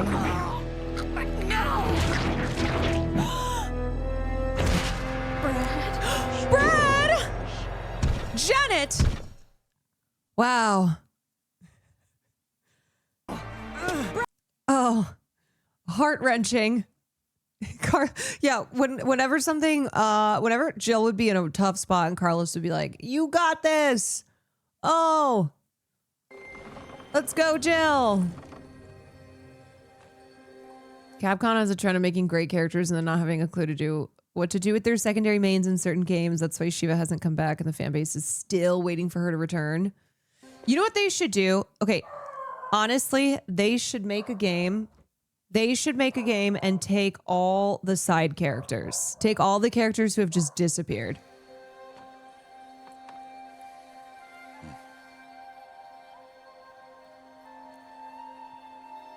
No, the food's not here. I don't know why Farley's freaking going crazy.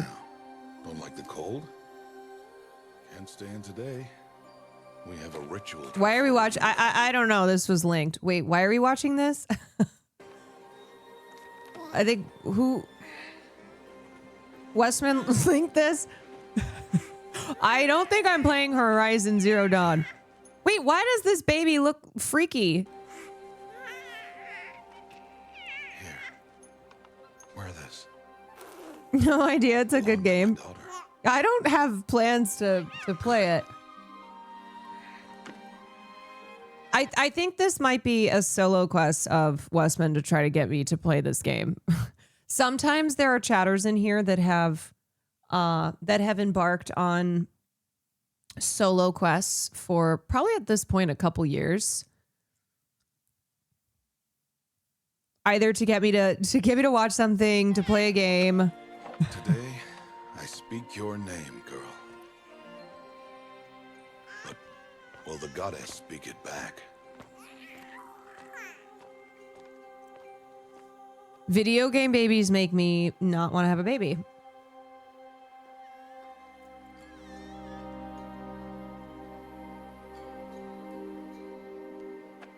Normally, it would be the mother who declares. I do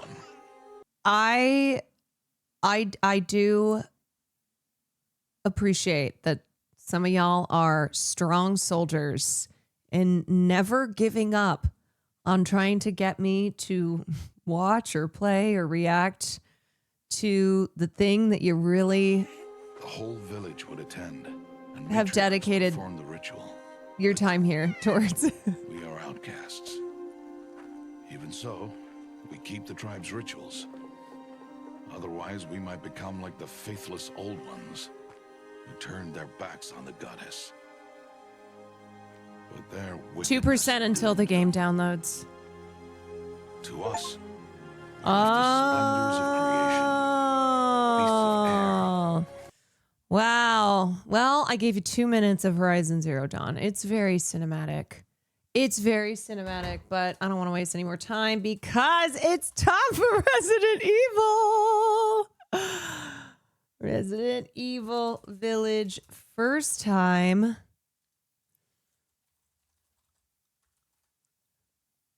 Resident Evil Village. Clock it. Is it not clocking to you? Then I'm standing on business.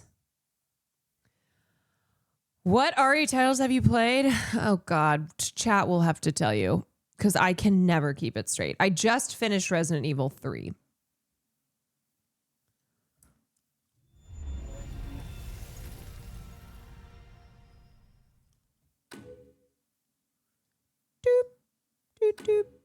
We do need a command. Almost, yeah, at this point. Display language subtitles on audio output device. Shift. How do I make this bigger again? Shift. Enter. Oh, ah! How do I get rid of? Wait, no. Shift. Alt Shift. No. Alt. Enter. Okay.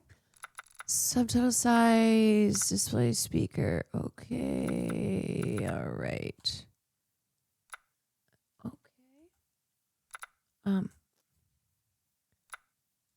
Okay, good.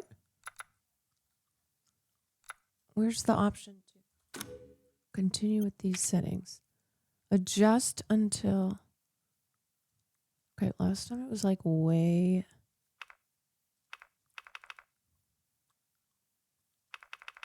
Oh.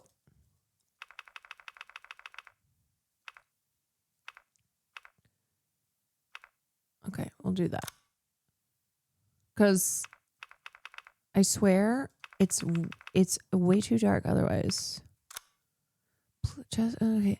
And just until the picture on the left disappears. Adjust that. Okay, that's good. Yes. Oh, yeah, I gotta quickly. Oh my God, why is this so freaking slow? No, I don't want to actually open the. Hello? Oh my God, why is this? Why can't I scroll? Why is this so slow? Is this right? Or is it doing this because I'm actually supposed to be reading it all? Well.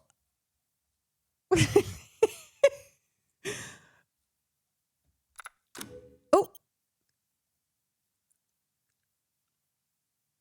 Wait. Should I play? Yeah. Should I do yes? Oh, wait, what happened?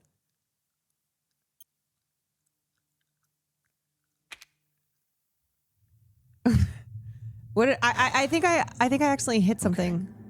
Okay. Oh my God, wait. To start. We're starting? Hold on. I gotta turn the lights off. My name? It's Ethan. Ethan Winters. It's been 3 years since everything happened at the Baker house. Baker house? I was looking for my wife, who disappeared. I got an email from her. Oh, yes, with Daddy. She told me to come get her. Yes. And of course, that's how I ended up in the middle of nowhere, Louisiana. This was Daddy. No. I don't know what I hit to the terms of service or whatever that was. Scary ass Daddy. Thinking right. Oh, wait. She attacked me like some kind of wild animal.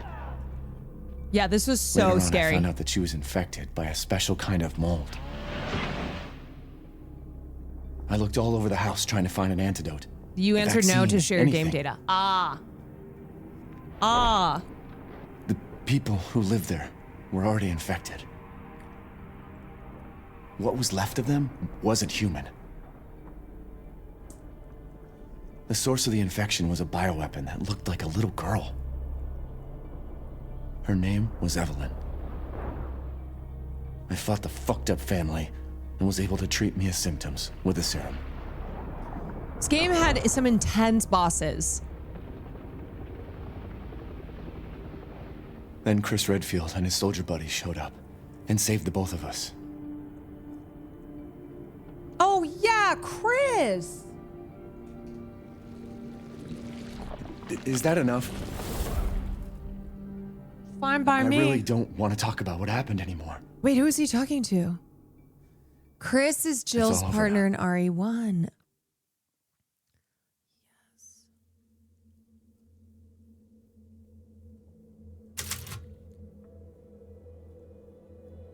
Okay, options. All right, I got to turn off the things that make me feel sick.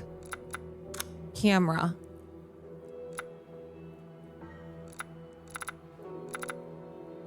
Camera wobble. I think I want that off.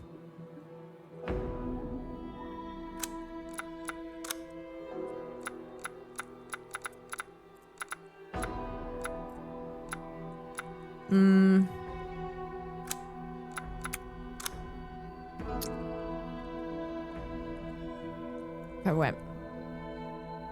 Why is this being like so strange? All right, so camera I need to turn off. Where's the option for aiming camera sensitive? Aiming camera speed? Oh, this is designed for a controller? Shit, because my other control...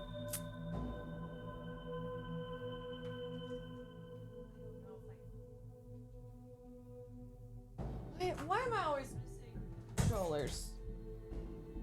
Does this one work?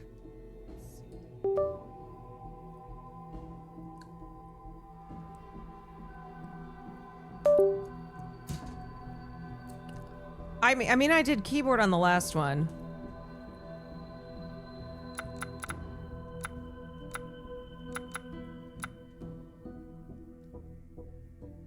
This one's my fucked up controller. No, I have controllers though. Okay, so aim assist. I'm gonna turn that off. And then where is the option for...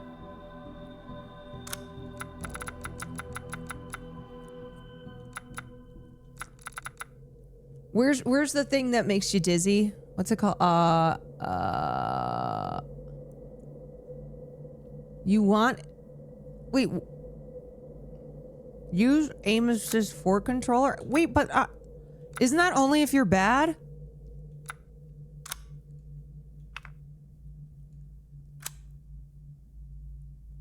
I thought aim assist was if you're bad. Motion blur is bottom of display menu. Okay.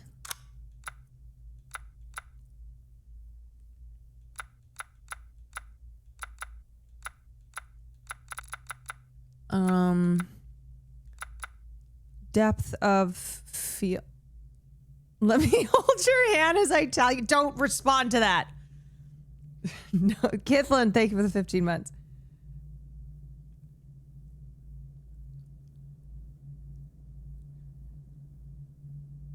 Depth of field. Off. Okay.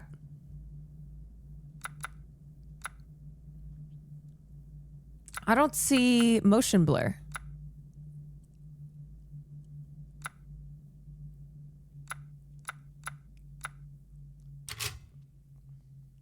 Okay, we can always fix this.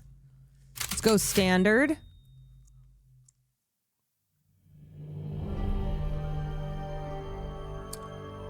Long ago, a young girl went with her mother to pick berries for her father, who was hard at work. Oh, this is cinematic AF. The dark, cold silence, the bushes empty.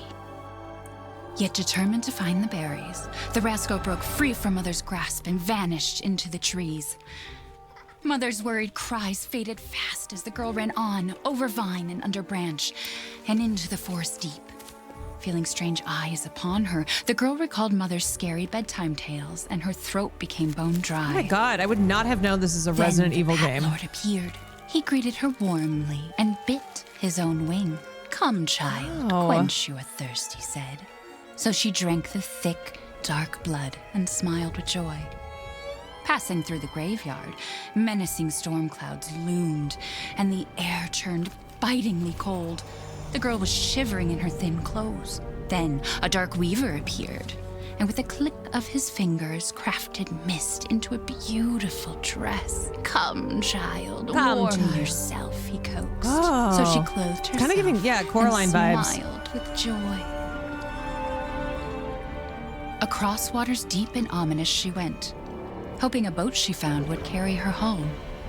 But hunger's grip tightened and her heart grew heavy. Oh my god, it's Christian. Then the Fish King appeared and offered one of his many fins. Come, child, eat your fill. So the girl ate, and smiled with joy once more. Continuing on, she soon entered the forest's dark heart. Then an iron steed appeared. So the girl bearing ate? a beautiful golden gear. The creature said nothing as the girl approached and snatched what she thought was another gift. Oh. The horse grew angry and summoned the other monsters. Terror filled the girl's heart as the wild wind rose around the beast. Oh my God, this is Suddenly, a so witch cool. appeared, dark yet regal.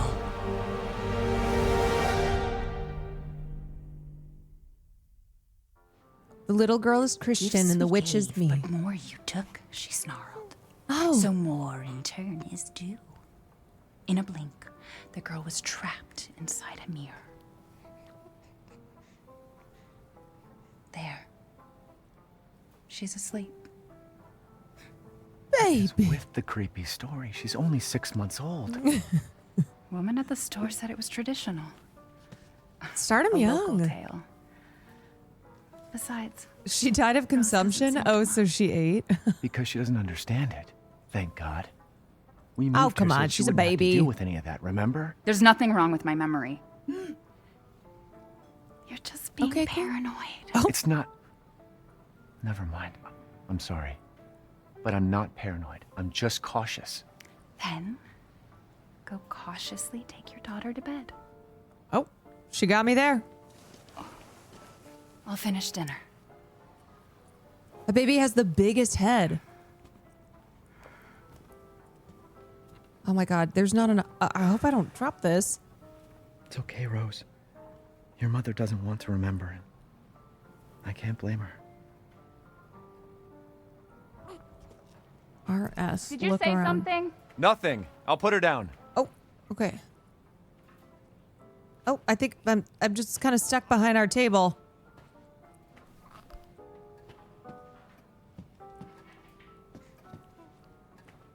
Where does baby go? Oh. Took forever to pick these wipes. Okay.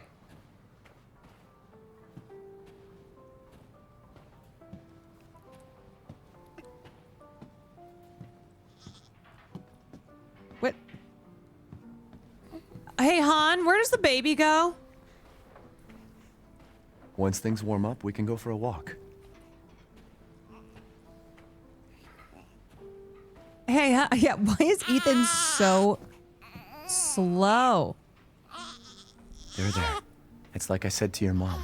That book's too scary for you. Oh, Ethan.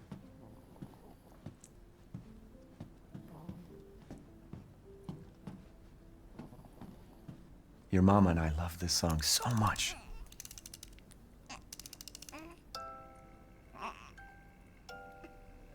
Oh. So, bust down, Tatiana. I want to see you bust down. Oh, sorry, not that one.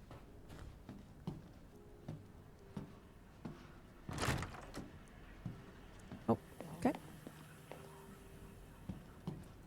Where's this baby live? Or, I mean, where's his... Almost there, honey. Where's her room? All right, this looks like a baby room.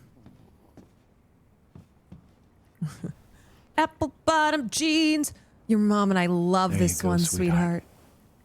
Don't you Boots worry. with the fur. I'll be right downstairs. With the Daddy won't fur. let those weird fairy tale monsters get you.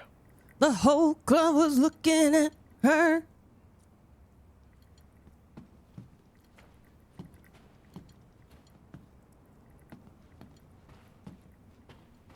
Rose is closed for tomorrow. Why are all the mirrors covered? Me and I had another fight. I accidentally mentioned what happened 3 years ago, and she blew up at me. Really, Ethan? You accidentally mentioned? We finally settled down in our new life in Europe and can bring Rose up properly. But I still feel like a part of me is trapped in that hellhole back in Louisiana. That's called trauma. I know Mia doesn't like to talk about it, but can we really just forget everything and pretend it didn't happen? Shouldn't we face what happened there so we can live our lives with Rose without it hanging over our heads? We owe her that much at least. I know Mia knows this too. She wouldn't have exploded like that at the hospital. She didn't care. Everybody, it's trauma. gun survivalist. A It's heavy not paranoia if firearms. they're really out to get you. Well, it's true.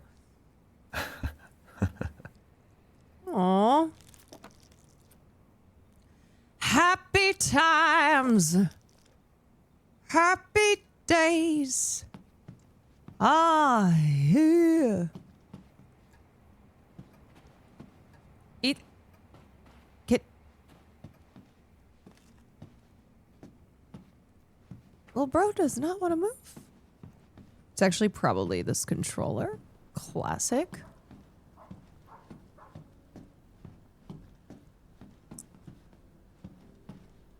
This is a nice house.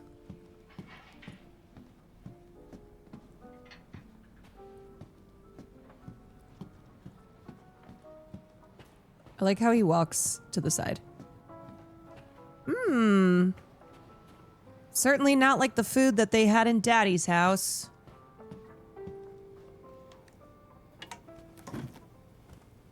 Is she okay?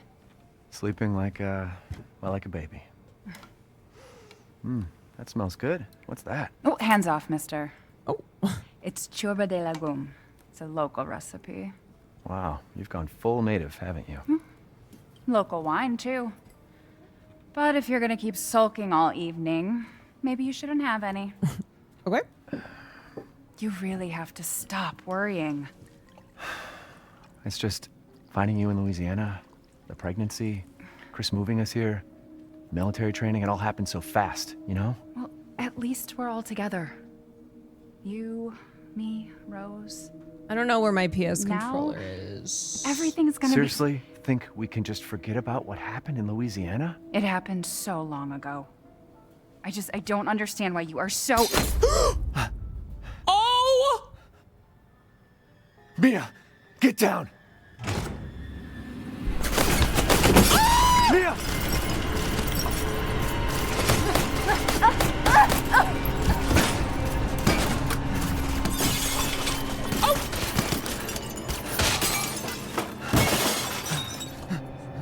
Oh my god, do you think she's still alive?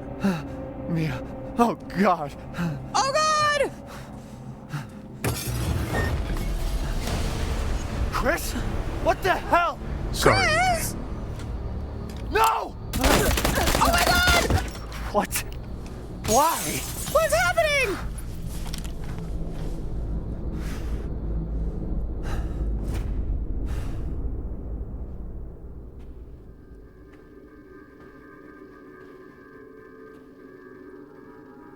Go move! What the hell is going on? All clear. Rose? My baby! What the hell are you doing with my daughter? Package secure, sir. Wait, why Take is him Chris away. evil? I said get your hands off her! Ethan, no.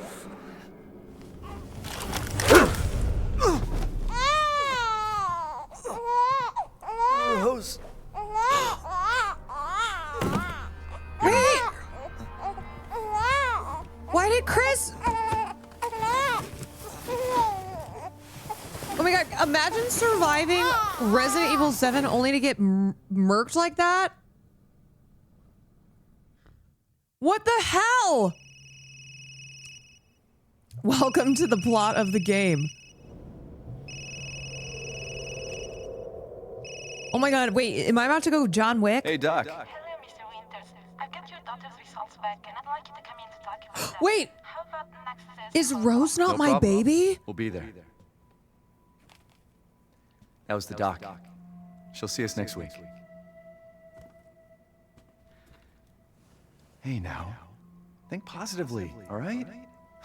We talked about this. I know. We hardly talk about anything else. Okay, shade. I keep telling you, it's not Rose that I'm worried about. Well then what are you worried about? Look, she's gonna be fine. I just know it. What else matters? We matter, Ethan! You matter!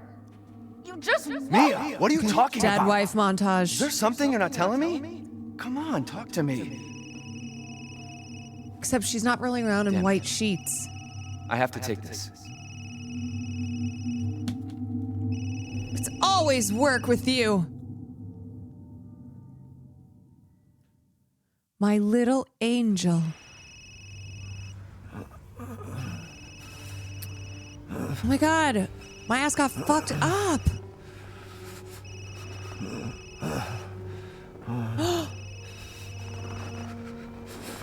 Jesus. What's going on?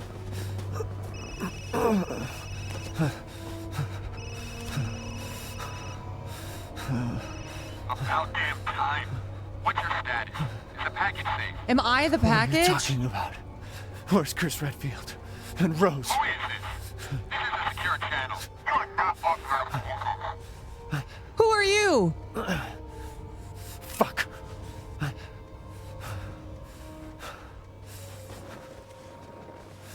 What the hell happened here? Oh my god, this is so intense.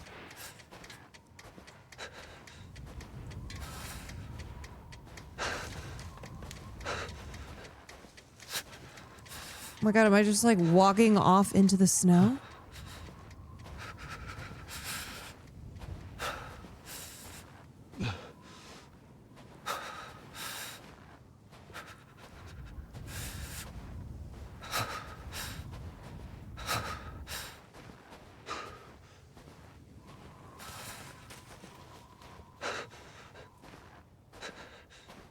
Okay, something went this way. Mia! Oh, she's dead. Maybe it was all a dream. Oh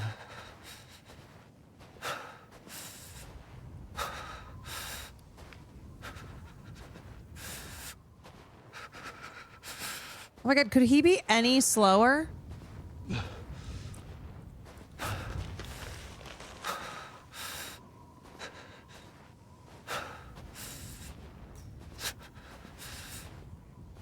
Does Ethan not know the concept of hustling? Oh yeah, this is kind of like what happened. Wait, RS. RS? What is RS? Oh.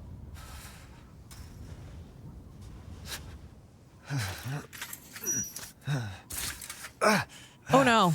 Wait, I swear this is how the last game... Oh, now I can go a little faster. When crouching, stand up. Okay. Oh my god, what if there's a bear or something?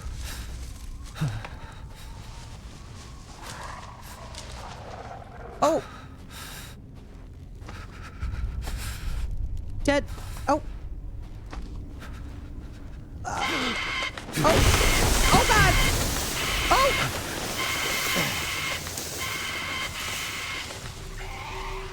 Just passing through. What the?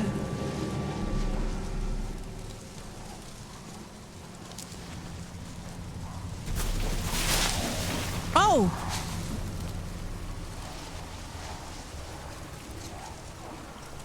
I'm just gonna pretend that I didn't see anything.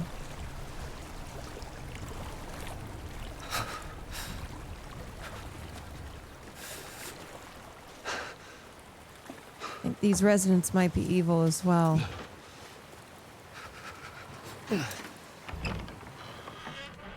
Something's not right with this place.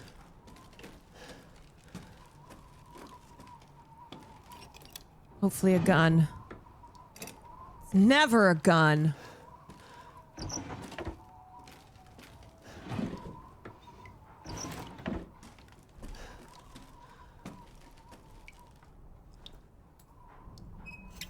I don't think you want to drink that blood.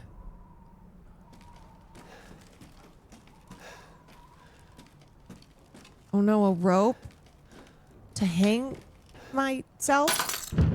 Oh!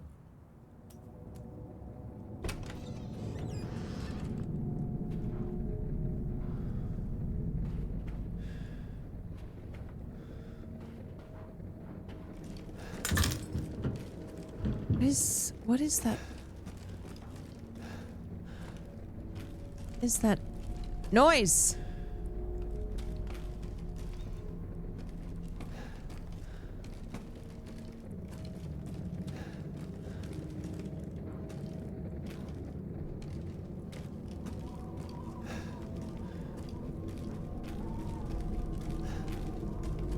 Okay, well, there's no freaking gun, so what is this place even good for?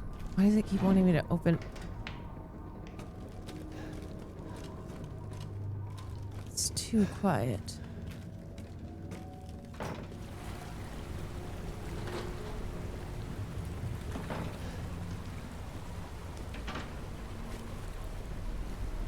I know the first person makes it so intense.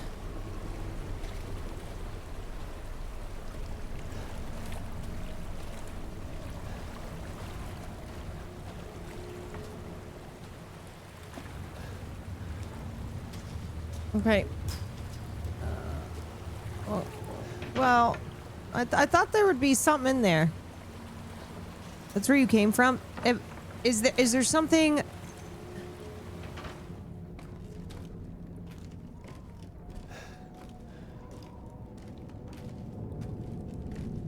Is there another door? I don't know, I can't see anything. What's that rattling sound? Oh no. What is that rattling sound? Oh no. It's a basement. Bad things happen in basements.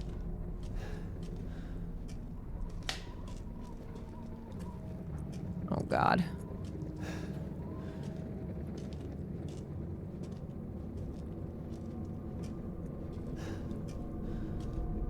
Oh lord. How much do I really care about this baby?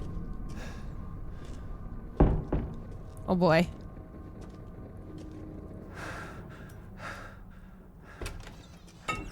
Oh! It's just a rat.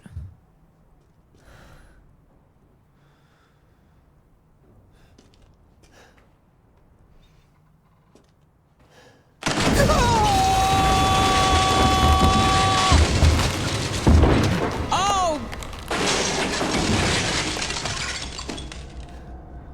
This place is a real piece of shit, huh?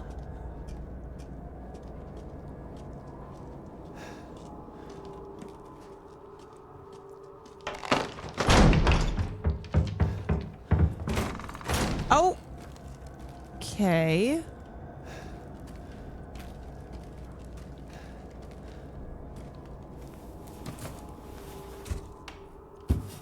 Landlord says he'll fix it next week. Oh.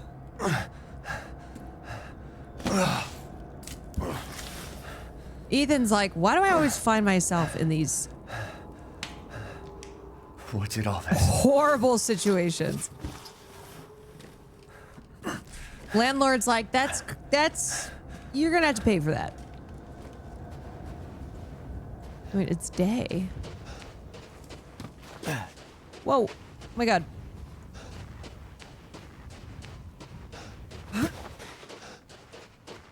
Okay, now we're really running.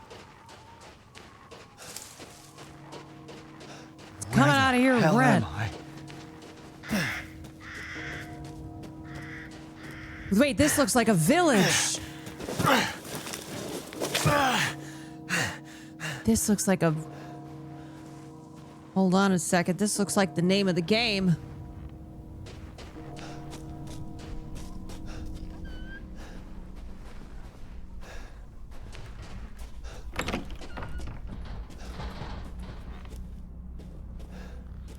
Oh, this whole... Oh. Oh.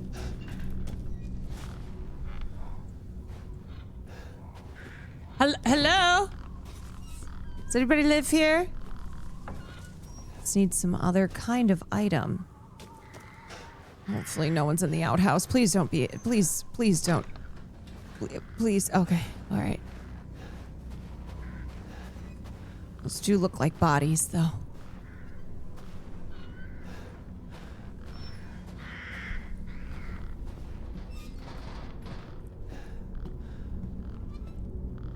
There's quite a bit of blood everywhere.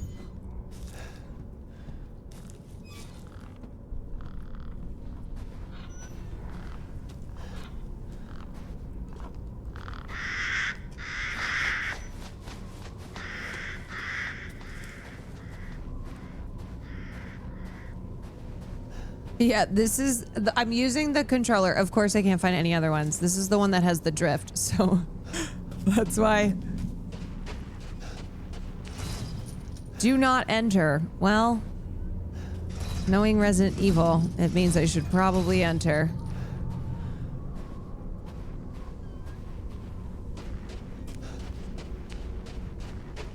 Wait, what did I blow past?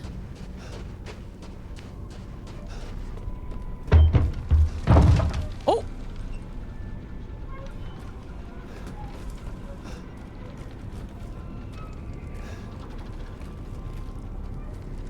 Looks like a... It kind of looks like a fetus.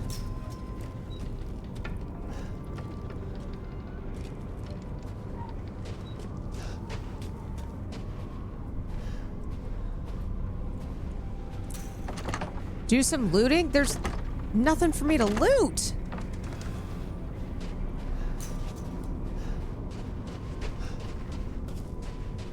I'm trying. You know if there's loot to be had, I will loot it.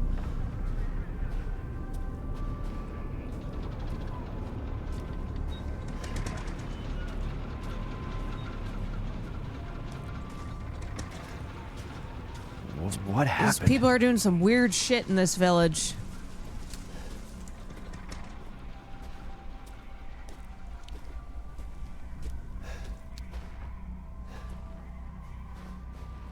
The view at the top of the hill, you can't go back to anymore. Oh, that I blew past. Yeah.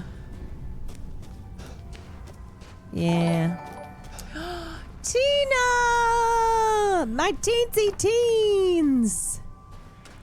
My teensy Tina! Thank you for the raid. Hi, everybody. Hope we are just splendid. Home, what does that say? Locked due to missing homeowner. I just started playing Resident Evil Village. It's locked, of course. I have not played this before, and we just started.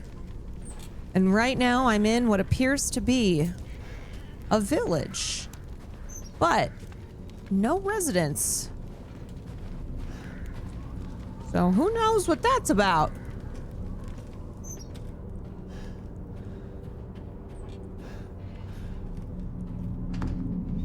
Some force could break it. How do I not have a gun? Like, how am I supposed to break this thing without even a single item? Can I punch it? Get in, girls. We're gaming. What's this? Oh, a knife. Perfect. Ah, I see. So in this game, it doesn't give you anything.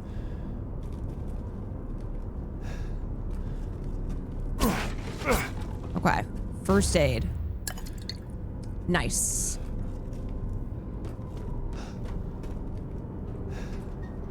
Ooh. Did they just run out of the house? Soup. We both love soup.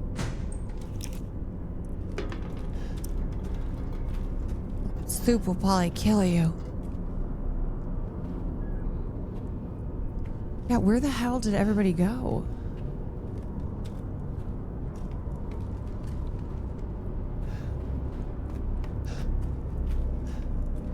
Just whoever lives here, I'm taking your knife. Shit. Shit. Stuck. I'm gonna have to find my way out with this knife. I bet I can go this way. No, friendly. Who are you? Who sent you? Nobody. There was an accident down the road and... Randy almost shot my dick off. What's going on?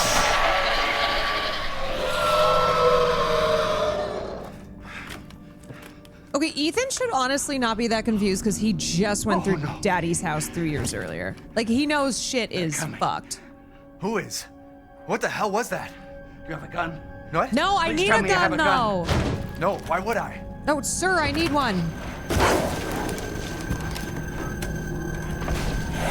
Yes! Take it! Take it! Oh, thank you so much.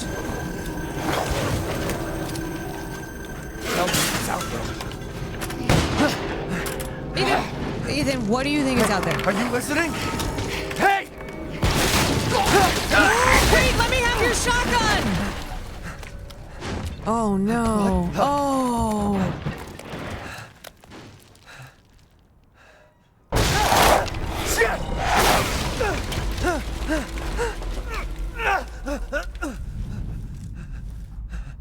Wait, do you think I can still get his shotgun? Oh, God. Oh, there's a lot of dead people. Dead body? Wait, there's more. Dead bodies.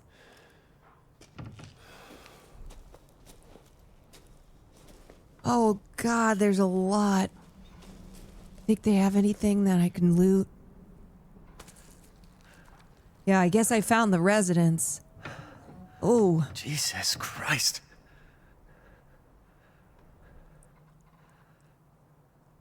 What the hell is wrong with this place? That guy didn't look that dead. Oh, no. Oh, what the hell?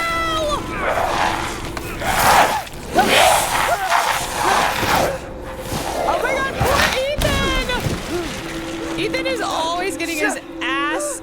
Wait, am I about to turn into a werewolf? What the fuck was that? Oh my God. No. Ethan's like, why do I always end up in the worst situations? Ouch! Oh, my bad. Help me. Wait, how the hell? Ah! How many bullets are there? Oh, I got 3. Oh! Ah! What do I keep missing? Ah! Oh! Wait, how do I block again? L. Oh, like that.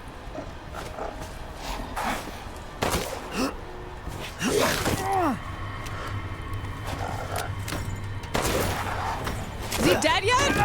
Oh, he's really fucking my ass up.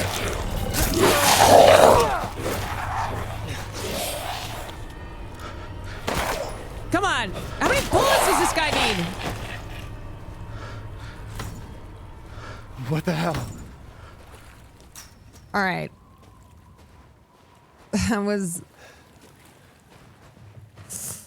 not that great.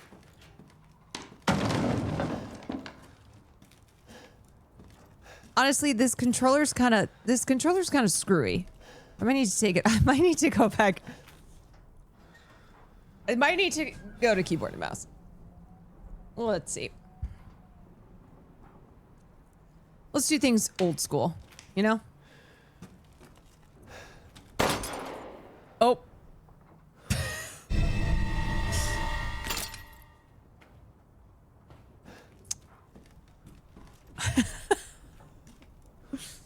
Oh. Controllers are ass. This is how the OGs do it.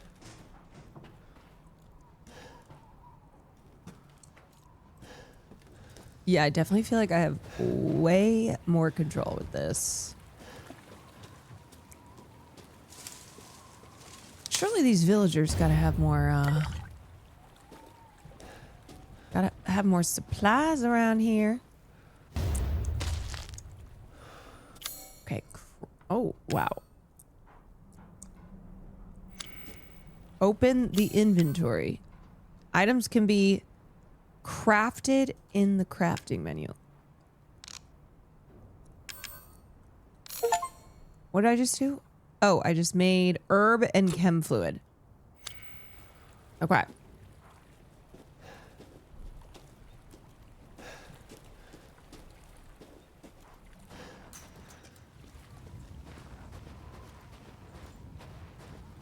Now use it.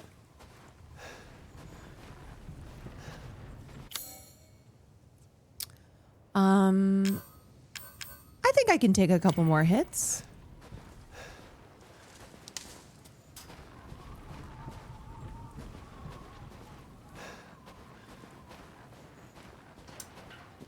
I just got back from the protest. Do you have signal? I don't. We were looking at some stuff earlier.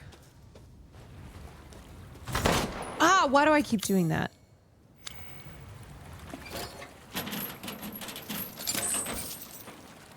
I'm glad you're safe, Chatter. Yeah, I keep shooting. Keep shooting.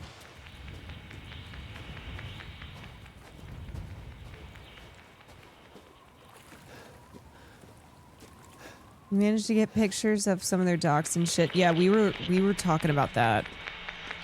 I was being careful not to try to look at it on stream because apparently they're banning out here. Yes. More ammo.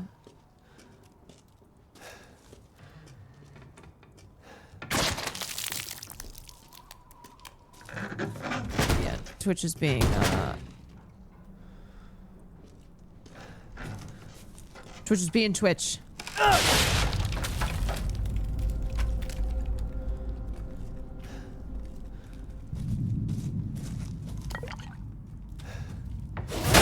Oh my god.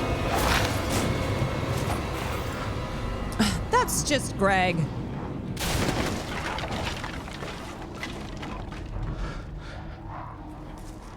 Wait, was this guy always here, or did he just...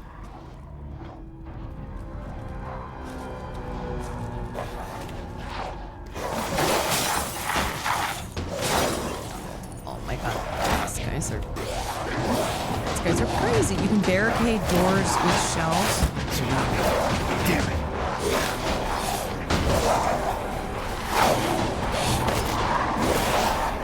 Uh-oh, I think methinks this is about to get bad real quickly.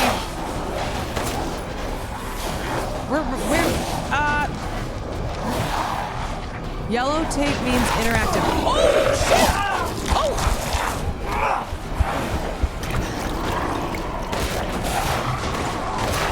Okay, wait, I totally forgot how Resident Evil 7 is.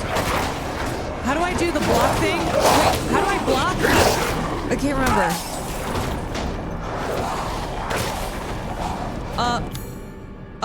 Space. Oh, crap!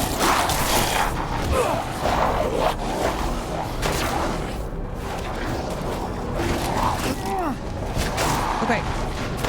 Ah, why isn't this guy dying? How many bullets does he need? Oh, I got money? How do I get out of here? Is it over? Is it done? I don't know, man. Hello. If there are any survivors out there, come to Louisa's house near the field. Louisa's house. Survivors? Louisa's house near the fields. Louisa's house. Oh, okay. I'm coming. Oh, crap, these guys. Oh, shit. Oh, I didn't mean to do that. How do I like crap? Oh, ah, crap!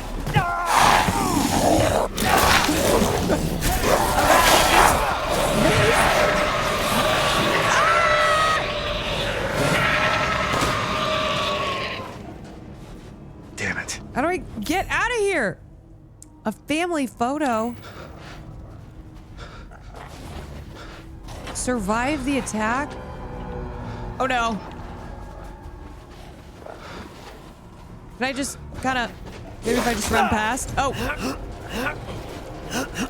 Okay. If you guys would just let me run by.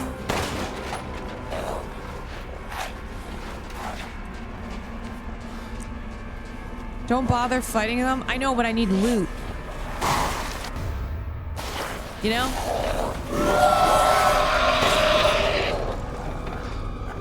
Not always.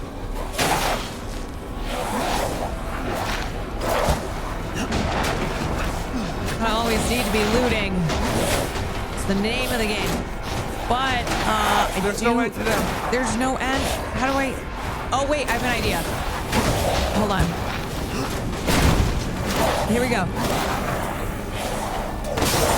Here we go. Yes. Oh wait. Ah! Money.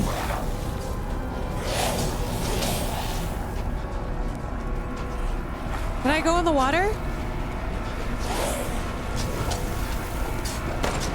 Oh! My bad. Shit! Shit!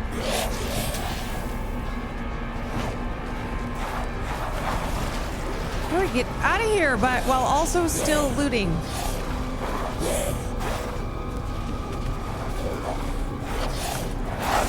There's a shotgun? Where? It's locked from the other side. Oh, God! Oh! Oh, God.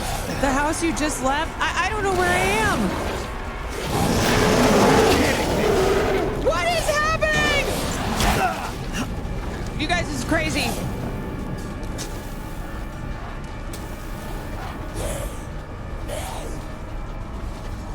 Things are happening. Oh! Uh-oh! Hey, please! Wait, the ladder? What ladder?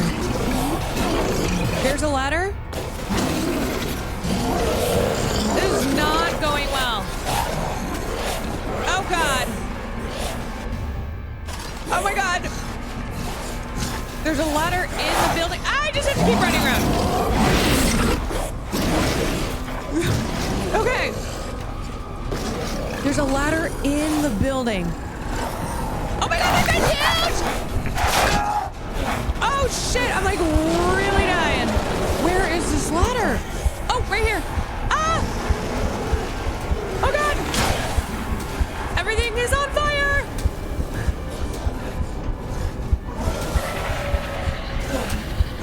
Wait, how do I have any heals or anything, you know? First aid? Can I make item crafted? Okay, great. Now, heal. Oh my God, we're still alive. Oh! Wait! No! No! Why did I just go back down?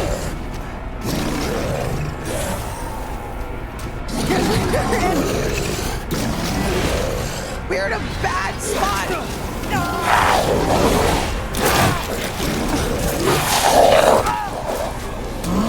Where's this shotgun? Oh God, who's Karl Marx? This guy? This is insanity. Where is it? House down the hill. Ah! Oh my God! Are you sure I'm gonna be okay? Wait, there's so many of them and they're on horses?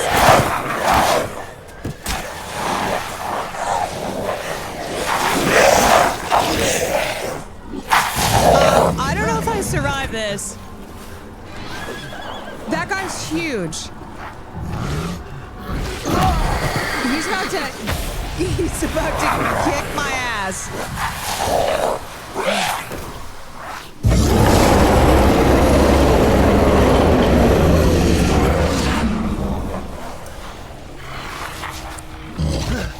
That is a big ass hammer. Wait.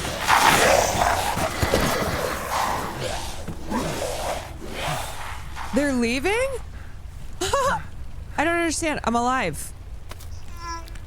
I mean, I'm pretty fucked up, but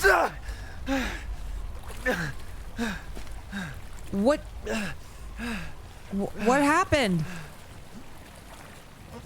Oh, my hand. I forgot I'm missing half my fingers.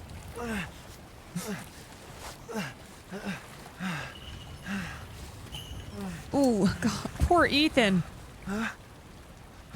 Who's this lady? Wait. First try, I died so many times there. I don't even understand what just happened. Okay, where does the shotgun actually exist, or is the shotgun a lie? Now you can go look for it in peace. That was cray. Where's the Dave and Buster's? Good question. Okay, so that was scripted, but then how? So you have to go up the ladder for that to happen?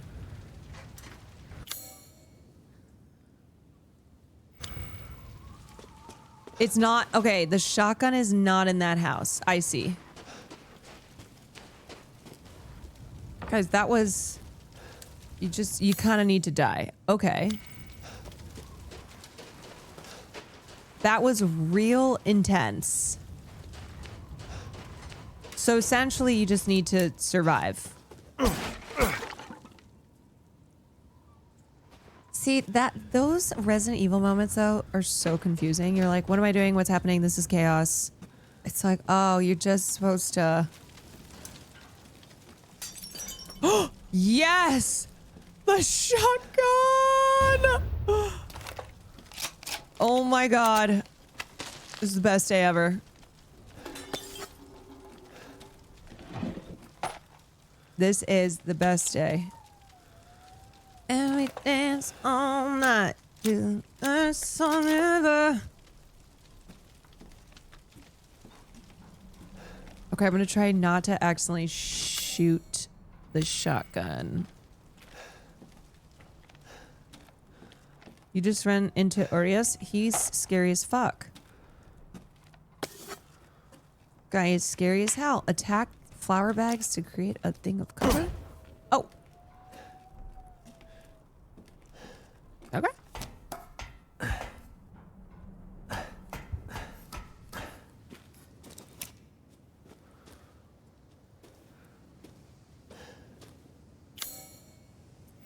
There's something down here that I need. Rusted scrap. What the hell do you do with rusted scrap? I can't remember.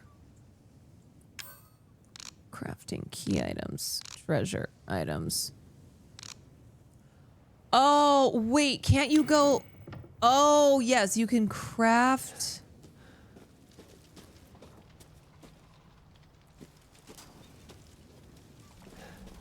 Craft bullets. Can I not crawl through this?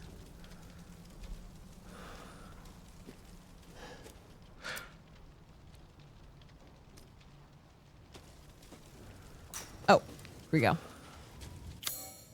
Okay. Wait, why does that still have an exclamation point? What am I? There's something in there.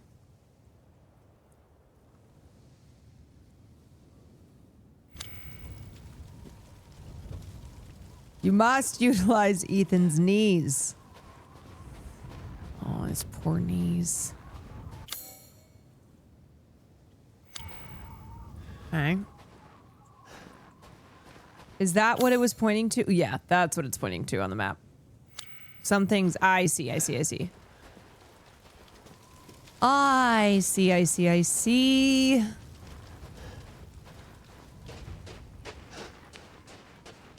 Seriously, poor Ethan. I feel like he always has the roughest start to his Resident Evil madness.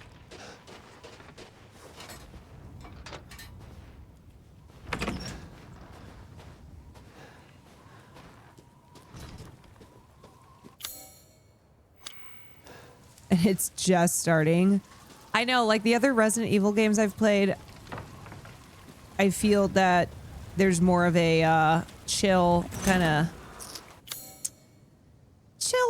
of easing in. Not with Ethan though. Ethan, it's like, oh no, this is about to be the most insane thing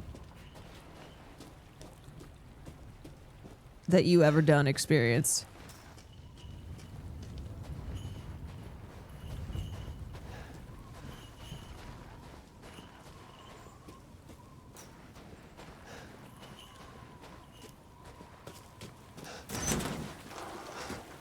All right. How do I get up this way? I gotta go follow the old broad.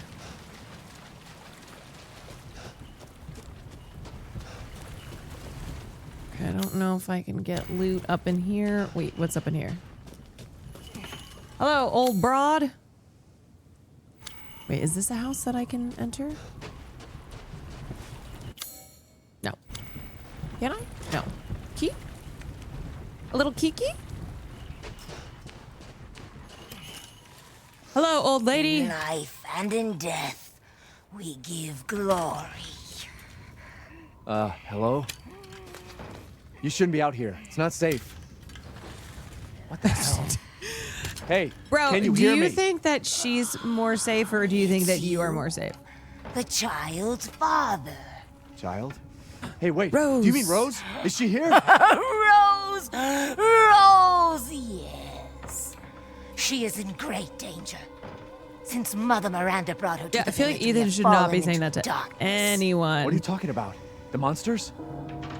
Like, bro, I think those monsters ran away because of this old gal. Castle Bell heralds danger.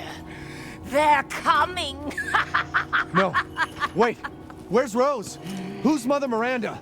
The bell tolls for us all. Mother? They're coming again. Listen, you old broad. Rose is here? Thanks for nothing. Wait, is this gonna be like the other Resident Evil with what's his name? Leon, where basically these stupid ass villagers they show up. They show they show up when the bells ring and then they leave. Which means I have a limited amount of time.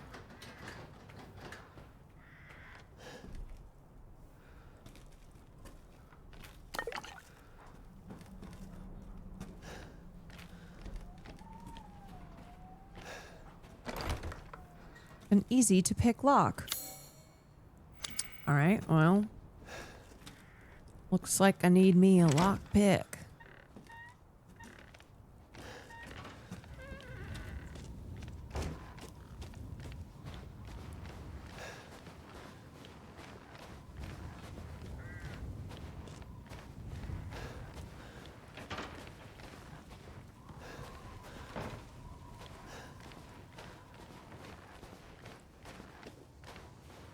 Like that old lady just left laughing. She just locked the doors. Like, see ya.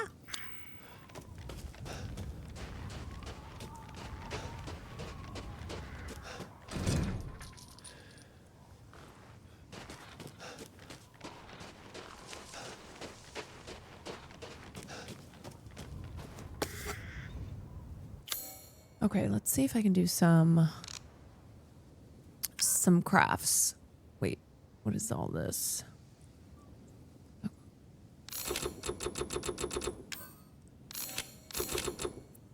Oh, nice. They like kind of do it for you. Okay. Slay.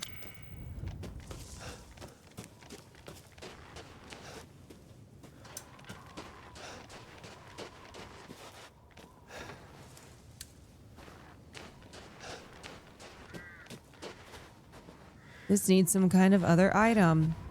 Well, ain't that how it always goes in Resident fucking Evil?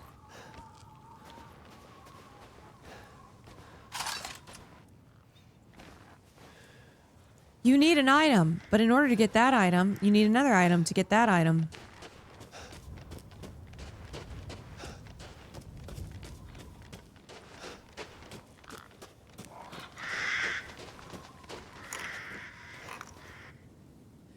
We offer these coats of warding to protect the village and its people. Any who break them shall feel Mother Miranda's wrath.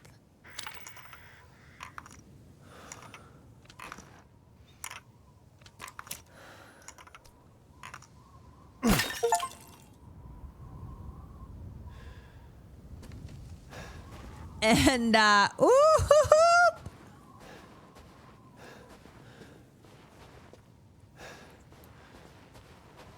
Let's see who this mother even is.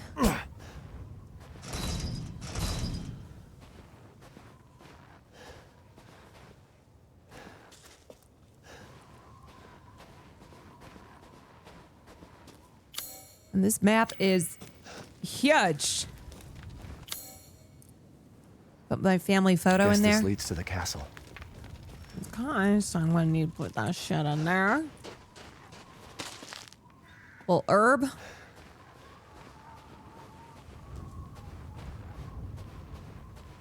All right, there's already like 18 puzzles.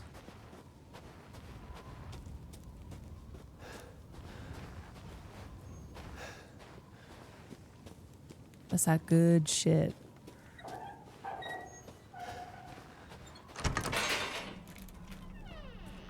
Okay, what is this? Maiden Crest.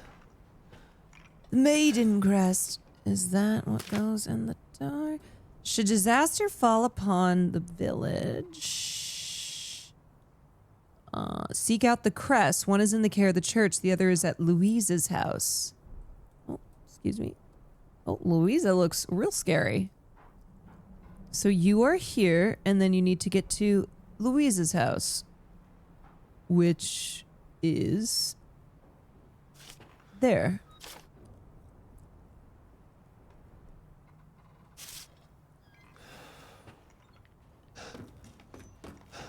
Ah, a save. This is my first save of the game. How could that even be?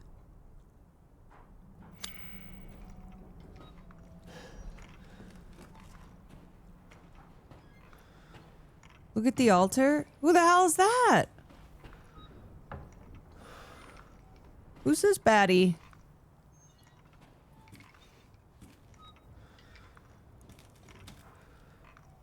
Are these my ops? Is that Mother Miranda? Shit, she's hot.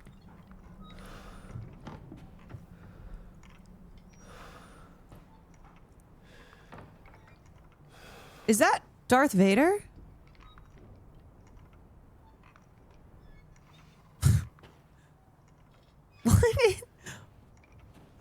What is this?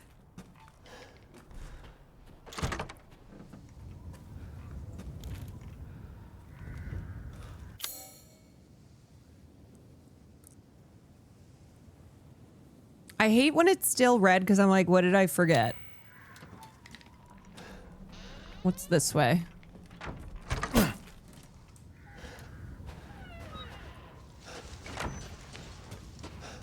Lady D.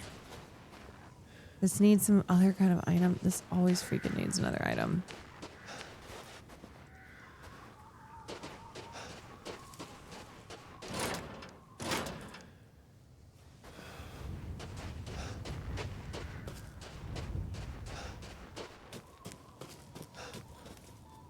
Okay, so I gotta go to Louisa's house. Find a way to open the castle gate. Okay.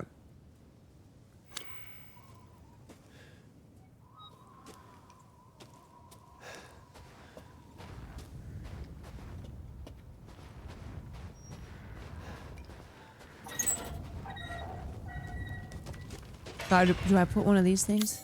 This thing? The crest won't fit there, but it will fit there.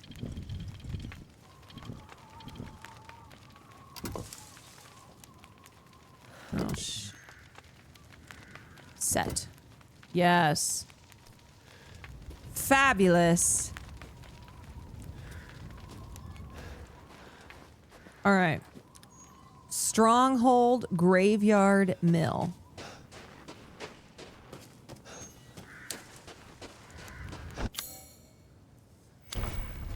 Oh my God, there's so many keys that I need.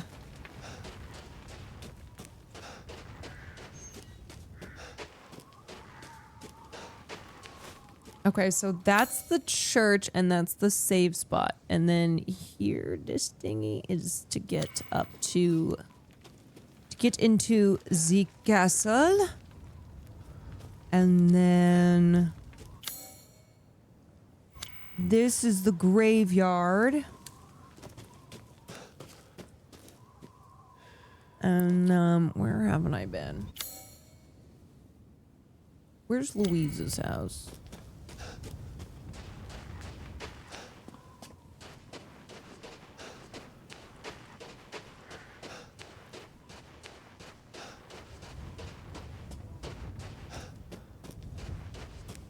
It's another well that I cannot access.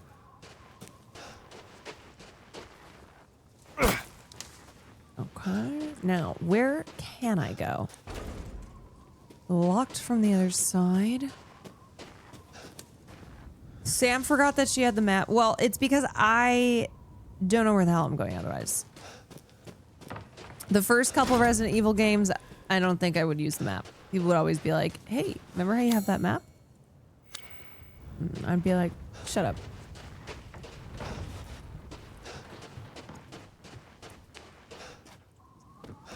Okay. Now. Key. There's a key in here. There's a key in here. No, but it's easy. Oh, can't I just blast it open? I need a lockpick because there's a key that I need.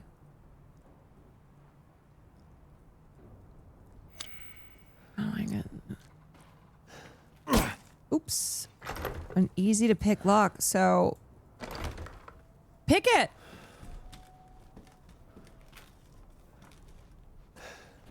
Don't need no lockpick when you got a gun.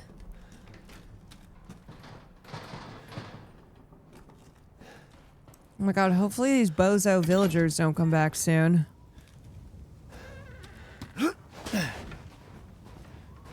I need a little bit more time to fuck around. Okay. Okay. Can't go. Can't go there. Old lady locked me out. Here. I need a lockpick.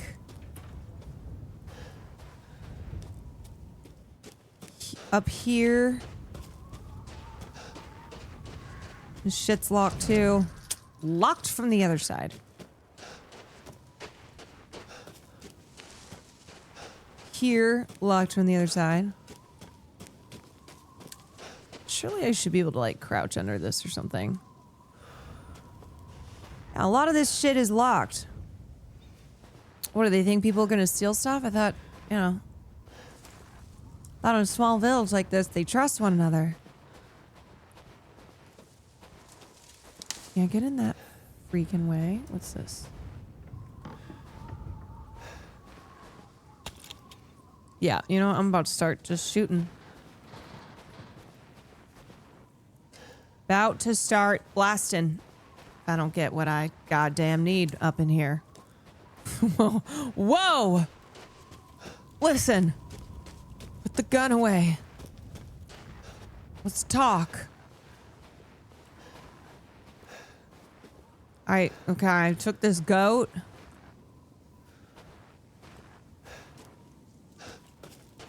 That goat. This is locked too. Let's get that.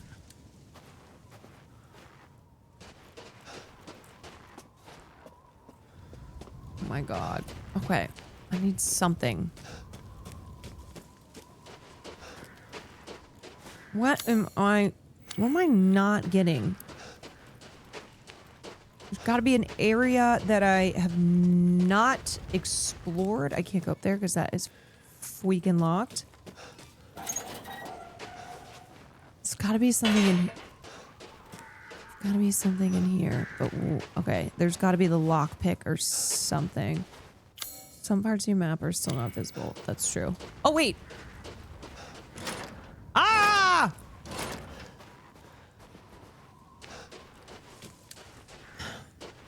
Everything is freaking locked!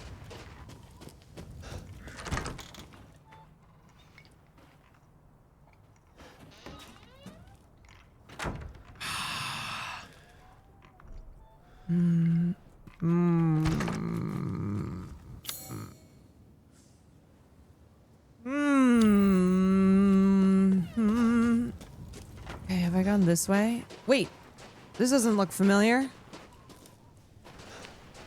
Wait a sec, this is a new area.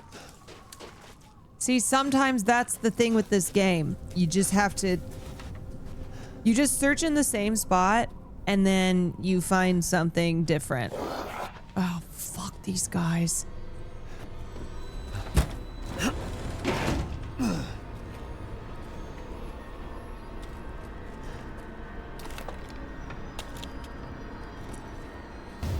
A mine? Hell yeah.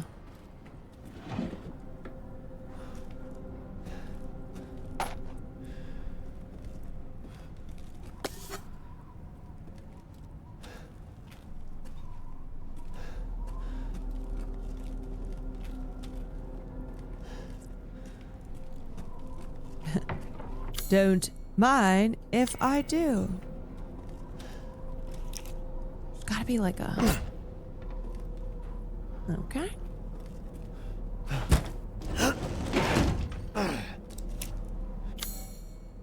Okay. Oh, some more scrap. There we go. Now it's blue. I'm not fucking around anymore. Oh, wow. I have my whole ass mine.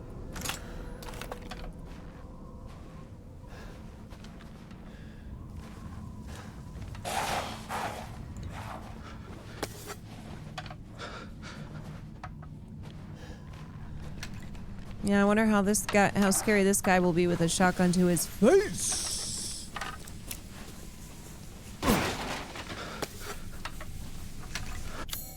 You know what I'm saying?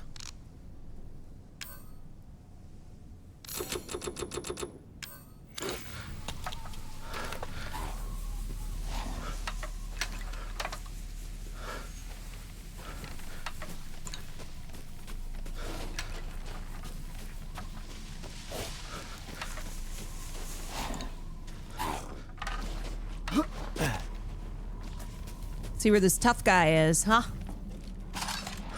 Well, tough guy?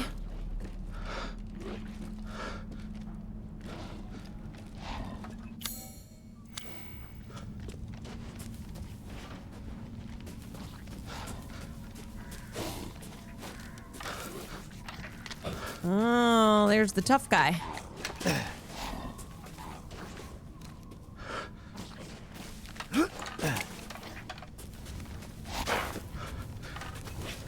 Where is he? Oh god! Oh! Ah! Oh! I'm the tough guy! I'm the tough guy! He's still alive? No way. Somebody's here.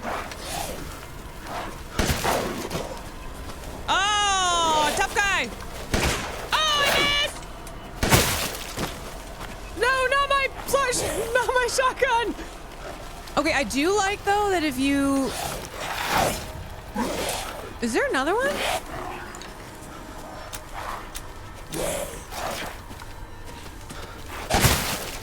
Oh my god!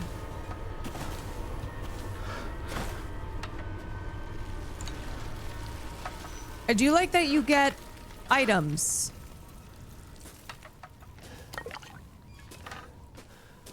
Okay.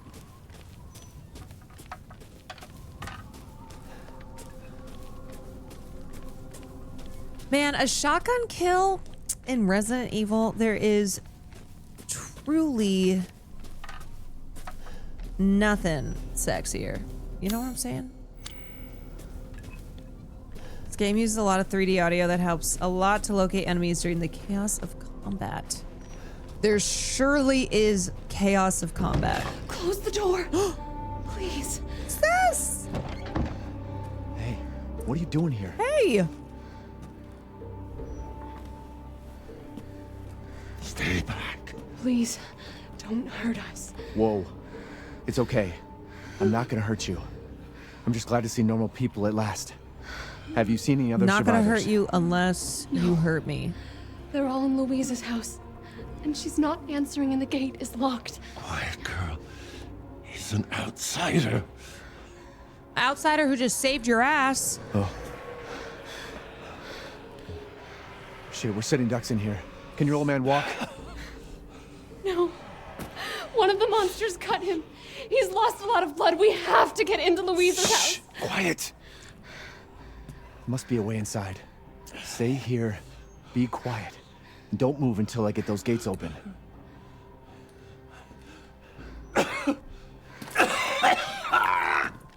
Ooh. I was gonna ask y'all got any loot, but kind of coughing up some shit.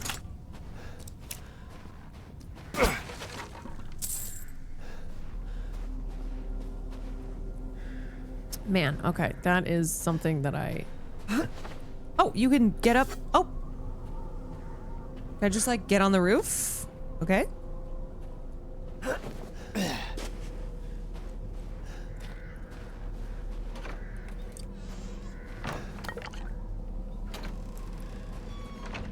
It was the cleanest outhouse I've ever seen. I appreciate that, whoever lives there.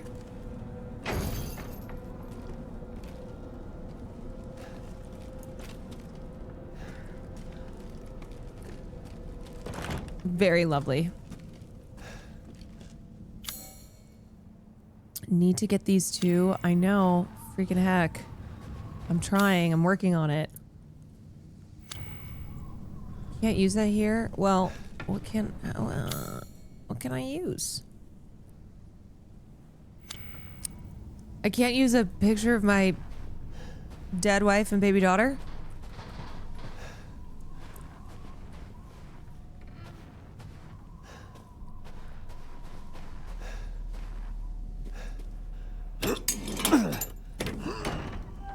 No, everything do be locked.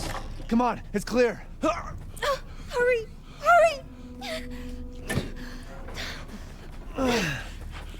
I close it in his face. I'm like, psych. Oh, you're welcome.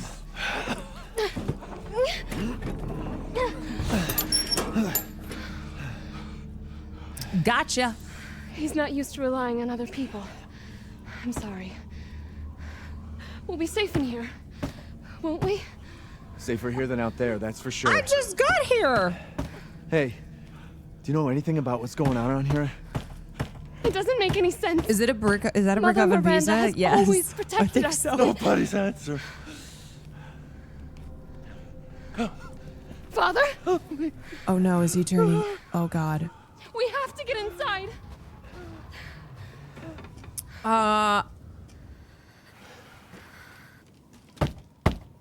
Hello? Anybody home? Maybe a familiar voice. Louisa! Open up! It's me, Elena! She just blasts her head. Stop shouting. You'll draw the monsters. Julian, calm down. Who's this? A friend! Stay back. Father! For God's sake, Julian, let us in. No, they'll smell the blood. You'll endanger us all. My father will die out here. Can I have that That's gun? not my problem. What's going on? These people want to let a dying man into our home. Come now, these people are our friends. Go on, go inside. Come now, this way. You're not from this village. No. I'm Ethan. Julian, that go make obvious? yourself useful and check the grounds. I said go!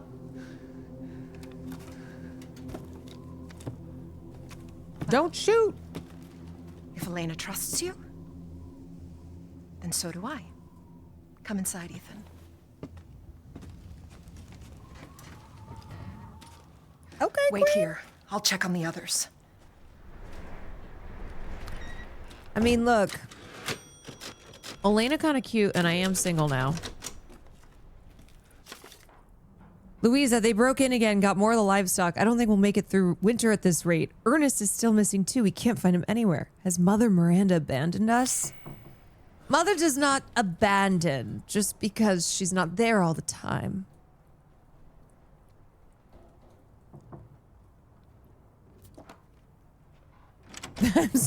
That's crazy, Ethan. Come on. Best way to get over a broken heart.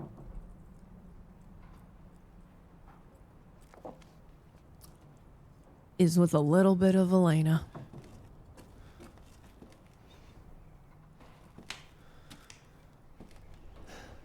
I'm just going through her house looting. You got some stuff I can loot. Come inside, the others are waiting.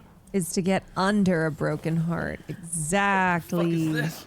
Outsiders, you're gonna get us all killed. Who the fuck are you? He helped Leonardo and Elena. We were doing fine by ourselves. Please, Ethan, take a seat. Is this all that's left? From your entire village? You were not doing fine by yourself. You're gonna be dead in 5 left? seconds. There is no one left. A worthless. All right, simmer down, invalid, Jack Daniels. A stupid, wailing bitch. And you drag a bloody man and an outsider in here like it's I'm gonna nothing take care of this guy. and expect to be all safe? There is no safe. Every sorry bastard out there has been ripped in half. But tomorrow? He does kind of look like JD Vance. Tomorrow we'll all be dead. Just like her damn husband. Put a sock in it, Roxana! That's enough! This house has protected my family for generations. And drunk or not, you are all welcome and safe in here. Except for you, JD. Whatever. Can someone please tell me what the hell is going on here? We don't know. One day we were a quiet, devout village, and the next, the monsters came and attacked us. And they kept coming. Wait, Louisa. Where is your husband? Did they? No. No, he's Where the out hell there. is my husband? Somewhere. He went to get help. Yes, that's it. He went to fetch help. Oh, Louisa. Let us pray. For him. For all of us. Good idea. Come. Gather.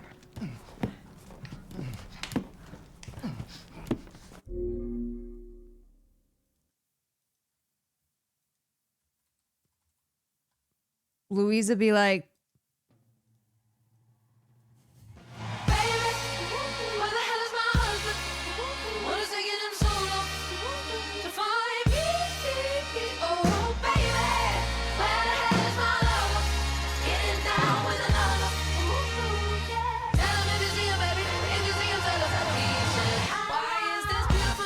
anyway.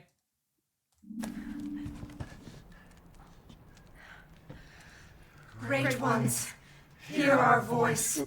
Together as one in reverence, we call on thee within the endless dark to deliver us into fate's hands.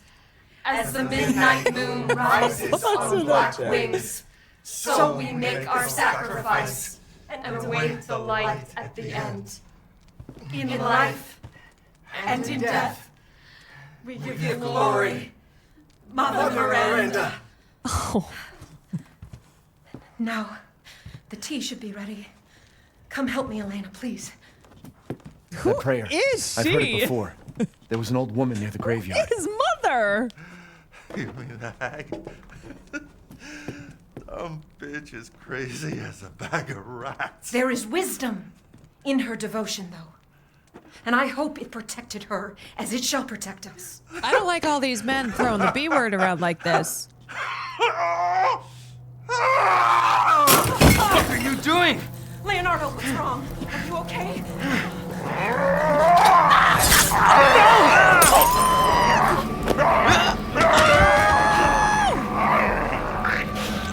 Father! Elena, no, stay back! No, let me go!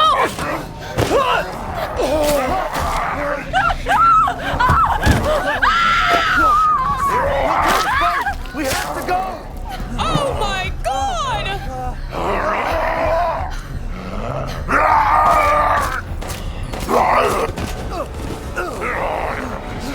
Elena, don't rush! I'm gonna have to kill your dad! Let him go! Or you will. Why is he not dying? Elena? Wait, is that my shotgun? I said no!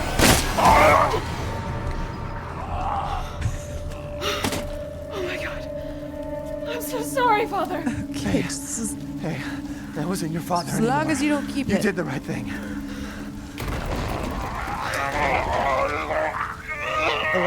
Elena, no. There's nothing you can do. Papa! This entire Honestly, place is Elena, collapsing. your dad kind of deserved it. He seemed like a dick. You couldn't save him. He was already gone. Leave me alone. No, we're getting out of here. Together.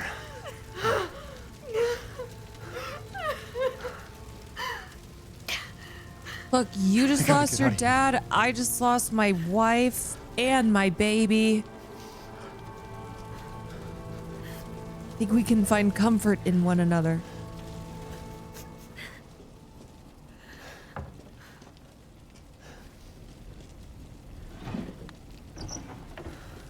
So, like, you chilling tonight, or?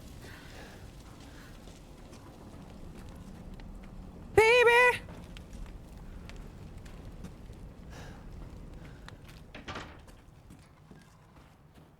Yep, not gonna lie. I thought Louisa was gonna last longer than that. Take the screwdriver out of the keyring if you need it. Oh, probably do need it. I did not expect her to just get stabbed in the neck. That was crazy.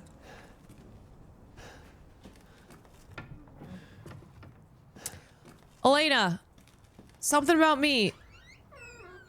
I really like to loot, so if you want to help out.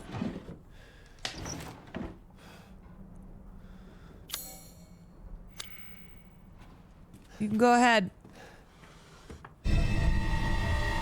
Ah, truck key.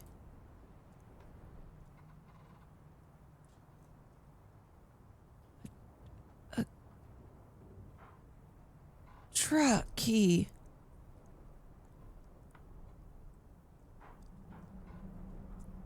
Let's go. Okay.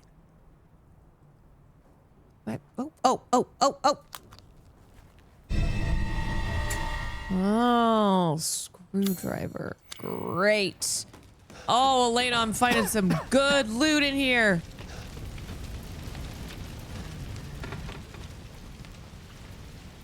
Elena, you're so lucky that you ended up with me, because I tell you that nobody loots like me. Damn, the fire's moving fast. You got pretty much the best partner you can get. Okay, wait, there's something in here. There's something in here. What do I need to get? Elena's like dying on the ground. I go, hold on, Elena. I think there's like one more piece of loot. Want to say it's in here. If we could just get through this wall. If we could just get through this wall. Ooh. Wait, can we drive the truck through it? Hold on, idea. Yep. Elena, the map is still red, so just hold on a second, girl.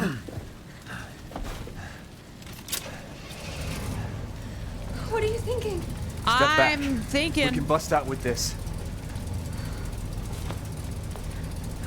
I'm thinking we're gonna bust down Tatiana, you know?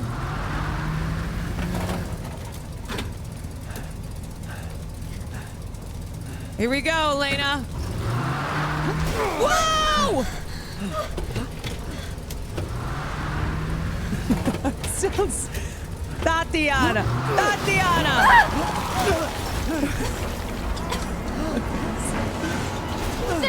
Tatiana. Ethan, are you all right? Oh, I'm fine. Let me back up again. The fire. There isn't any time. Now we're gonna bust down for real. Nowhere to go but up.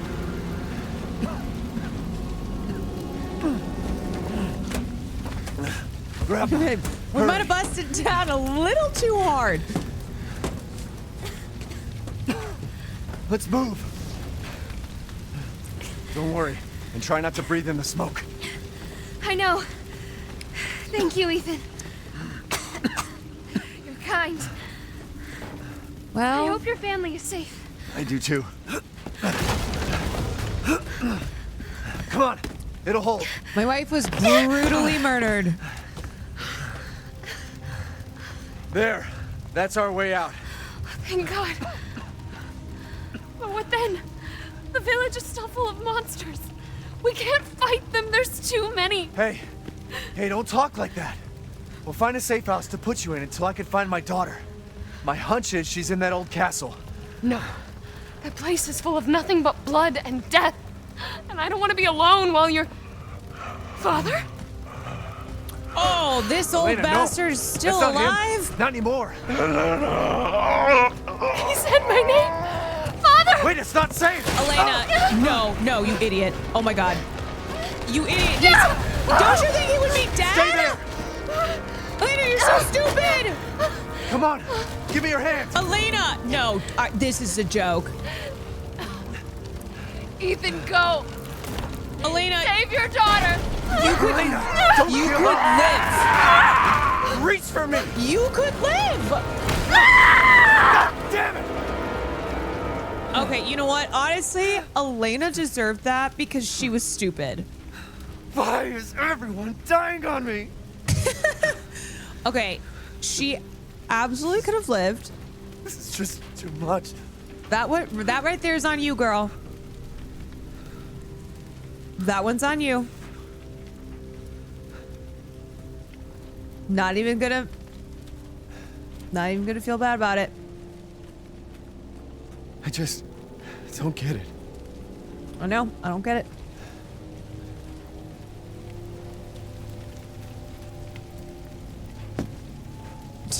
To be fair, if this was happening to me, I would just give up. Me too. I'd be like, oh no, I can't. I'm dying. They'd be like, you're fine. What are you talking about? I'd be like, oh no, I'm dead. Fuck, is this happening again? It's too late for me. Shit.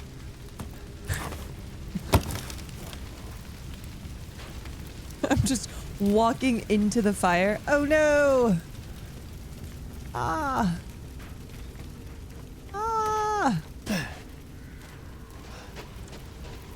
Leave me.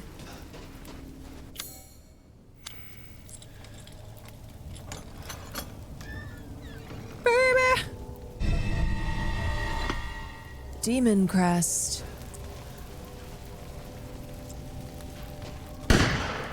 Oh shit. Who's there? Stop! Mother Miranda! Hey! Oh, that's Mother? Oh. Who was... What was that? Oh, that's Mother. I see. Yeah, that's scary as shit, huh? Okay, I'm gonna give Mother... Give her a wide berth. We respect Mother in this house. We respect. Mother, you will find no challenge from me. Death. Oh, this old broad. Death has visited them all. She just pops up to be like, yes, death.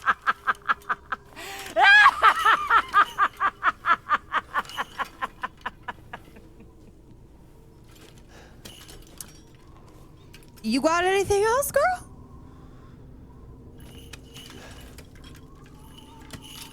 Is that it?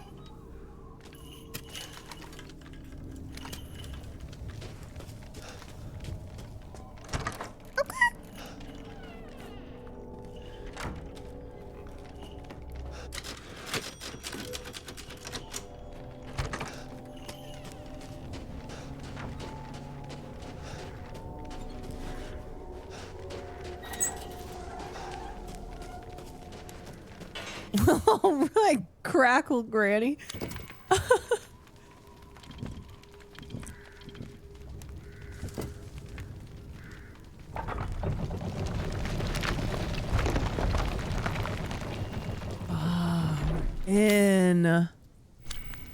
Nothing but blood and death. Nothing but blood and death. Okay. We are at 6 hours, so I'm gonna stop here for tonight. I think that's a good little spot. We got the village church, or we got the doors to the castle open. So that's where we will pick up next time here on the gaming stream. This is a gaming stream. We only game here. We only game here. No politic. No nothing. It's games only.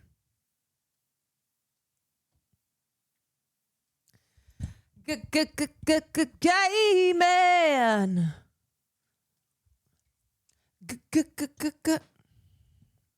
What is